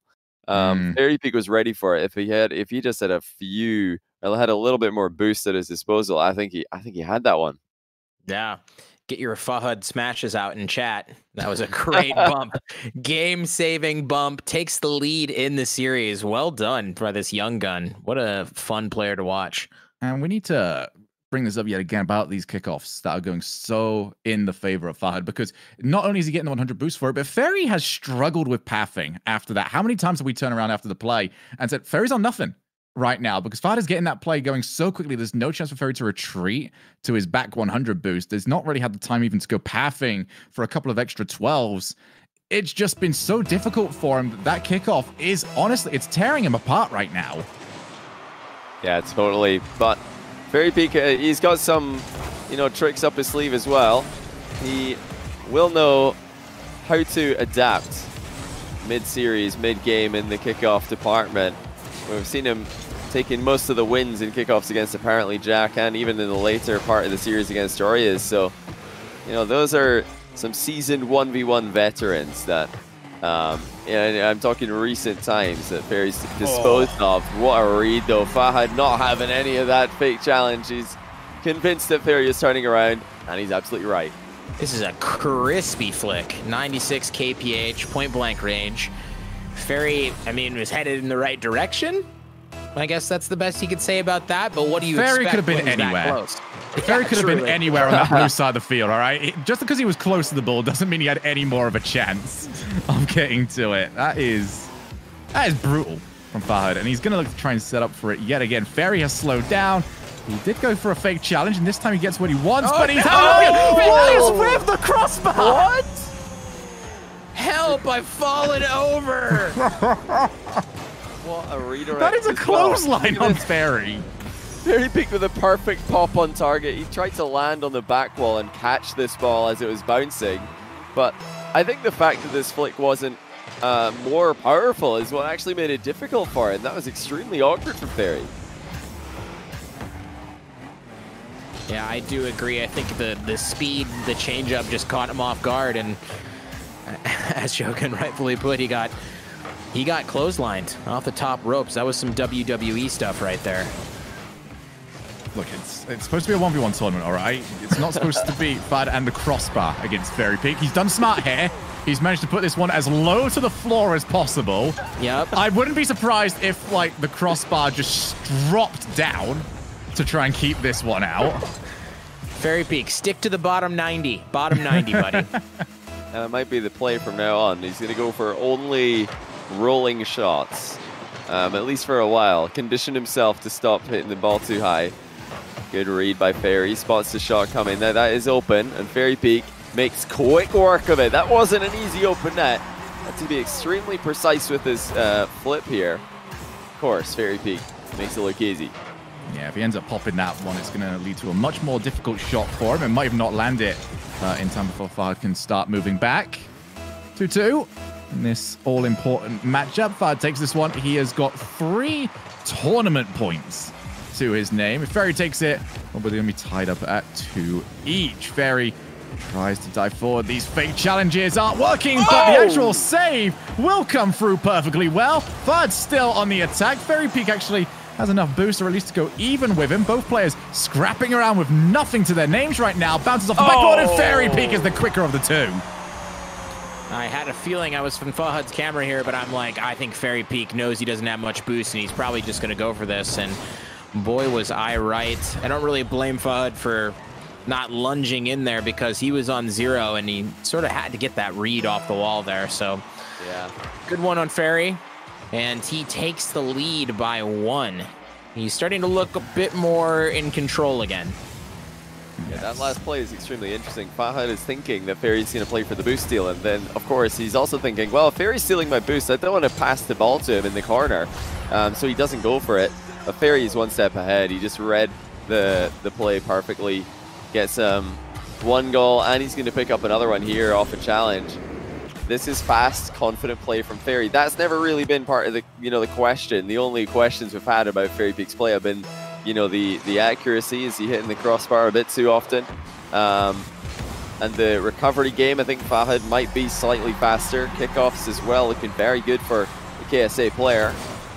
Yeah, the actual confidence from Fairy hasn't looked like it's taken a hit just yet. Yeah, Fairy, once he can get this ball out and into the neutral game, will always be the favorite in those situations. But it's just been getting to that point has been such a difficult ride for him. There we go, going to get his chance. Fahad tries to hide behind the ball. He's done a good job of it as well. Forced Fairy to move. And he has managed to steal the 100 boost, so Fairy can work around this one. And he will realize that with that much of a boost advantage, there's no reason not to die for it. And Fairy's been getting these types of plays all tournament long. Just catching the other player out. Because he does a lot of lulling, right? He plays quick when he needs to, but he's not hyperactive, high actions per minute player racing around the pitch constantly. And so when he does decide to step on the gas, it catches players out a lot of times. Yeah, wow. I think Fairy just realized that Fahad is not falling for fake challenges. So, well, if your opponent's not falling for fake challenges, they might be less likely to see real challenges coming as well, because up until the point where you commit, the setup is identical. So I love that switch up from Fairy. You had two options there. If your opponent's not falling for your fake challenges, you either just go for more real challenges or back off entirely. And I think you can guess which one of those is more in line with how Fairy plays the game. The only issue with that for Fairy is that Fahad has already been through that entire thought process from an opponent. Astral tried to do the exact same thing, and it didn't work for him. But this is looking much better for Fairy Peak. He maintains his 2-goal leads, and a rare occasion where we get to see Fairy demo Fahad. That is so painful. Those follow-through demos on flips are just psychological warfare on a player, especially in a tournament like this and in a ones match. Hopefully Fahad doesn't let it get to him, but Fairy finds himself in the lead, 2 goals in this third game. Interesting as well to note that Fahad actually just committed to a near post kind of ball chasey play as well. He's trying to do to Fairy Peak what Fairy's been doing to him this game.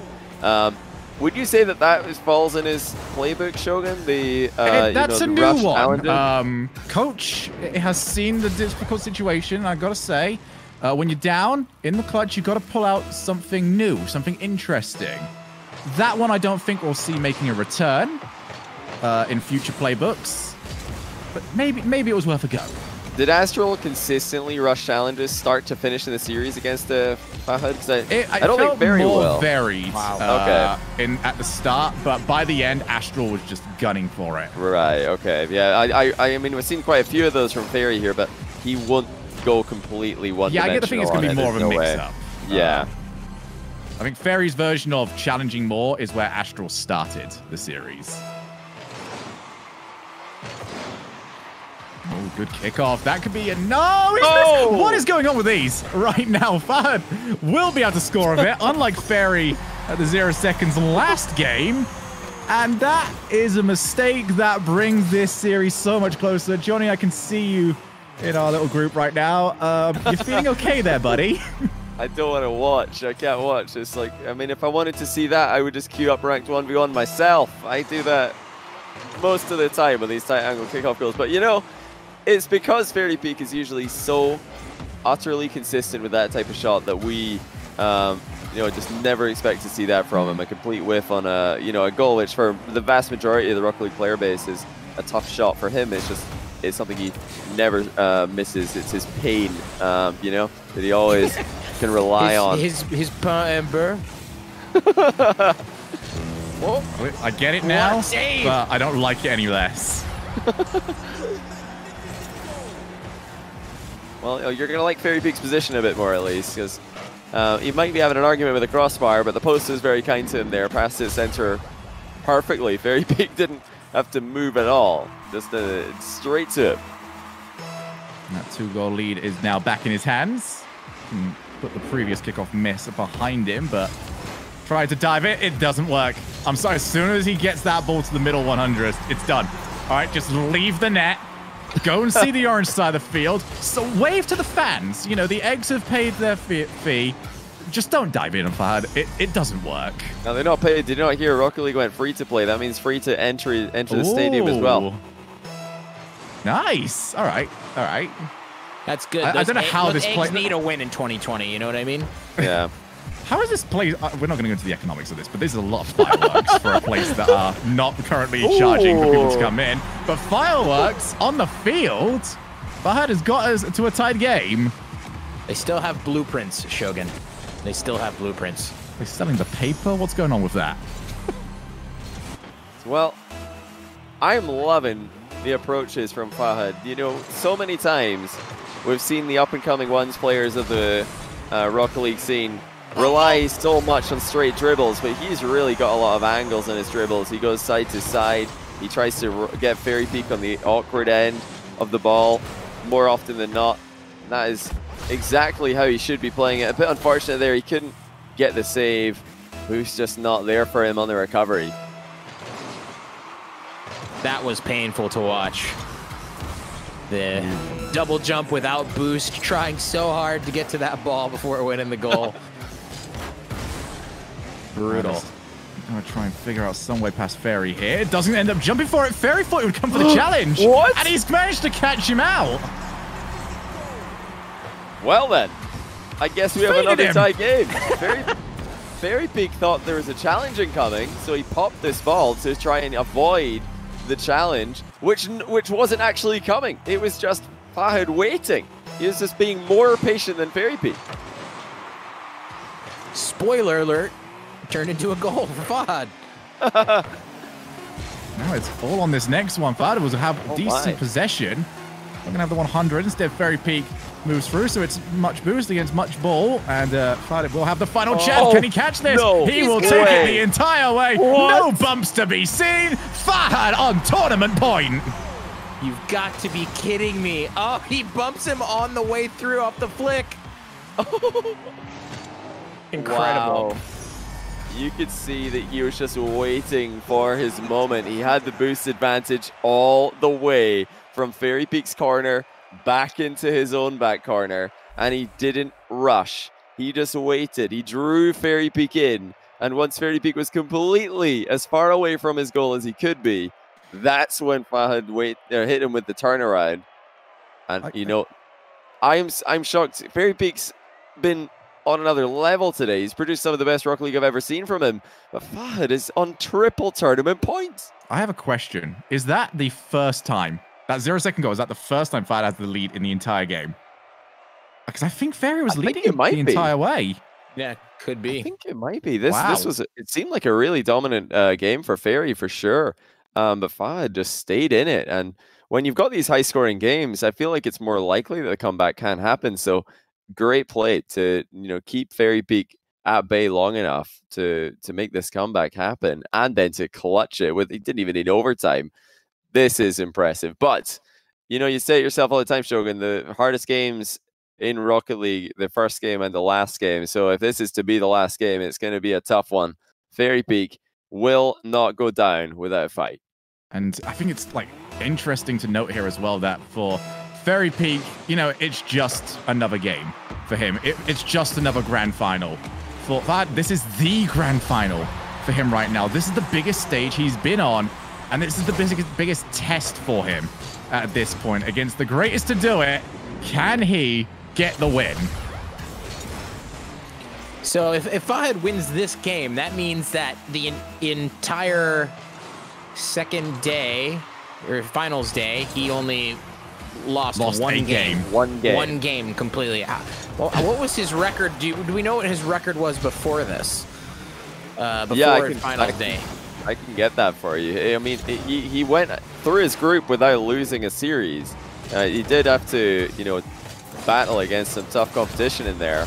3-2 against Louis P, and then 4-1 over Revsy. But, after a Game 5 win over Louis P, he's been on another level as well. Both these guys hitting great form late in the tournament. That's wild. if Fahad takes it right here, Louis P, you heard it here first, is the second best player in Europe right now. The closest. Best result against the winner. You know, it just follows the logic at that point. Might have even had that third win. We don't know. It wasn't the best of 7. That's just math. It is. I agree. It's with just Shogun. logic. I'm sorry. Sorry, some people might hate to hear it, but we just use logic and facts around here. Oh, we all hate that person that says that, and I certainly do not hate what I'm seeing here, though, from Fahad. That is pretty calm from him, but very sort of just handed over.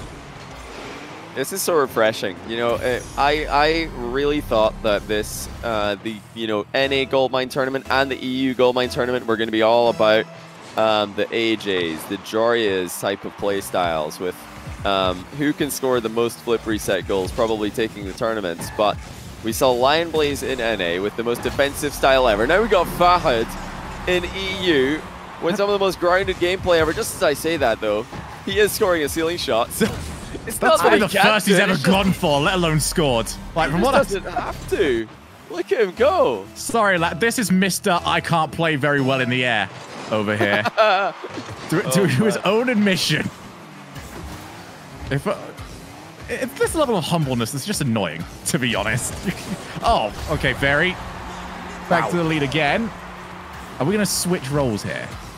I think Jewel in the air at this point. Great placement. Fairy sticking to the bottom 90 like we told him. Stay away from that crossbar, Fairy. It's not your friend.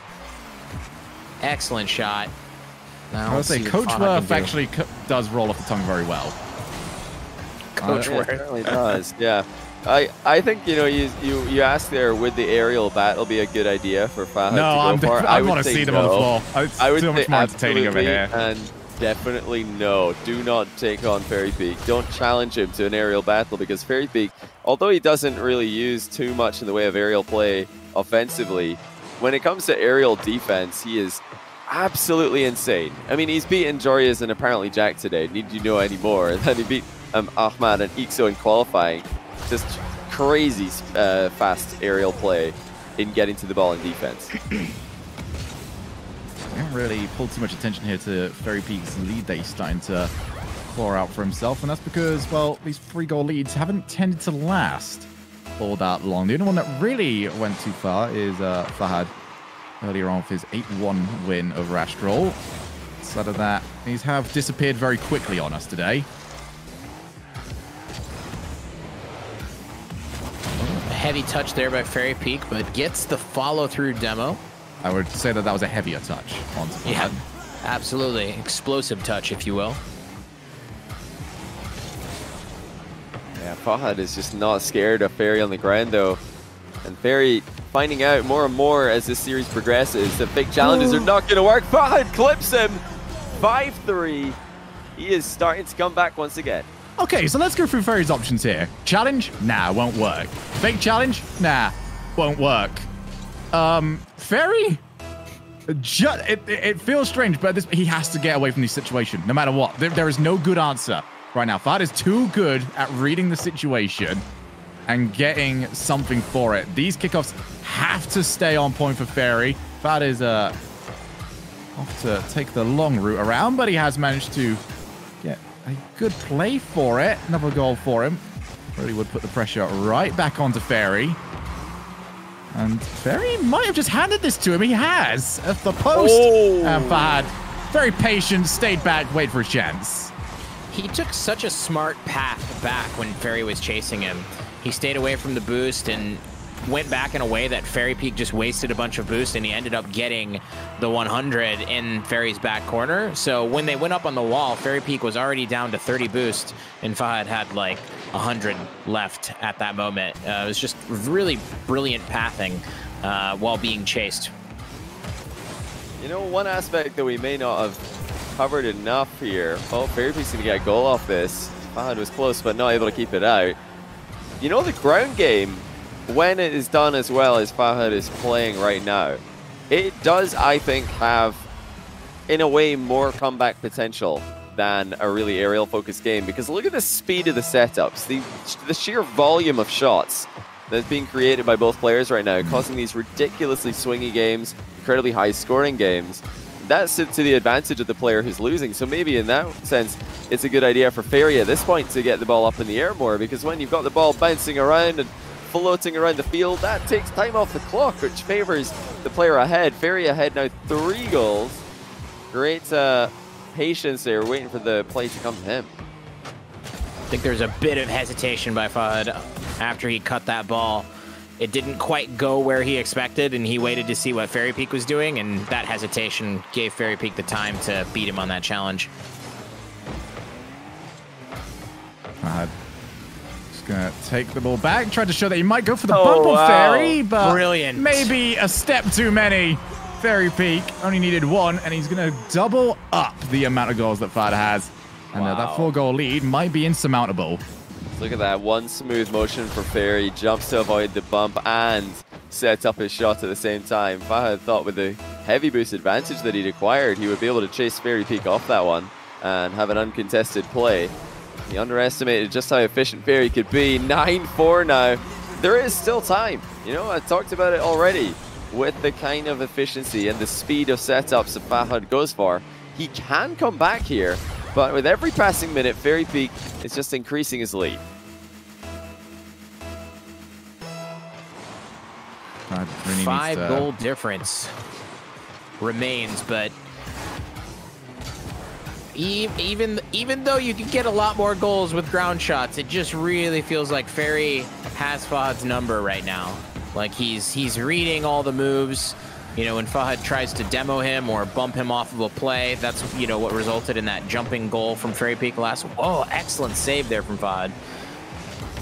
So it just feels like this game is getting out of reach very, very quickly.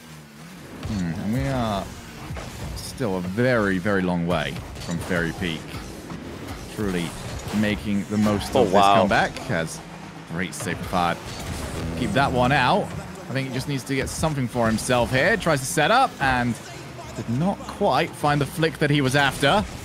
Fairy Peak launching long yet again.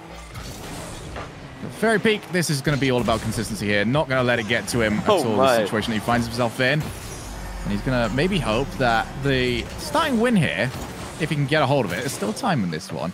Maybe he might start to unravel Fahad. Yeah, this is just time for Fairy to, like I said earlier, just try and use the clock to his advantage. We saw some insane time wasting from apparently Jack in his series against Khaled. That really threw off Khaled's comeback timing. You know, the switch that I'm sure Fahad is thinking about, you know, when do I press it? When do I just go all in for every play? Suddenly, you know, if Fairy Peak wastes 30 seconds, you've caused your opponent, you've caused Fahad to miss his timing, miss the window where he can actually hit that switch and even have a chance to come back. But yeah, that chance is still there. You know, kickoffs have been, I think, efficient enough for him that this is very possible. Oh, wait a minute. Wait a minute. He's going to have a chance. Fairy recovers just in time. The 100 boost fight. He ends up leaving it. Want to see if he can maybe bait the ball into him. Now takes a tough angle shot. Fairy Peak waits for it on the goal line. And yeah, take that to the opposite side. And, oh, here we go. Fairy Peak. Yeah, there it is. Just going to give us the air show here. Flip reset. Doesn't do anything with it, but that's 20 seconds gone from this play already. Yeah, the scenic route. It just runs some time off the clock, so even if it does go wrong, at least the time is now gone. So it needs to be a kickoff goal, direct kickoff goal, pretty much. Any more than 2 seconds, 3 seconds gone, and this will not be possible. Let's see what Fahad can do here.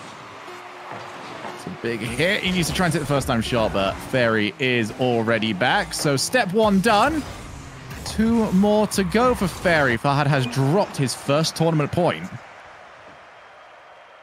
Did he look nervous during all that? I don't know if I would say nerves were the reason for this, personally. Fairy Peak just stepping it up a notch, maybe.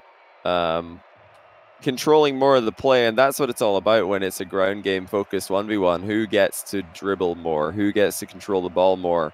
Very often indicates who will be winning, especially where in a series where both players are having, you know, a lot of success with their offense. The shooting percentages, they're not 100% anymore for Fairy, but they're still doing very well, both players. All right, so we have a tweet coming up, by the way, from Louis, who was playing. He says, I'm the second best player in 1v1 in Europe. Easy peasy. Oh, there you go. You said it yourself, Shogun. Louis P, the player who took Fahad the closest. Now, that is if Fairy Peak doesn't win one more game, because you're obviously losing a best of 7 4-3 or winning said best of 7 would quantify a closer series than losing 3-2 like Louis P did. But Louis P, Revsy, Samway, Astro, I think all these players who have lost to Fahad today already in this tournament and earlier on today, like I said, then I think they're going to feel a little bit better after seeing what he's doing to Fairy, who just took down the 2 Salt Mine grand finalists are on that side of the bracket, and as apparently Jack as well. Yeah, this guy's the real deal, everybody. You can rarely ask for a better excuse for losing than, oh, the person I played is in grand finals or won the whole thing. Yeah. Feels good. Feels good for the ego. At that point, it's just a seeding issue, you know? You should have been somewhere else. You shouldn't have been here with that player. Clearly something went wrong. Oh, bit of a panic something there. did go wrong. Yeah, Fahad again panicking in the corner. Fairy Peak was nearby, but definitely not committed to the play. So that was unnecessary. It is interesting. Everybody was looking at the Fairy Peak side of the bracket and thinking, what on earth are Jorius and Khaled doing on the same side of the bracket? They both get eliminated in the quarters, and now we've got Fahad winning the final from the supposed weaker side of the bracket. It just goes to show how stacked EU 1v1 is, and how stacked the 1v1 scene in general is. Same in NA. Fairy Peak's recovered well here. He's got tons of boost. That's got to be 2-0. Fahad's starting to fall apart here a bit. Needs to keep it under control. And when these sort of plays aren't working for him, it's going to be where he starts to question himself the most. This has been the sure bet this entire series that he can get that play and he can get that play to work. If it starts going against him 2 or 3 more times, then he might start to question it. And if that happens, what else has he got? Will he be willing to start going to the air? How much is he wanting to really mix this up? Fairy Peak will just find his rhythm, and he will find himself a third. That's interesting. So kind of the counterplay. You're saying, in the last series, Fahad just showed the corner boost to Astral, and he ran for it. This might have been just more convenient than anything else. He's thinking, oh, Fairy Peak bumps me in this direction. I'm going to use that speed for something. Grab the boost. Oh, Fairy Peak scoring. Come on, man. Just give me a break here. Let me get my boost.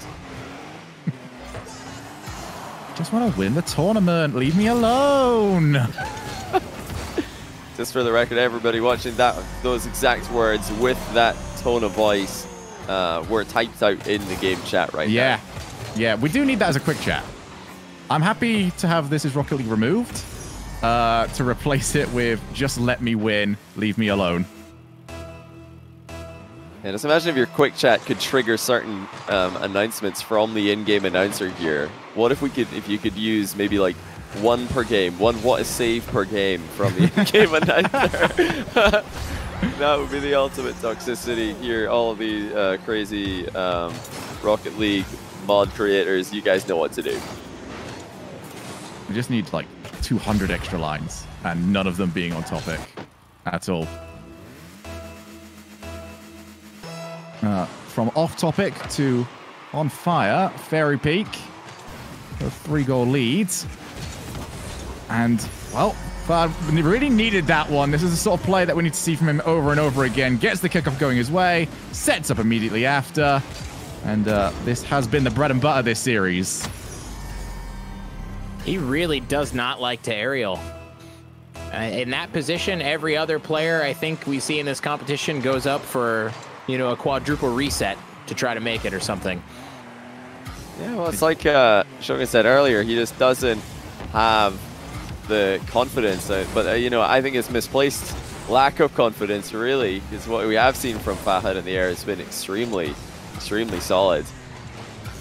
Oh, he's not landed well on this, though. This is getting away from Shogun.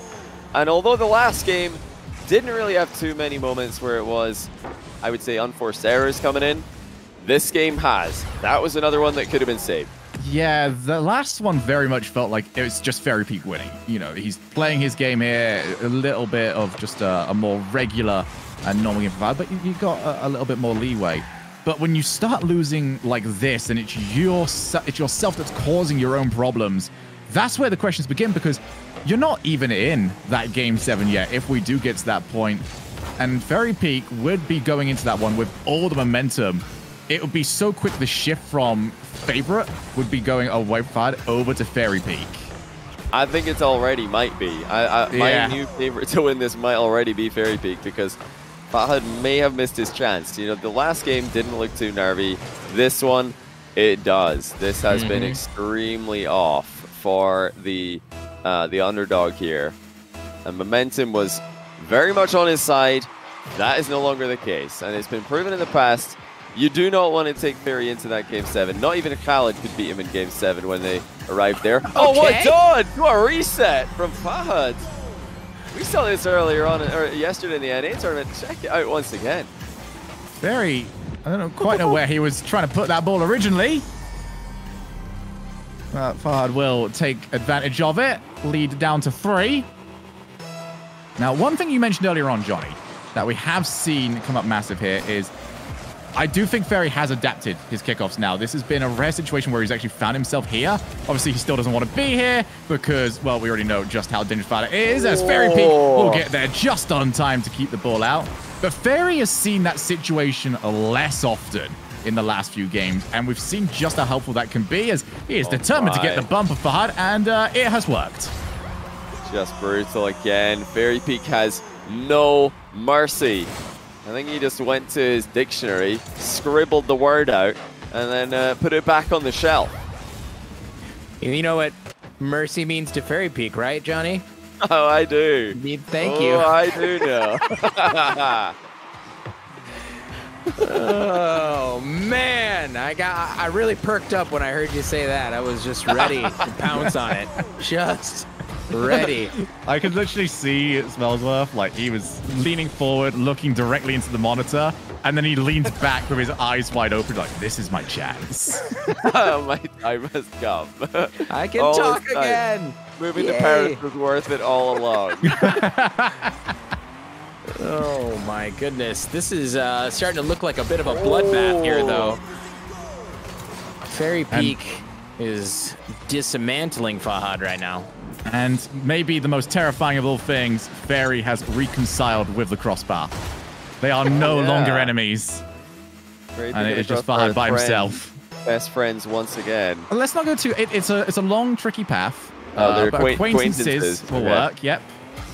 Got it, right. They're still moving up the ladder. This looks like game 1. Remember, I said in game 1, Fairy Peak, he's not going to stop scoring. He's not one of those players who thinks, yeah, I think I've done enough here. Let's have a gentleman's agreement to let the clock run down. He's just going to keep going.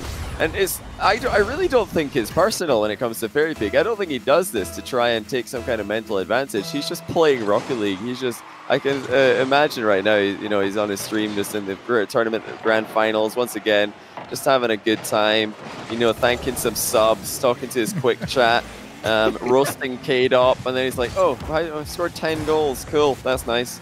How long's left? 2 minutes? Okay, maybe we can go for another 10. He's got one hand playing the game, the other hand petting the dog. Wait, Fairy Peak's got a dog on his stream? I believe he has a dog. It's oh either that or... Why have I not seen Fairy Peak's dog? That's now top of my list. Check out Fairy Peak's last touch here, by the way. That wasn't on target until he really wrapped himself around it. Brilliant stuff. For Fairy, you said that this is not personal. I think Fairy would consider it more disrespectful to not continue playing at his best all the time. Like, he will just keep going at you because that is just the way he goes about these things.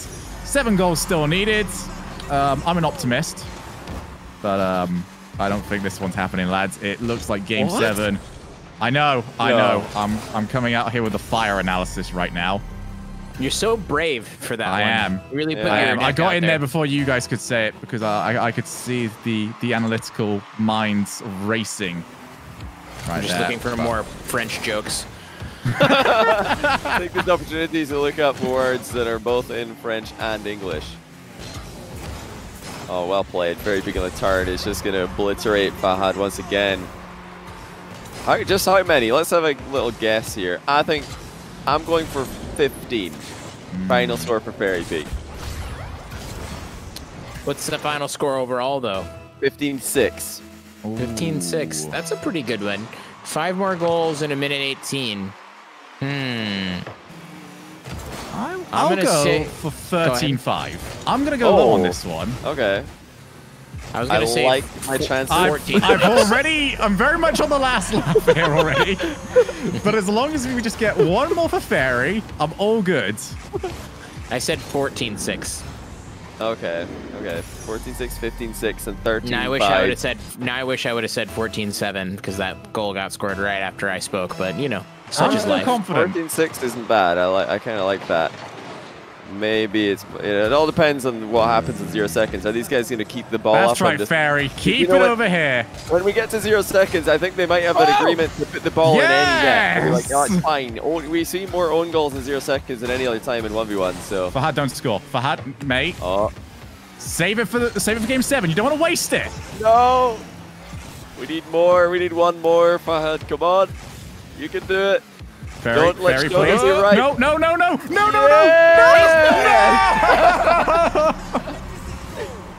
Take it, Shogun. Wrong again. Why have you done this to me?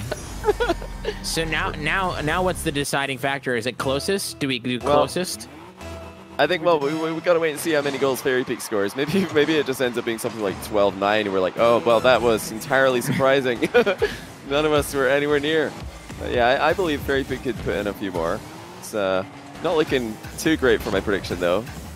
Goals per minute really slowed down as soon as I made it. I was expecting the goals to slow down, but No, Fahad. Stop. Stop it. Miss. No. Yo! We're all wrong. No one's happy with that one. Well, I mean, technically, Shogun, right now you're 1 off Fairy Peak score and 2 off Fahad's scores. That's, you know, incorrect by 3.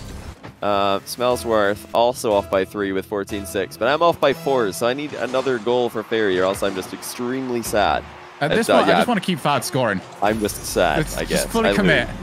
I've lost. This is the worst possible outcome. You guys have to tie for first, so congratulations. Tie for first by being nowhere near the final result. Silly us. What we really should have gone for was, look, the comeback potential was real all along. Yeah, I'm sorry that Well, my positivity ran out. Well, I should have stuck with it. You're probably going to feel pretty good now, though, because we do have a Game 7. It seems to always happen. 1v1 always delivers. We've had Game 7s, I think, now in all but one of the last major Rocket League 1v1 tournaments. Fairy Peak says he literally wants to sleep for 10 hours. Fahad said 1 minute. Fairy Peak says, I literally want to sleep 10 hours. That is hilarious. The Fairy's just not even aware of the situation he's in right now. We stick it up, like, it's sort of a redundant question right now. We sticking with Fairy, currently the favorite heading into this one? Oh, yeah. I think Fairy's I think so. got to be favorite. No pressure on him. He just wants to win as quickly as he can so he can go to sleep and put even more of a distance between himself and the next best in 1v1 of all time. But, got to remember as well, Fahad, he's made it all the way here. This is easily the biggest match of his life, I've got to imagine. Unless there's some other KSA tournament that I'm not aware of, which could also be the case. But yeah, this is huge. He's got a chance to beat Fairy Peak for a ton of money in front of a lot of people in a grand final of the most stacked 1v1 tournament that we've seen in a while. So can he make it happen? It's all in this one game. He's just got to hope that the Rocket League boomer has run out of energy. He's got to play the age advantage. He's younger, probably a bit of a night owl. Maybe Fairy Peak's too tired. He just said that he needed to sleep for 10 hours. So maybe that's the thing. We often talk about these sort of nerves as well, about how it can often be a detractor, but there's an opposite side of the world. There are a lot of people out there that you see, in sports and esports, that these situations bring out the best in them. Maybe when it is all on the line, we get to see the best of Fahad here, as he is going to start off with a good kickoff, and this is exactly where he wants to be. Perfect start. Brutal and beautiful at the same time. He had to come out with a bang here. Fairy Peak's won 2 games in a row. Now, Fahad, with an explosive start to the game, is announced his arrival to Game 7. He's got another good one here. Turns around for the 12 boost. He realizes Fairy's going to be back. But Fahad is starting to establish what made him so difficult to deal with. Fairy taking control yet again. Tried to go for the backflip challenge. It's not going to work. Racing back now. Fahad can at least keep the ball out of his net, but Fairy Peak will lock him down here. I've seen him so often just dismantle opponents from this position. And the post will deny him. A late twist in this one. Crossbar was never the enemy. Nice recovery here from Fahad. Goes up on the wall. Touch. And a nice shot, but Fairy rises to the occasion. And now he's pressing. He might have actually just scored off of that. Caught Fahad sleeping below the ball. Yeah, great finish by Fairy. And a bit of a careless touch from Fahad. He wanted to set up at one of his shots, but when he takes a heavy first touch like that one, you are inviting Fairy Peak in to smash it on your own net. Not something you want to do, especially not now. Fairy's got himself a good kickoff as well. We'll aim to steal that 100. And, well, so I've seen smart. this one before, lads. And, well, very much the same result. Tricky stuff here from Fahad. Really nicely done. These guys just keep going back and forth with these sly little tricks that lead to these runaway goals. It's right about now that you wish you had need boosts still bound to your quick chat, but it's probably been replaced by all of the recent additions. No, really though, these two haven't been delving into the quick chat on text chat battle that has been prevalent in ones recently. And with really no rivalry before today, it's not all that surprising. Still, good position for Fahad to be in. Not seeing the game get away from him at all. Instead, he is the one in a good position, but that might not last for too much longer. Fairy Peak, open net. He will make the most of it. Great trip up, and even better follow. Nice touch out of the backfield here from Fairy Peak. It's going to be a tough one for Fahad to put him away, and I guess the only good thing I can say so far about this game is it doesn't look like a one-sided affair. It looks like both players are comfortable and here to play. You know, the last second nerves are not getting to Fahad yet. That was sick. Look at the recovery here off the sidewall. The amount of time that he needed to bring that ball into the middle of the field, pop it up and flick it on target. Really didn't give Fahad much of a window to react, and Fairy Peak gets his nose in front in the final game of the tournament. He's also got a great kickoff. Picks up the 12, takes the first time shot, and he's doubled up the lead, 4-2. Fairy Peak might be adding another feather to an already very full cap. At this point, does Fairy Peak start removing the feathers that are less impressive? He's got no space on his cap. It's just the old ones, you know, they're starting to degrade a little bit. Do you even call it a cap anymore? I think it's just a bird. He's just got he's got an entire bird on his head. You know what a bird is to Fairy Peak. I'm just kidding. There's nothing for bird. Oh, that would have been too much. That's where we gotta get the proper scripted accusations coming in. It's definitely, it's got to be a fully fledged peacock tail feather. Oh, what there. a bump. Oh, what bump. Fahad, oh, he didn't control it. He's popped it back up to Fairy, but there might still be a goal on the cards for him. He turns around and makes it happen with a slow roll. Who is this guy? He's slow rolling while he's 2 goals down. I do love, though, that he spotted the ball starting to come down and realized there's no power available for Fairy. Best he can do is maybe bounce it off the floor, make it awkward for me, but he backs down, waits for his chance, and now the lead is down to 1. He's probably thinking to himself, when am I ever going to get a chance to troll roll the greatest one we've owned player of all time again? I got to take my opportunity now. That's efficiency. He's trying to win the tournament and also get his clip in. Fairy. He's like, hey, look at this one, Mom. I slow rolled Fairy Peak. Oh, I was losing as well. Can you believe it? Wasted a bunch of time. Then I scored.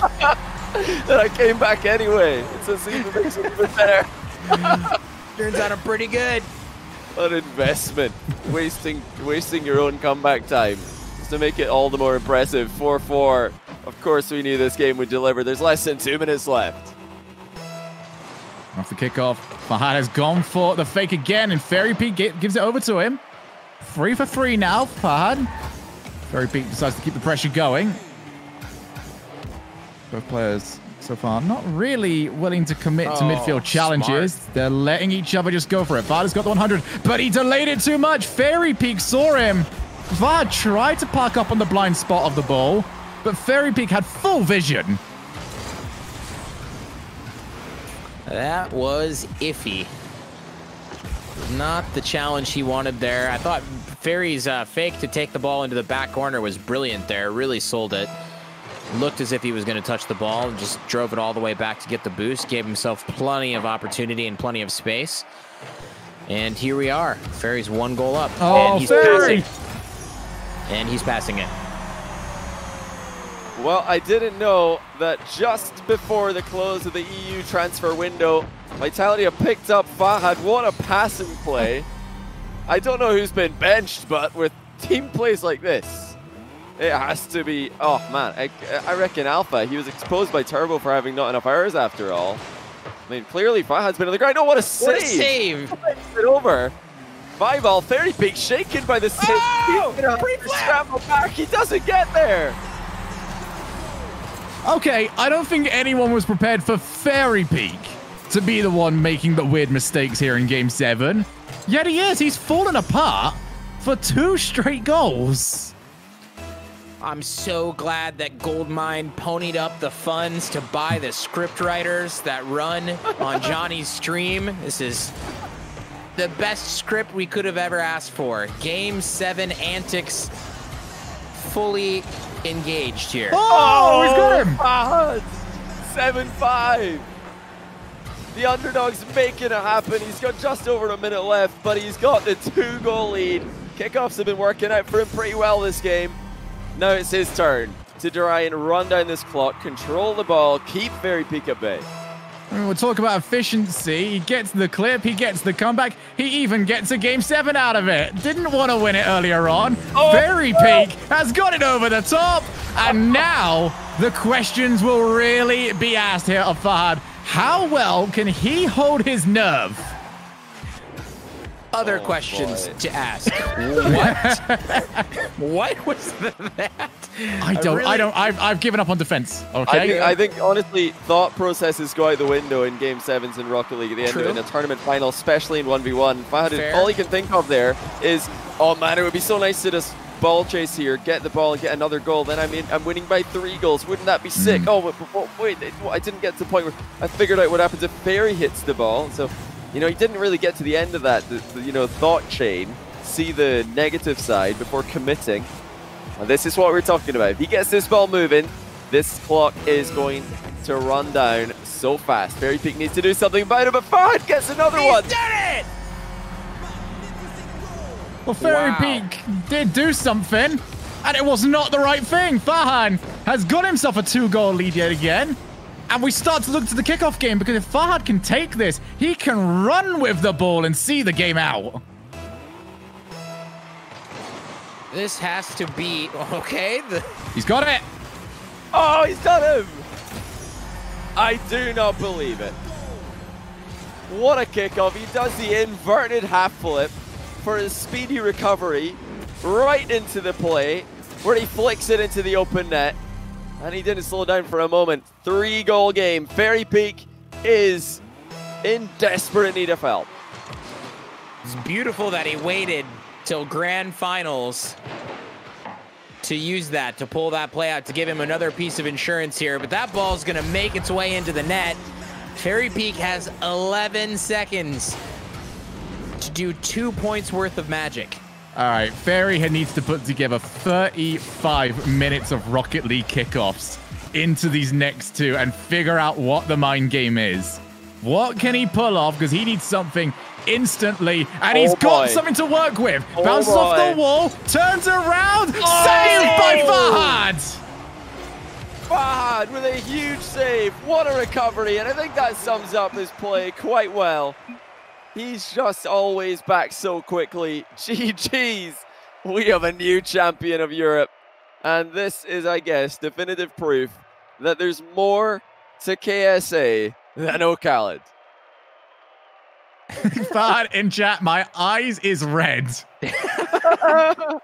Oh my goodness. He has managed to do it. And we were all expecting, I mean, everyone was expecting, okay, winner is coming from that other side of the bracket, but instead, Fahad has managed to move through. I'm sorry, Louis, you are now down to the 3rd best player of the tournament. Still a good result for you, though.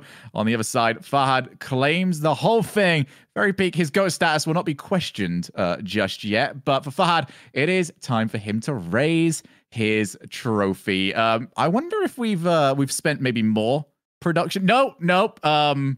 It's the same trophies as yesterday. Well, it's because there's 2 of them. That's the one for NA and EU, and they're both tumbling. A little bit unfortunate. The Salt Shakers, they will be proudly Dorn. Oh, did you? Oh no! This is what happens when you try to hold the camera in your other hand. Okay. Becomes very, very difficult. But Fahad is your champion, taking down the whole group. He started off with a win over Zamway 4-0, took down Astral 4-0, and then took down Fairy Peak to take the championship. Unreal. What a fairy tale story. Loses a total of 3 games on finals day. Yeah, and all to the greatest 1v1 player to ever touch a controller to play the game. Just crazy stuff. But yeah, what a win for Fahad. He really showed up big in that game 7. Game 5 and 6 were so shaky. I think, well, game 5, he just couldn't hang. Fairy Peak was too good for him. 6 was a real disaster. There were so many unforced errors, and that made us really just lack any kind of confidence that he would be able to pull out the goods in game 7. But not only did he do that, but he had Fairy Peak in really awkward positions over and over again.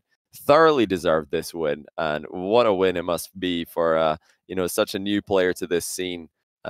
Massive congratulations to him. Just like in NA, we have an underdog winner. It's awesome to see.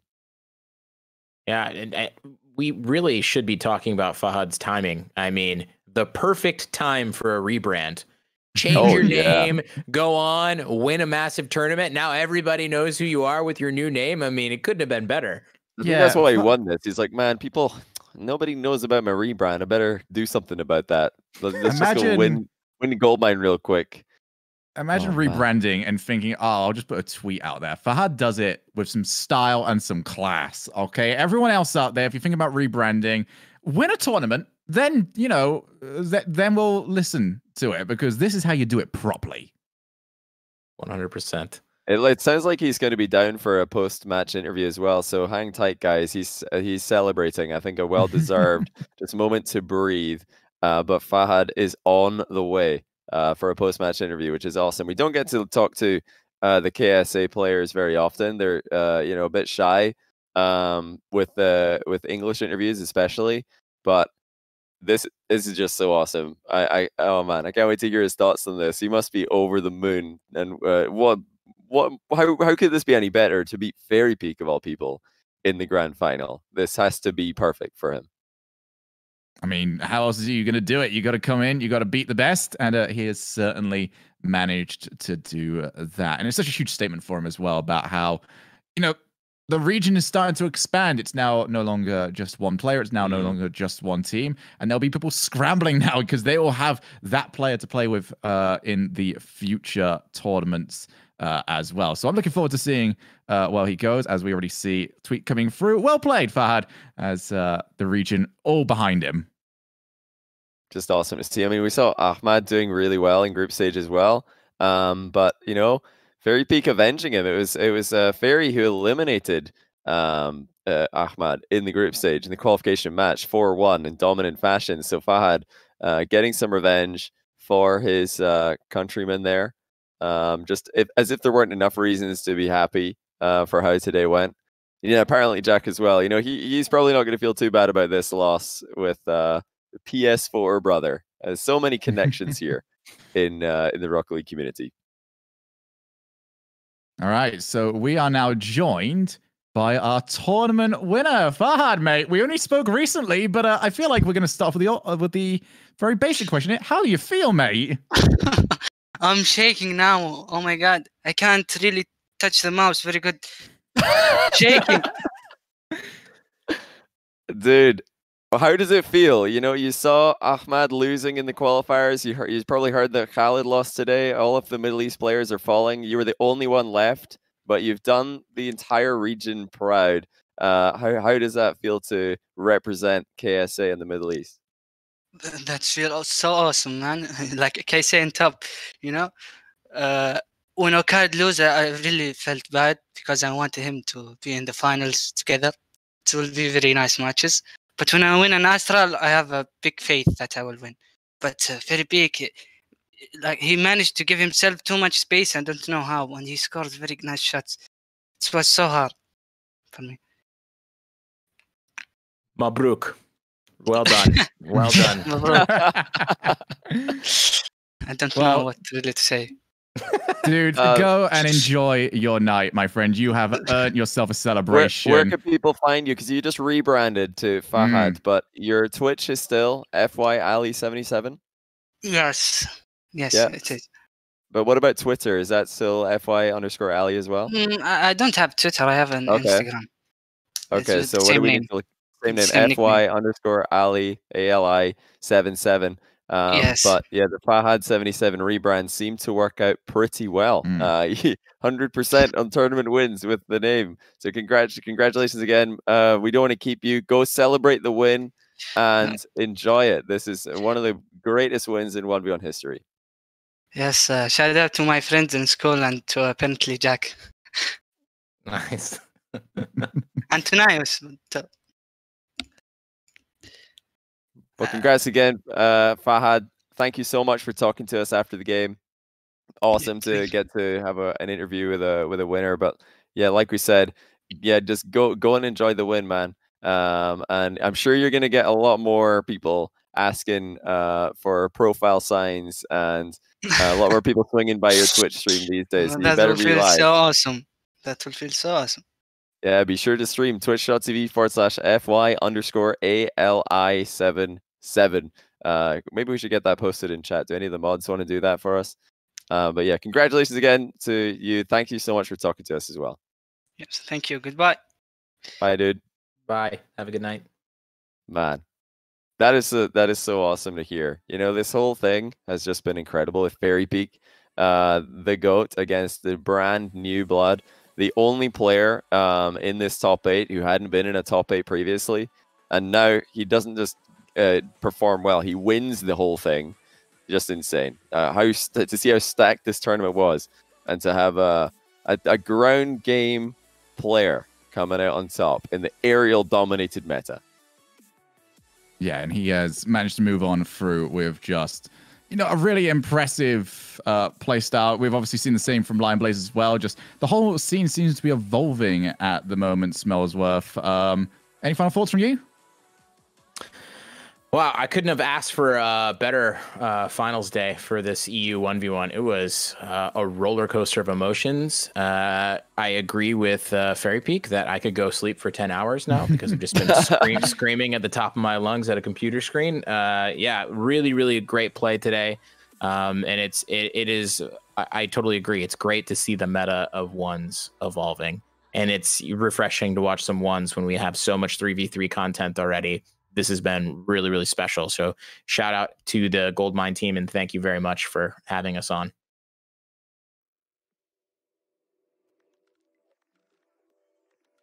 All right then, lads. I believe it is time for us to get going. Ladies and gentlemen watching at home, I hope you had a fantastic time. It's been a phenomenal week of 1v1 action. Congratulations to Lion Blaze. Congratulations to Fahad on taking both of the tournaments. And we look forward to doing something very similar again very soon. As for now, for Johnny, Smellsworth, and myself, we are signing off and we will see you very soon.